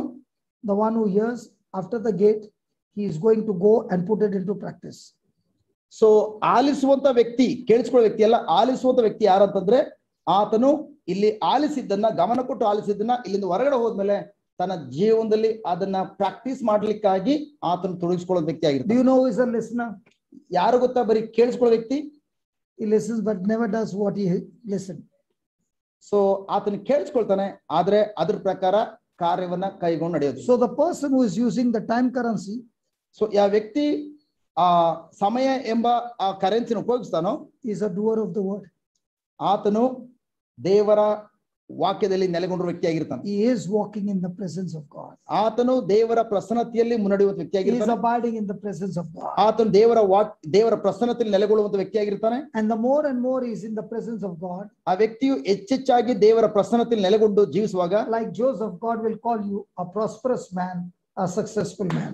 ದೇವರು ಯಾವ ರೀತಿ ಜೋಸೆಫನನ್ನ ಆ ಪರಿಸ್ಥಿತಿಯ ಮಧ್ಯದಲ್ಲೂ ಕೂಡ ಸಮೃದ್ಧಿಯಾದ ವ್ಯಕ್ತಿ ಎಂಬುದಾಗಿ ಆತನ ಯಾವ ರೀತಿ ಕರೆದ್ರೋ, ಅದೇ ರೀತಿ ನೀವು ಕೂಡ ಸಮೃದ್ಧಿದ ವ್ಯಕ್ತಿಯಾಗಿ ಆಗಲೇ ಇರ್ತೀರಿ. In such a person, everybody can see that God is with this person. So ಆ ವ್ಯಕ್ತಿಯ ಜೊತೆಲಿ ದೇವರು ಇದ್ದಾರೆ ಎಂಬುದಾಗಿ ಎಂತಹ ಪರಿಸ್ಥಿತಿಯ ಮಧ್ಯದಲ್ಲೂ ಕೂಡ ಸುತ್ತಮುತ್ತಲು ಇರುವವರೆಲ್ಲರೂ ಕೂಡ ಗುರುತಿಸ್ತಾರೆ. His life is every day with supernatural manifestation. ಅಂತ ವ್ಯಕ್ತಿ ಜೀವಿತದಲ್ಲಿ ಪ್ರತಿದಿನವೂ ಕೂಡ ಅಲೌಕಿಕವಾದಂತಹ ಅತ್ಯದ್ಭುತ ಕಾರ್ಯಗಳನ್ನು ಆತನು ಅನುಭವಿಸ್ತಾನೆ. I was just talking to Brother Dolphy and all last night. So ಕಳೆದ ರಾತ್ರಿ ಜಸ್ಟ್ ಮೋರಸ್ ಬ್ರದರ್ ಮತ್ತು ಅವರ ಜೊತೆಲಿ ಕೂಡ ಮಾತನಾಡುವಾಗ, those who are watching global, so ಯಾರು ಇಡೀ ಆ ಗ್ಲೋಬಲ್ ಚಾನೆಲ್ ನೋಡ್ತಾ ಇದಾರೋ, you will see Jude there every day. So ಅಲ್ಲಿ ನೋಡ್ತೇವೆ ಜೂಡ್ ಬ್ರದರ್ ಪ್ರತಿನಿಧಿ ಇರ್ತಾರೆ. You will see Jesse there always. Jessie ಎಂಬ ಸಹೋದರಿ ಕೂಡ ಅಲ್ಲಿ ಇದ್ದಾರೆ. You will see Jocelyn there. ಜೋಸ್ಲಿನ್ ಕೂಡ ಇಡೀ ದಿನ ಇರ್ತಾರೆ. You will see these people are always there. So ಈ ಸಹೋದರರು ಯಾವಾಗಲೂ ಕೂಡ ಇರ್ತಾರೆ. None of them are on salary. ಅವ್ರು ಯಾರು ಕೂಡ ಯಾವ ಕಾರಣಕ್ಕೂ ಸಂಬಳಕ್ಕೋಸ್ಕರ ಅಲ್ಲಿ ದುಡಿತಲ್ಲ. Is it their choice to use that time of their currency in that place? So ಆ ಜಾಗದಲ್ಲಿ ಅವರು ದೇವರು ನೀಡಿರುವಂತಹ ಸಮಯ ಎಂಬ ಆ ಕರೆನ್ಸಿಯನ್ನ ಅಲ್ಲಿ ತಮ್ಮ ಸ್ವಾಯಿಚ್ಛೆಯಿಂದ ಬಂಡವಾಳವಾಗಿ ಉಪಯೋಗಿಸ್ತಾ ಇದ್ದಾರೆ. Correct? ಹೌದಾ? None of them are working. ಅವ್ರು ಯಾರು ಕೂಡ ಹಣಕ್ಕಾಗಿ ಉದ್ಯೋಗ ಮಾಡ್ತಾ ಇಲ್ಲ. My next question would be, ಹಾಗಾದ್ರೆ ಮುಂದಿನ ಪ್ರಶ್ನೆ ಅಂತಂದ್ರೆ, I'm not going to give you salary. ನಾನು ನಿಮಗೆ ಸಂಬಳವನ್ನು ಕೊಡೋದಿಲ್ಲ. But I want to ask you, are your needs met? ಆದ್ರೂ ಕೂಡ ಅವ್ರು ಕೇಳುವಂತ ಕಾರ್ಯ ಏನಂದ್ರೆ ನಿಮಗೆ ಸಂಬಳ ಕೊಡ್ತಾ ಇಲ್ಲ, ಆದ್ರೂ ಕೂಡ ನಿಮ್ಮ ಅನುದಿನದ ಅಗತ್ಯಗಳು ಪೂರೈಸಲ್ಪಡ್ತಾ ಇದೆ ಎಂಬುದಾಗಿ ಅವ್ರನ್ನ ಕೇಳುವಾಗ Jude had lost his job because of lockdown. So ಈ ಲಾಕ್ಡೌನ್ ನಿಮಿತ್ತವಾಗಿ ಬ್ರದರ್ ಜೂಡ್ ಅವರು ತಮ್ಮ ಕೆಲಸವನ್ನ ಕಳ್ಕೊಂಡ್ರು. So I asked him, when are you joining the company? So ನೀವು ಯಾವಾಗ ಆ ಕಂಪನಿಯನ್ನ ಮತ್ತೆ ಹೋಗಿ ಸೇರ್ಕೊಳ್ತೀರಿ? He said, I'm never going to go back to the company. ಆಗ ಆ ಸಹೋದರ ಹೇಳ್ತಾ ಇದಾರೆ, ನನಗೆ ಈವನ್ ಲಾಕ್ಡೌನ್ ಓಪನ್ ಆದ್ರೂ ಕೂಡ, ಈವನ್ ಆ ಕಂಪನಿ ನಾನು ಕರೆದ್ರು ಕೂಡ ನಾನು ಮತ್ತೆ ಹೋಗಿ ಕಂಪನಿ ಕೆಲಸ. I got a good job to be with Christ. ನನಗೆ ಈಗಾಗಲೇ ಒಳ್ಳೆ ಅತ್ಯುತ್ತಮವಾದ ಉದ್ಯೋಗ ಸಿಕ್ಕಿದೆ, ಕ್ರಿಸ್ತನೊಂದಿಗೆ So how are you ಕಾಲ ಕಳೆಯುವುದು. going to feed your family? ಹಾಗಾದ್ರೆ ನೀವು ದೇವರೊಂದಿಗೆ ಈ ರೀತಿ ಕಾಲ ಕಳೆಯೋದ್ರೆ ನಿಮ್ಮ ಕುಟುಂಬಕ್ಕೆ ಹೇಗೆ ತಾನೇ ನೀವು ಅನುದಿನದ ಆಹಾರ ಒದಗಿಸ್ಕೊಡ್ತೀರಿ? He said, God has been blessing me much higher than my salary.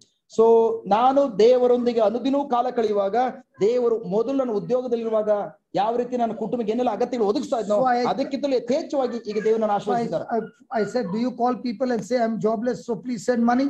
ಹಾಗಾದ್ರೆ ನೀವು ಈ ರೀತಿಯ ಕಾರ್ಯ ಮಾಡುವಾಗ ಜನರಿಗೆ ಕಾಲ್ ಮಾಡಿ, ಫೋನ್ ಕಾಲ್ ಮಾಡಿ, ನಾನು ಈ ತರ ಸೇವಾ ಕಾರ್ಯ ಮಾಡ್ತಿದ್ದೇನೆ, ದಯವಿಟ್ಟು ನೀವು ನನಗೆ ಸಹಾಯ ಮಾಡಿ ಹಣವನ್ನು ಕಳಿಸಿ ಎಂಬುದು ಕೇಳ್ತಾ ಇದ್ದೀರಾ? I will never ever do that in my life. ನನ್ನ ಜೀವನ ಪೂರ್ತಿ ಇದುವರೆಗೂ ಆಗ್ಲಿ ಇನ್ನು ಮುಂದೆ ಕೂಡ ನಾನು ಯಾವ ಕಾರಣಕ್ಕೂ ಆ ರೀತಿ ಕಾರ್ಯ ಮಾಡೋದಿಲ್ಲ. I'm using my time currency. ನಾನು ನನ್ನ ಸಮಯ ಎಂಬ ಕರೆನ್ಸಿಯನ್ನ ನಾನು ಸರಿಯಾದ ರೀತಿಯಲ್ಲಿ ಬಳಕೆ ಮಾಡುವಾಗ, seeking God, ದೇವರನ್ನ ಹುಡುಕ್ಲಿಕ್ಕಾಗಿ ಉಪಯೋಗಿಸುವಾಗ, and seeking his righteousness, ಅವರ ನೀತಿಗಾಗಿ ಆ ಬಂಡವಾಳವನ್ನು ಉಪಯೋಗಿಸುವಾಗ, and God has been meeting all my needs. ದೇವರು ನನ್ನ ಮಿಕ್ಕ ಎಲ್ಲಾ ಕಾರ್ಯಗಳ ಅಗತ್ಯಗಳನ್ನು ಪೂರೈಸಿಕೊಡ್ತಾ ಇದ್ದಾರೆ. Much more than the salary. ಮೊದಲು ಸಂಬಳ ತೆಗೆದುಕೊಳ್ಳುವಾಗ ಯಾವ ರೀತಿ ನನ್ನ ಕುಟುಂಬದ ಅಗತ್ಯಗಳು ಪೂರೈಸಲ್ಪಡ್ತದೋ ಅದಕ್ಕಿಂತಲೂ ಮಿಗಿಲಾಗಿ ಎಲ್ಲ ಪೂರೈಸಲ್ಪಡ್ತದೆ. So I asked Jessie. So ಅದೇ ತರ ಆ ಜೆಸ್ಸಿ ಎಂಬ ಸಹೋದರಿಯನ್ನು ಕೂಡ ಕೇಳುವಾಗ she gave me the same answer. ಆ ಸಹೋದರಿ ಕೂಡ ಇದೇ ರೀತಿ ಉತ್ತರವನ್ನು ಕೊಟ್ಟರು. So I asked Jocelyn. ಅದೇ ತರ ಜೋಸ್ಲಿನ್ ಎಂಬ ಸಹೋದರಿಯನ್ನು ಕೂಡ ಕೇಳುವಾಗ she gave me the same answer. ಅವರು ಕೂಡ ಅದೇ ರೀತಿಯ ಉತ್ತರವನ್ನು ಕೊಟ್ಟರು. Why do these people get why is it that God is able to meet their needs? ಹಾಗಾದ್ರೆ ದೇವರು ಏತಕ್ಕಾಗಿ ಅವರು ಈ ಲೋಕದಲ್ಲಿ ₹1 ಸಂಪಾದನೆ ಮಾಡದಿದ್ರು ಕೂಡ ಹೇಗೆ ಅವರಿಗೆ ದೇವರು ಅನ್ನೋದಿನ ಅಗತ್ಯಗಳು ಪೂರೈಸಿಕೊಡ್ತಾರೆ? When you use your time, ನೀವು ನಿಮ್ಮ ಸಮಯ ಎಂಬ ಕರೆನ್ಸಿಯನ್ನ ಉಪಯೋಗಿಸುವಾಗ, knowing God, ದೇವರನ್ನ ಅರಿತುಕೊಳ್ಳುವುದಕ್ಕೋಸ್ಕರ ಉಪಯೋಗಿಸುವಾಗ, and using what you know about God, using what you know God, so ನೀವು ಆ ಸಮಯ ಎಂಬ ಕರೆನ್ಸಿಯನ್ನ ದೇವರನ್ನು ಅರಿತುಕೊಳ್ಳಲಿಕ್ಕೆ ಉಪಯೋಗಿಸುವಾಗ, and his system, ಅವರ ತತ್ವಗಳನ್ನ ಸಿಸ್ಟಮ್ ಅನ್ನ ಕಲ್ತುಕೊಳ್ಳಲಿಕ್ಕೆ ಉಪಯೋಗಿಸುವಾಗ, to solve people's problems, ಅದರ ಮುಖಾಂತರ ನೀವು ಪರರ ಸಮಸ್ಯೆಗಳನ್ನ ಪರಿಹರಿಸಲಿಕ್ಕಾಗಿ ಆ ಸಮಯವನ್ನ ಉಪಯೋಗಿಸುವಾಗ, when you go around solving people's problems, ನೀವು ಸುತ್ತಮುತ್ತಲು ಹೋಗಿ ಜನರ ಸಮಸ್ಯೆಗಳನ್ನ ನೀವು ಪರಿಹರಿಸುವಾಗ, using your time currency, ನಿಮ್ಮ ಸಮಯ ಎಂಬ ಕರೆನ್ಸಿಯನ್ನು ಉಪಯೋಗಿಸಿಕೊಂಡು ಪರಿಹಾರ ಮಾಡುವಾಗ, God will send somebody to solve your problem. ದೇವರು ಮೊದಲೇ ಸಿದ್ಧಗೊಳಿಸಿರ್ತಾರೆ ನಿಮ್ಮ ಜೀವನಕ್ಕೆ ಅವರನ್ನ ಕಳಿಸಿಕೊಟ್ಟು ನಿಮ್ಮ ಸಮಸ್ಯೆನ You don't have to ask somebody because I've got lack. ನೀವು ಯಾವ ಕಾರಣಕ್ಕೂ ನೀವು ನನಗೆ ಏನೋ ಹಣಕಾಸಿನ ಕೊರತೆ ಇದೆ, ನನಗೆ ಏನೋ ಒಂದು ಕೊರತೆ ಇದೆ ಎಂಬುದಾಗಿ ಬೇರೆ ಯಾರಿಗೂ ಕೂಡ ನೀವು ಭಿಕ್ಷೆ ಬಿಡಬೇಕಾಗಿಲ್ಲ. God himself will talk to somebody. ದೇವರೇ ನೀವು ಅವರ ರಾಜ್ಯದಲ್ಲಿ ಅಮೂಲ್ಯವಾದ ಕರೆನ್ಸಿನ ಉಪಯೋಗಿಸುವಾಗ ದೇವರೇ ಬೇರೆಯವ್ರ ಜೊತೆ ಮಾತನಾಡ್ತಾರೆ to come and bless you. ನಿಮ್ಮನ್ನ ಆಶೀರ್ವದಿಸಲು ಅವರ ಬಳಿಯಲ್ಲಿ ಅವರೇ. What does the devil do? ಆದ್ರೆ ಸೈತಾನ್ ಏನ್ ಹೇಳ್ತಾನೆ? He reminds you of your issues. ಆತನು ನಿಮಗಿರುವಂತಹ ಕೊರತೆಗಳ ಬಗ್ಗೆ ಸಮಸ್ಯೆಗಳನ್ನೇ ಪದೇ ಪದೇ ಜ್ಞಾಪಕ ತರ್ತಾನೆ. Now you are using your currency not in seeking God. ನೀವು ನಿಮ್ಮ ಸಮಯ ಎಂಬ ಆ ಕರೆನ್ಸಿಯನ್ನ ದೇವರನ್ನು ಹುಡುಕ್ಲಿಕ್ಕಾಗಿ ಉಪಯೋಗಿಸೋದಿಲ್ಲ. Now you are not using your time currency for somebody else. ನೀವು ನಿಮ್ಮ ಸಮಯ ಎಂಬ ಕರೆನ್ಸಿಯನ್ನ ಪರರ ಒಳಿತಿಗಾಗಿ ಅದನ್ನು ಬಂಡವಾಳವಾಗಿ ಉಪಯೋಗಿಸೋದಿಲ್ಲ. But you are stretching your neck, seeing who is going to come and help me. So ನಿಮ್ಮ ಕುತ್ತಿಗೆಯನ್ನ ಹೊರ ಹಾಕಿ ನೀವು ನೋಡ್ತಾ ಇರ್ತೀರಿ, ಯಾರು ಬಂದು ನನ್ನ ಸಮಸ್ಯೆನ ಪರಿಹಾರ ಮಾಡ್ತಾರೆ, ನನಗೆ ಸಹಾಯ ಮಾಡ್ತಾರೆ ಎಂಬುದಾಗಿ ನೀವು ನೋಡ್ತಾ ಇರ್ತೀರಿ. Simple.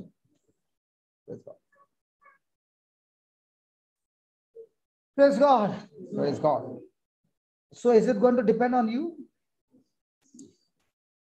ಹಾಗಾದ್ರೆ ಇದೆಲ್ಲವೂ ಕೂಡ ನಿಮ್ಮ ಮೇಲೆ ಅವಲಂಬಿಸಿರುವಂತದ್ದ? Do we all have the same 24 hours? ನಾವೆಲ್ಲರೂ ಕೂಡ ಎಲ್ರಿಗೂ ಒಂದೇ ರೀತಿಯ 24 ಗಂಟೆಗಳ ಹೊಂದಿದ್ದೇವಾ? So the question is, where do you use your currency? ಹಾಗಾದ್ರೆ ನಿಮ್ಮ 24 ಗಂಟೆಗಳ ಆ ಅತ್ಯಮೂಲ್ಯವಾದಂತ ಕರೆನ್ಸಿಯನ್ನ ನೀವು ಎಲ್ಲಿ ಬಂಡವಾಳವಾಗಿ ಹಾಕ್ತಾ ಇದ್ದೀರಿ?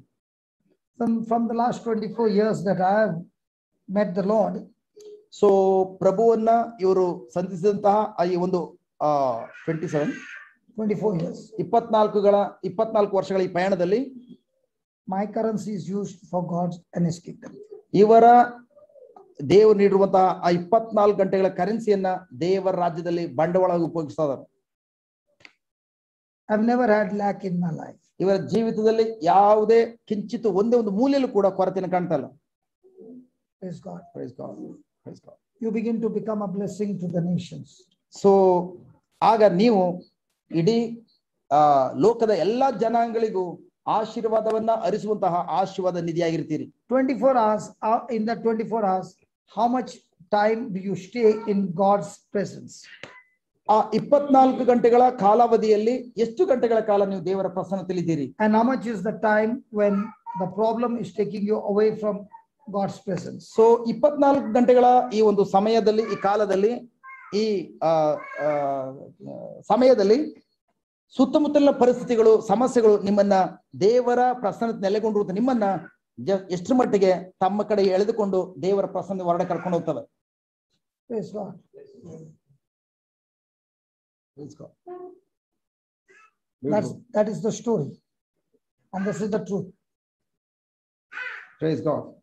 Beautiful. And all those who are giving their time from their heart, there's never a lack in their person's life. ಖಂಡಿತವಾಗಿಯೂ ದೇವರು ನೀಡುವಂತಹ ಸಮಯವನ್ನ ದೇವರಿಗಾಗಿ ಮತ್ತು ಜನರ ಏಳಿಗೆಗಾಗಿ ಬಂಡವಾಳವಾಗಿ ಉಪಯೋಗಿಸುವಾಗ ಆ ವ್ಯಕ್ತಿಯ ಜೀವಿತದಲ್ಲಿ ಯಾವ ಕಾರಣಕ್ಕೂ ಒಂದೇ ಒಂದು ಏರಿಯಾದಲ್ಲಿ ಯಾವುದೇ ಕೊರತೆಯನ್ನು ಕಾಣೋದಿಲ್ಲ. Remember one thing, the person who uses the currency of time in God's kingdom, he is never a borrower. So when you have that tendency of borrowing, you have already destroyed your future, because that borrowing is a curse that you yourself has called when you borrow. So ಒಂದು ವ್ಯಕ್ತಿ ತನ್ನ ಅಮೂಲ್ಯವಾದಂತಹ ದೇವರು ನೀಡುವಂತಹ ಸಮಯವನ್ನ ದೇವರೊಂದಿಗೆ ನೀವು ದೇವರ ರಾಜ್ಯದಲ್ಲಿ ಬಂಡವಾಳವಾಗಿ ಉಪಯೋಗಿಸೋದಾದ್ರೆ ಆ ವ್ಯಕ್ತಿ ಯಾವ ಕಾರಣಕ್ಕೂ ಸಾಲಗಾರನಾಗಿ ಜೀವಿಸ್ಲಿಕ್ಕೆ ಸಾಧ್ಯನೇ ಇಲ್ಲ. ಯಾರ ಹತ್ರನೂ ಕೂಡ ಅವನು ಕೈ ಚಾಚೋದಿಲ್ಲ. ಆದ್ರೆ ನೀವು ಏನಾದ್ರೂ ಕೈ ಚಾಚುವಂತ ವ್ಯಕ್ತಿಗಳಾಗಿದ್ರೆ, ಸಾಲಕ್ಕಾಗಿ ಕೈ ಚಾಚುವ ವ್ಯಕ್ತಿಗಳಾಗಿದ್ರೆ, ನೀವು ಆಲ್ರೆಡಿ ನೀವು ಅದನ್ನ ಕಂಡುಕೊಳ್ಬೇಕು, ನಿಮ್ಮ ಭವಿಷ್ಯವನ್ನ ಈಗಾಗಲೇ ಸಮಾಧಿ ಮಾಡಿಕೊಂಡಿದ್ದೀರಿ ಎಂಬುದಾಗಿ. Today when I go and see in Dubai, so many Christians are destroyed because of credit card. So ದುಬೈಲಿ ನೋಡೋದಾದ್ರೆ ಅಲ್ಲಿ ಅನೇಕ ವ್ಯಕ್ತಿಗಳ ಜೀವನ ನಷ್ಟಪಟ್ಟು ಹೋಗಿರುವಂತದ್ದು ಜಸ್ಟ್ ಒಂದೇ ಒಂದು ಕ್ರೆಡಿಟ್ ಕಾರ್ಡ್ ಎಂಬುದಾಗಿ ಕಾರ್ಡ್ ನಿಮಿತ್ತವಾಗಿ. They can't even leave the country. ಅವರು ತಮ್ಮ ದೇಶಕ್ಕೆ ಬರ್ಬೇಕೆಂಬುದಾಗಿ ಅಂದ್ರೂ ಕೂಡ ಅವ್ರು ಬರ್ಲಿಕ್ಕೆ ಸಾಧ್ಯ ಇಲ್ಲ. They are working for the bank. So ಖಂಡಿತವಾಗಿ ಅವ್ರ ಜೀವನ ಪರ್ಯಂತ ಅವರು ಬ್ಯಾಂಕಿನಲ್ಲಿ ಇರುವಂತಹ ಬಂಡವಾಳಕ್ಕೂ ಅಲ್ಲ, ಬರೀ ಬಡ್ಡಿಗೋಸ್ಕರ ಜೀವಿಸಬೇಕಾಗ್ತದೆ. It is better to stay hungry than borrow. So ಅದಕ್ಕೋಸ್ಕರ ಜಸ್ಟ್ ಸಾಲ ಮಾಡುವುದಕ್ಕಿಂತ ಹಸಿದುಕೊಂಡು ಜೀವಿಸುವುದೇ ಲೇಸು ಎಂಬುದಾಗಿ. It is better to focus on God than borrow. So ನಾವು ಸಾಲದ ಕಡೆ ಗಮನ ಕೊಡುವುದಕ್ಕಿಂತ, ಸಾಲಕ್ಕೆ ಕೈಯೊಡ್ಡುವುದರ ಕಡೆ ಗಮನ ಕೊಡುವುದಕ್ಕಿಂತ ದೇವರ ಕಡೆ ಗಮನ ಕೊಟ್ಟು ಜೀವಿಸುವಂತದ್ದು ಲೇಸು. Borrowing is not the system of God's kingdom. So ಸಾಲವನ್ನ ತೆಗೆದುಕೊಳ್ಳುವಂತದ್ದು ದೇವರ ಸಿಸ್ಟಮ್ ನಲ್ಲಿ ಯಾವ ಕಾರಣಕ್ಕೂ ಇಲ್ಲದಿರುವಂತ ಕಾರ್ಯವಾಗಿದೆ. Make that decision. No matter what happens, I'm never going to borrow. So ನೀವು ನಿಜವಾಗ್ಲೂ ದೇವರಲ್ಲಿ ನಿಮ್ಮ ಗಮನವನ್ನು ಕೇಂದ್ರೀಕರಿಸಿದ್ರೆ ಸುತ್ತಮುತ್ತಲು ಎಂತ ಸಂದಿಗ್ಧ ಪರಿಸ್ಥಿತಿ ಬಂದ್ರೂ ಕೂಡ ನಾನು ಯಾವ ಕಾರಣಕ್ಕೂ ದೇವರ ಸಿಸ್ಟಮ್ಗೆ ವಿರುದ್ಧವಾದಂತಹ ಸಾಲಕ್ಕೆ ಕೈಯೊಡ್ಡುವಂತ ಆ ಕಾರ್ಯವನ್ನ ನಾನು ಯಾವ ಕಾರಣ ಅಳವಡಿಸಿಕೊಳ್ಳೋದಿಲ್ಲ. 24 hours to abide in the presence of God. ನೀವು ಅವರು ನೀಡುವಂತ ಕರೆನ್ಸಿ ಅದನ್ನ ಫಸ್ಟ್ ದೇವರೊಂದಿಗೆ ಕಾಲ ಕಳೀಲಿಕ್ಕಾಗಿ ಆ 24 ಗಂಟೆಗಳ ಸಮಯವನ್ನು ಉಪಯೋಗಿಸಿ. I have been there myself. ಇವರು ಕೂಡ ಅದೇ ರೀತಿಯ ಪರಿಸ್ಥಿತಿಯಲ್ಲಿ ಹಿಂದೊಮ್ಮೆ ಇದ್ದವರು. Also. But the principles of the kingdom got me out. So ಆದ್ರೆ ದೇವರ ಸಾಮ್ರಾಜ್ಯದ ತತ್ವಗಳು, ದೇವರ ಸಾಮ್ರಾಜ್ಯದ ಸಿಸ್ಟಮ್ ನಮ್ಮನ್ನ ಆ ಪರಿಸ್ಥಿತಿಯಿಂದ ಹೊರಡೆ ಕರ್ಕೊಂಡು ಬಂದಿರುವಂತದ್ದು. Praise God. Praise God. And everything changed in my life. So ಹಾಗಾಗಿ ಇವರ ಜೀವಿತದಲ್ಲಿ ಇರುವಂತಹ ಪ್ರತಿಯೊಂದು ಕಾರ್ಯಕ್ಕೂ ಕೂಡ ಬದಲಾವಣೆ ಆಗಿದೆ. Every day ask your question, 24 hours, how am I using my 24 hours every day? So that is the currency that can make you, that is the currency that can destroy you. So ಆ 24 ಗಂಟೆಗಳ ಆ currency, ಆ ಸಮಯ ಎಂಬ ಕರೆನ್ಸಿಯನ್ನ ನೀವು ಯಾವ ರೀತಿ ಬಂಡವಾಳವಾಗಿ ಉಪಯೋಗಿಸ್ತಿದ್ದೀರೋ ಅದು ನಿಮ್ಮ ಭವಿಷ್ಯವನ್ನ ಉನ್ನತ ಮಟ್ಟಕ್ಕಾದ್ರೂ ತೆಗೆದುಕೊಂಡು ಹೋಗ್ಬೋದು, ಇಲ್ಲ ನಿಮ್ಮ ಭವಿಷ್ಯವನ್ನ ನಾಶಗೊಳಿಸುವಂತಹ ಅವನತಿಗೂ ಬೇಕಾದ್ರೂ ಕೊಂಡೊಯ್ಬೋದು. Praise God. Praise God. So God bless you. Praise God. Did it help you? Yes. Praise God. So abiding in God's presence is a choice. ಹಾಗಾದ್ರೆ ದೇವರ ಪ್ರಸನ್ನತೆ ನೆಲೆಗೊಳ್ಳುವಂತದ್ದು ಅದು ನಮ್ಮ ಆಯ್ಕೆಯಾಗಿದೆಯಾ ಅಥವಾ ಆಟೋಮೆಟಿಕ್ ಆಗಿ ಬರುವಂತದ ನಮ್ಮ ಆಯ್ಕೆ, or is it a feeling? ಅಥವಾ ಅದು ಒಂದು ನಮ್ಮ ಭಾವನೆಯ ನಾನು ದೇವರ ಪ್ರಸನ್ನತೆಯಲ್ಲಿ ಇದ್ದೀನಿ, ಮೈ ಜುಮ್ ಅಂತದೆ ಆ ರೀತಿಯ. So when a person is worried, is he in the presence of God? So ಒಂದು ವ್ಯಕ್ತಿ ಚಿಂತಾಕ್ರಾಂತನಾಗಿರುವಾಗ, ಚಿಂತೆ ಮಾಡುವಾಗ ಖಂಡಿತವಾಗಿ ಆತನ ದೇವರ ಪ್ರಸನ್ನತೆ ಇದ್ದಾನ. ಬಟ್ ಆ ವ್ಯಕ್ತಿ ದೇವರ ವಾಕ್ಯ ಹೇಳ್ತಾ ಇದ್ದಾನೆ, ದೇವರ ವಾಗ್ದಾನ ಹೇಳ್ತಾ ಇದ್ದಾನೆ, ಆದ್ರೂ ದೇವರ ಪ್ರಸನ್ನತೆ ಇದ್ದಾನ.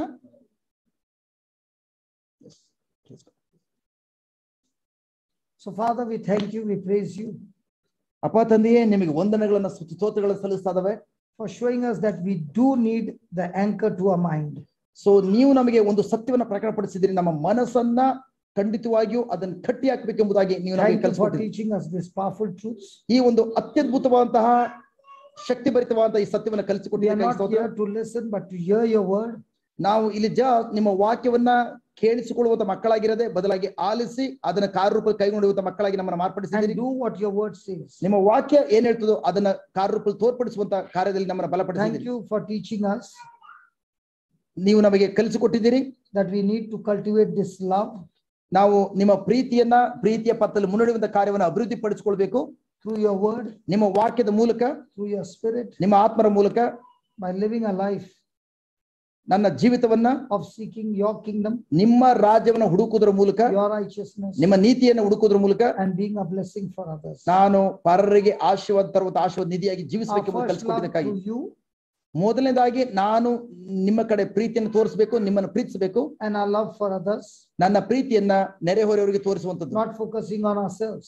ನನ್ನ ಕಡೆಗೆ ಮಾತ್ರ ಗಮನ ಕೇಂದ್ರೀಕರಿಸದೆ ಅವರ ಕಡೆ ಗಮನ ಕೇಂದ್ರೀಕರಿಸುವಂತದ್ದಾಗಿದೆ. Lord, I pray ಅಪ್ಪ ಪ್ರಭು ಯೇಸುವೆ, ನಾನು ನಿಮ್ಮಲ್ಲಿ ಪ್ರಾರ್ಥಿಸುತ್ತಿದ್ದೇವೆ, all these 4 episodes ಈ ಒಂದು 4 ಭಾಗಗಳಲ್ಲೂ ಕೂಡ of abiding in the presence of God, so ದೇವರ ಪ್ರಸನ್ನತೆಯಲ್ಲಿ ನೆಲೆಗೊಳ್ಳುವುದರ 4 ಭಾಗಗಳು ಕೂಡ your people will go through this again and again ನಿಮ್ಮ ಮಕ್ಕಳು ಪ್ರತಿ ಬಾರಿಯೂ ಇದೇ ಪಥದಲ್ಲಿ ಮುನ್ನಡೆಯುವಾಗ and apply these powerful truths. ಈ ಸತ್ಯವನ್ನ ಈ ಒಂದು ಶಕ್ತಿಭರಿತ ಸತ್ಯವನ್ನ ಅಳವಡಿಸಿಕೊಂಡು ಮುನ್ನಡೆಯುವಾಗ, Use this knowledge, ಈ ಒಂದು ಜ್ಞಾನವನ್ನ ಉಪಯೋಗಿಸುವಾಗ, and you, Almighty God, will give them the wisdom ನೀವಾಗಿದ್ದೀರಿ ಅವರಿಗೆ ಅಂತ ಒಂದು ಜ್ಞಾನವನ್ನ ಕೊಡುವಂತದ್ದು, how to use this knowledge in their day-to-day life ಈ ತಿಳುವಳಿಕೆಯನ್ನ ಅವರ ಅನುದಿನ ಜೀವಿತದಲ್ಲಿ ಯಾವ ರೀತಿ ಅದನ್ನು ಉಪಯೋಗಿಸಿಕೊಳ್ಬೇಕೆಂಬುದಾಗಿ ಕಲಿಸಿಕೊಡುವರು. and experience the love of God, ಅಷ್ಟು ಮಾತ್ರವಲ್ಲ, ನಿಮ್ಮ ಪ್ರೀತಿಯನ್ನ ಅನುಭವಿಸುವಂತದ್ದು, the fullness of God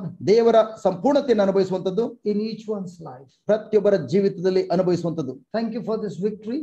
ಈ ಒಂದು ವಿಜಯೋತ್ಸವದ ಈ ಒಂದು ಜಯಕ್ಕಾಗಿ ಸ್ತೋತ್ರ ಸಲ್ಲಿಸ್ತಾ ಇದ್ದೇವೆ. Thank you for the conversion, ಈ ರೀತಿಯ ಒಂದು ಪರಿವರ್ತನೆಗಾಗಿ ಸ್ತೋತ್ರ ಸಲ್ಲಿಸ್ತಾ the ಇದ್ದೇವೆ. transformation ಈ ಒಂದು ಬದಲಾವಣೆಗಾಗಿ, right from inside, ಸೊ ಒಳಗಡೆಯಿಂದ ಹಿಡಿದು that we live a victorious life ನಾವು ವಿಜಯೋತ್ಸವದ ಜೀವಿತವನ್ನು ಅನುಭವಿಸುವಂತದ್ದು, over every aspect of our life. ನಮ್ಮ ಜೀವನದ ಪ್ರತಿಯೊಂದು ದಿಕ್ಕುಗಳು ಕೂಡ, ಪ್ರತಿಯೊಂದು ಏರಿಯಾದಲ್ಲೂ ಕೂಡ ವಿಜಯೋತ್ಸವದ ಜೀವಿತ ಅನುಭವಿಸುವಂತದ್ದು. And we know you now personally. ನಾವು ವೈಯಕ್ತಿಕವಾಗಿ ನಿಮ್ಮನ್ನ ಅರಿತುಕೊಳ್ಳುವಂತದ್ದು. Thank you for all this. ಈ ಎಲ್ಲಾ ಸತ್ಯಗಳನ್ನು ನಮಗೆ ಕಲಿಸಿಕೊಟ್ಟಿದ್ದಕ್ಕಾಗಿ In ನಿಮ್ಗೆ ವಂದನೆಗಳು. Jesus' name. ಯೇಸುವಿನ ನಾಮದಲ್ಲಿ ವಂದನೆಗಳನ್ನು ಸಲ್ಲಿಸುತ್ತದೆ ತಂದೆಯೇ. Amen, amen, amen. Praise the Lord. So thank you, everybody. Thank you very much. God bless you. Praise So God. tomorrow again we meet at 10 o'clock. So ಮತ್ತೆ ನಾಳೆಯ ಬೆಳಗಿನ ಪ್ರಾರ್ಥನಾ ಕೂಟ ಬೆಳಿಗ್ಗೆ 10 ಗಂಟೆಗೆ Tomorrow is my ಪ್ರಾರಂಭ. last class. ಸೊ ನಾಳೆ ಬೆಳಿಗ್ಗೆ 10 ಗಂಟೆಗೆ ಎಲ್ರಿಗೂ ಕೂಡ ನಾಳೆ ರಜೆ ಇದೆಯಲ್ಲ, And in the afternoon I'll be going by train. So ನಾಳೆ ಎಲ್ರು ಕೂಡ ರಜೆ ಇರೋದ್ರಿಂದ ಅಷ್ಟು ಮಾತ್ರ ಪಪ್ಪನಿಗೆ ನಾಳೆ ಕಡೆಯ ತರಗತಿ ಆಗಿದೆ, ಅದಕ್ಕೋಸ್ಕರ ಎಲ್ರು ಕೂಡ ಭಾಗವಹಿಸಿ From Mysore to Hyderabad. So ಮೈಸೂರಿಂದ ಹೈದರಾಬಾದ್ಗೆ ಇವರು ಪ್ರಯಾಣ ಮಾಡಲಿದ್ದಾರೆ, ಅಲ್ಲೂ ಕೂಡ ಧ್ಯಾನ ಕೂಡ ನಡೆಸಲಿಕ್ಕಾಗಿ. So tomorrow, day after tomorrow, I'll be in Secunderabad. So ನಾಳೆ ಮತ್ತು ನಾಡಿದ್ದು ಸಿಕಂದ್ರಾಬಾದ್ ನಲ್ಲಿ ಅವರು ಧ್ಯಾನ ಕೂಡ ಕೊಡ್ಲಿಕ್ಕೆ ಹೋಗ್ತಾ ಇದಾರೆ. And next week we will have a live-in retreat in Secunderabad. ಅದೇ ಸಿಕಂದ್ರಾಬಾದ್ ನಲ್ಲಿ ಮುಂದಿನ ವಾರ ತಂಗು ಧ್ಯಾನ. This week also no live-in, but next week the live-in retreat. ಈ ವಾರ ಲಿವ್ ಇನ್ ರಿಟ್ರೀಟ್ ಅಲ್ಲ, ಸಾಧಾರಣವಾದ ಧ್ಯಾನ ಕೂಟ. ಮುಂದಿನ ವಾರ ಅಲ್ಲಿ ಲಿವ್ ಇನ್ ರಿಟ್ರೀಟ್ ತಂಗು ಧ್ಯಾನವಿರುತ್ತದೆ. The live-in retreat will be in English. So ಅಲ್ಲಿ ತಂಗು ಧ್ಯಾನ ಏನಿದೆಯೋ ಅದು ಇಂಗ್ಲಿಷ್ ಭಾಷೆ ಇರುತ್ತದೆ. So you can definitely come by train. So ನೀವು ಖಂಡಿತವಾಗಿಯೂ ಟ್ರೈನ್ ನಲ್ಲಿ, ರೈಲ್ ನಲ್ಲಿ ಬರಬಹುದು. Flight, lot of problem.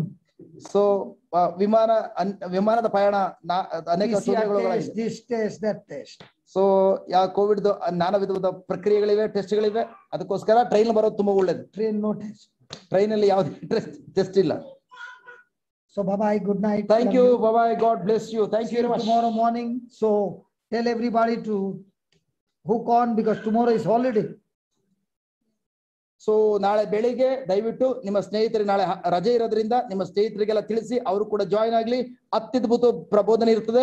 ಯಾಕಂದ್ರೆ ಈ 4 ತರಗತಿಗಳು ನೀವೇನು ಅನುಭವಿಸಿದಿರಿ ಅದೇ ರೀತಿ ಪರರು ಕೂಡ ಅನುಭವಿಸಲು ನಾಳೆ ಒಂದು And if ಅವಕಾಶ ಇದೆ, anybody ನೀವು has- ಹಂಚಿಕೊಳ್ಳಿ. And if anybody has got questions in these 4 episodes, ಈ 4 ಭಾಗಗಳಲ್ಲಿ ನಿನ್ನೆಯಿಂದ ನಡೆದ 4 ಭಾಗಗಳಲ್ಲಿ ನಿಮಗೆ ಏನಾದರೂ ಪ್ರಶ್ನೆಗಳಿದ್ದಲ್ಲಿ you can ask question tomorrow.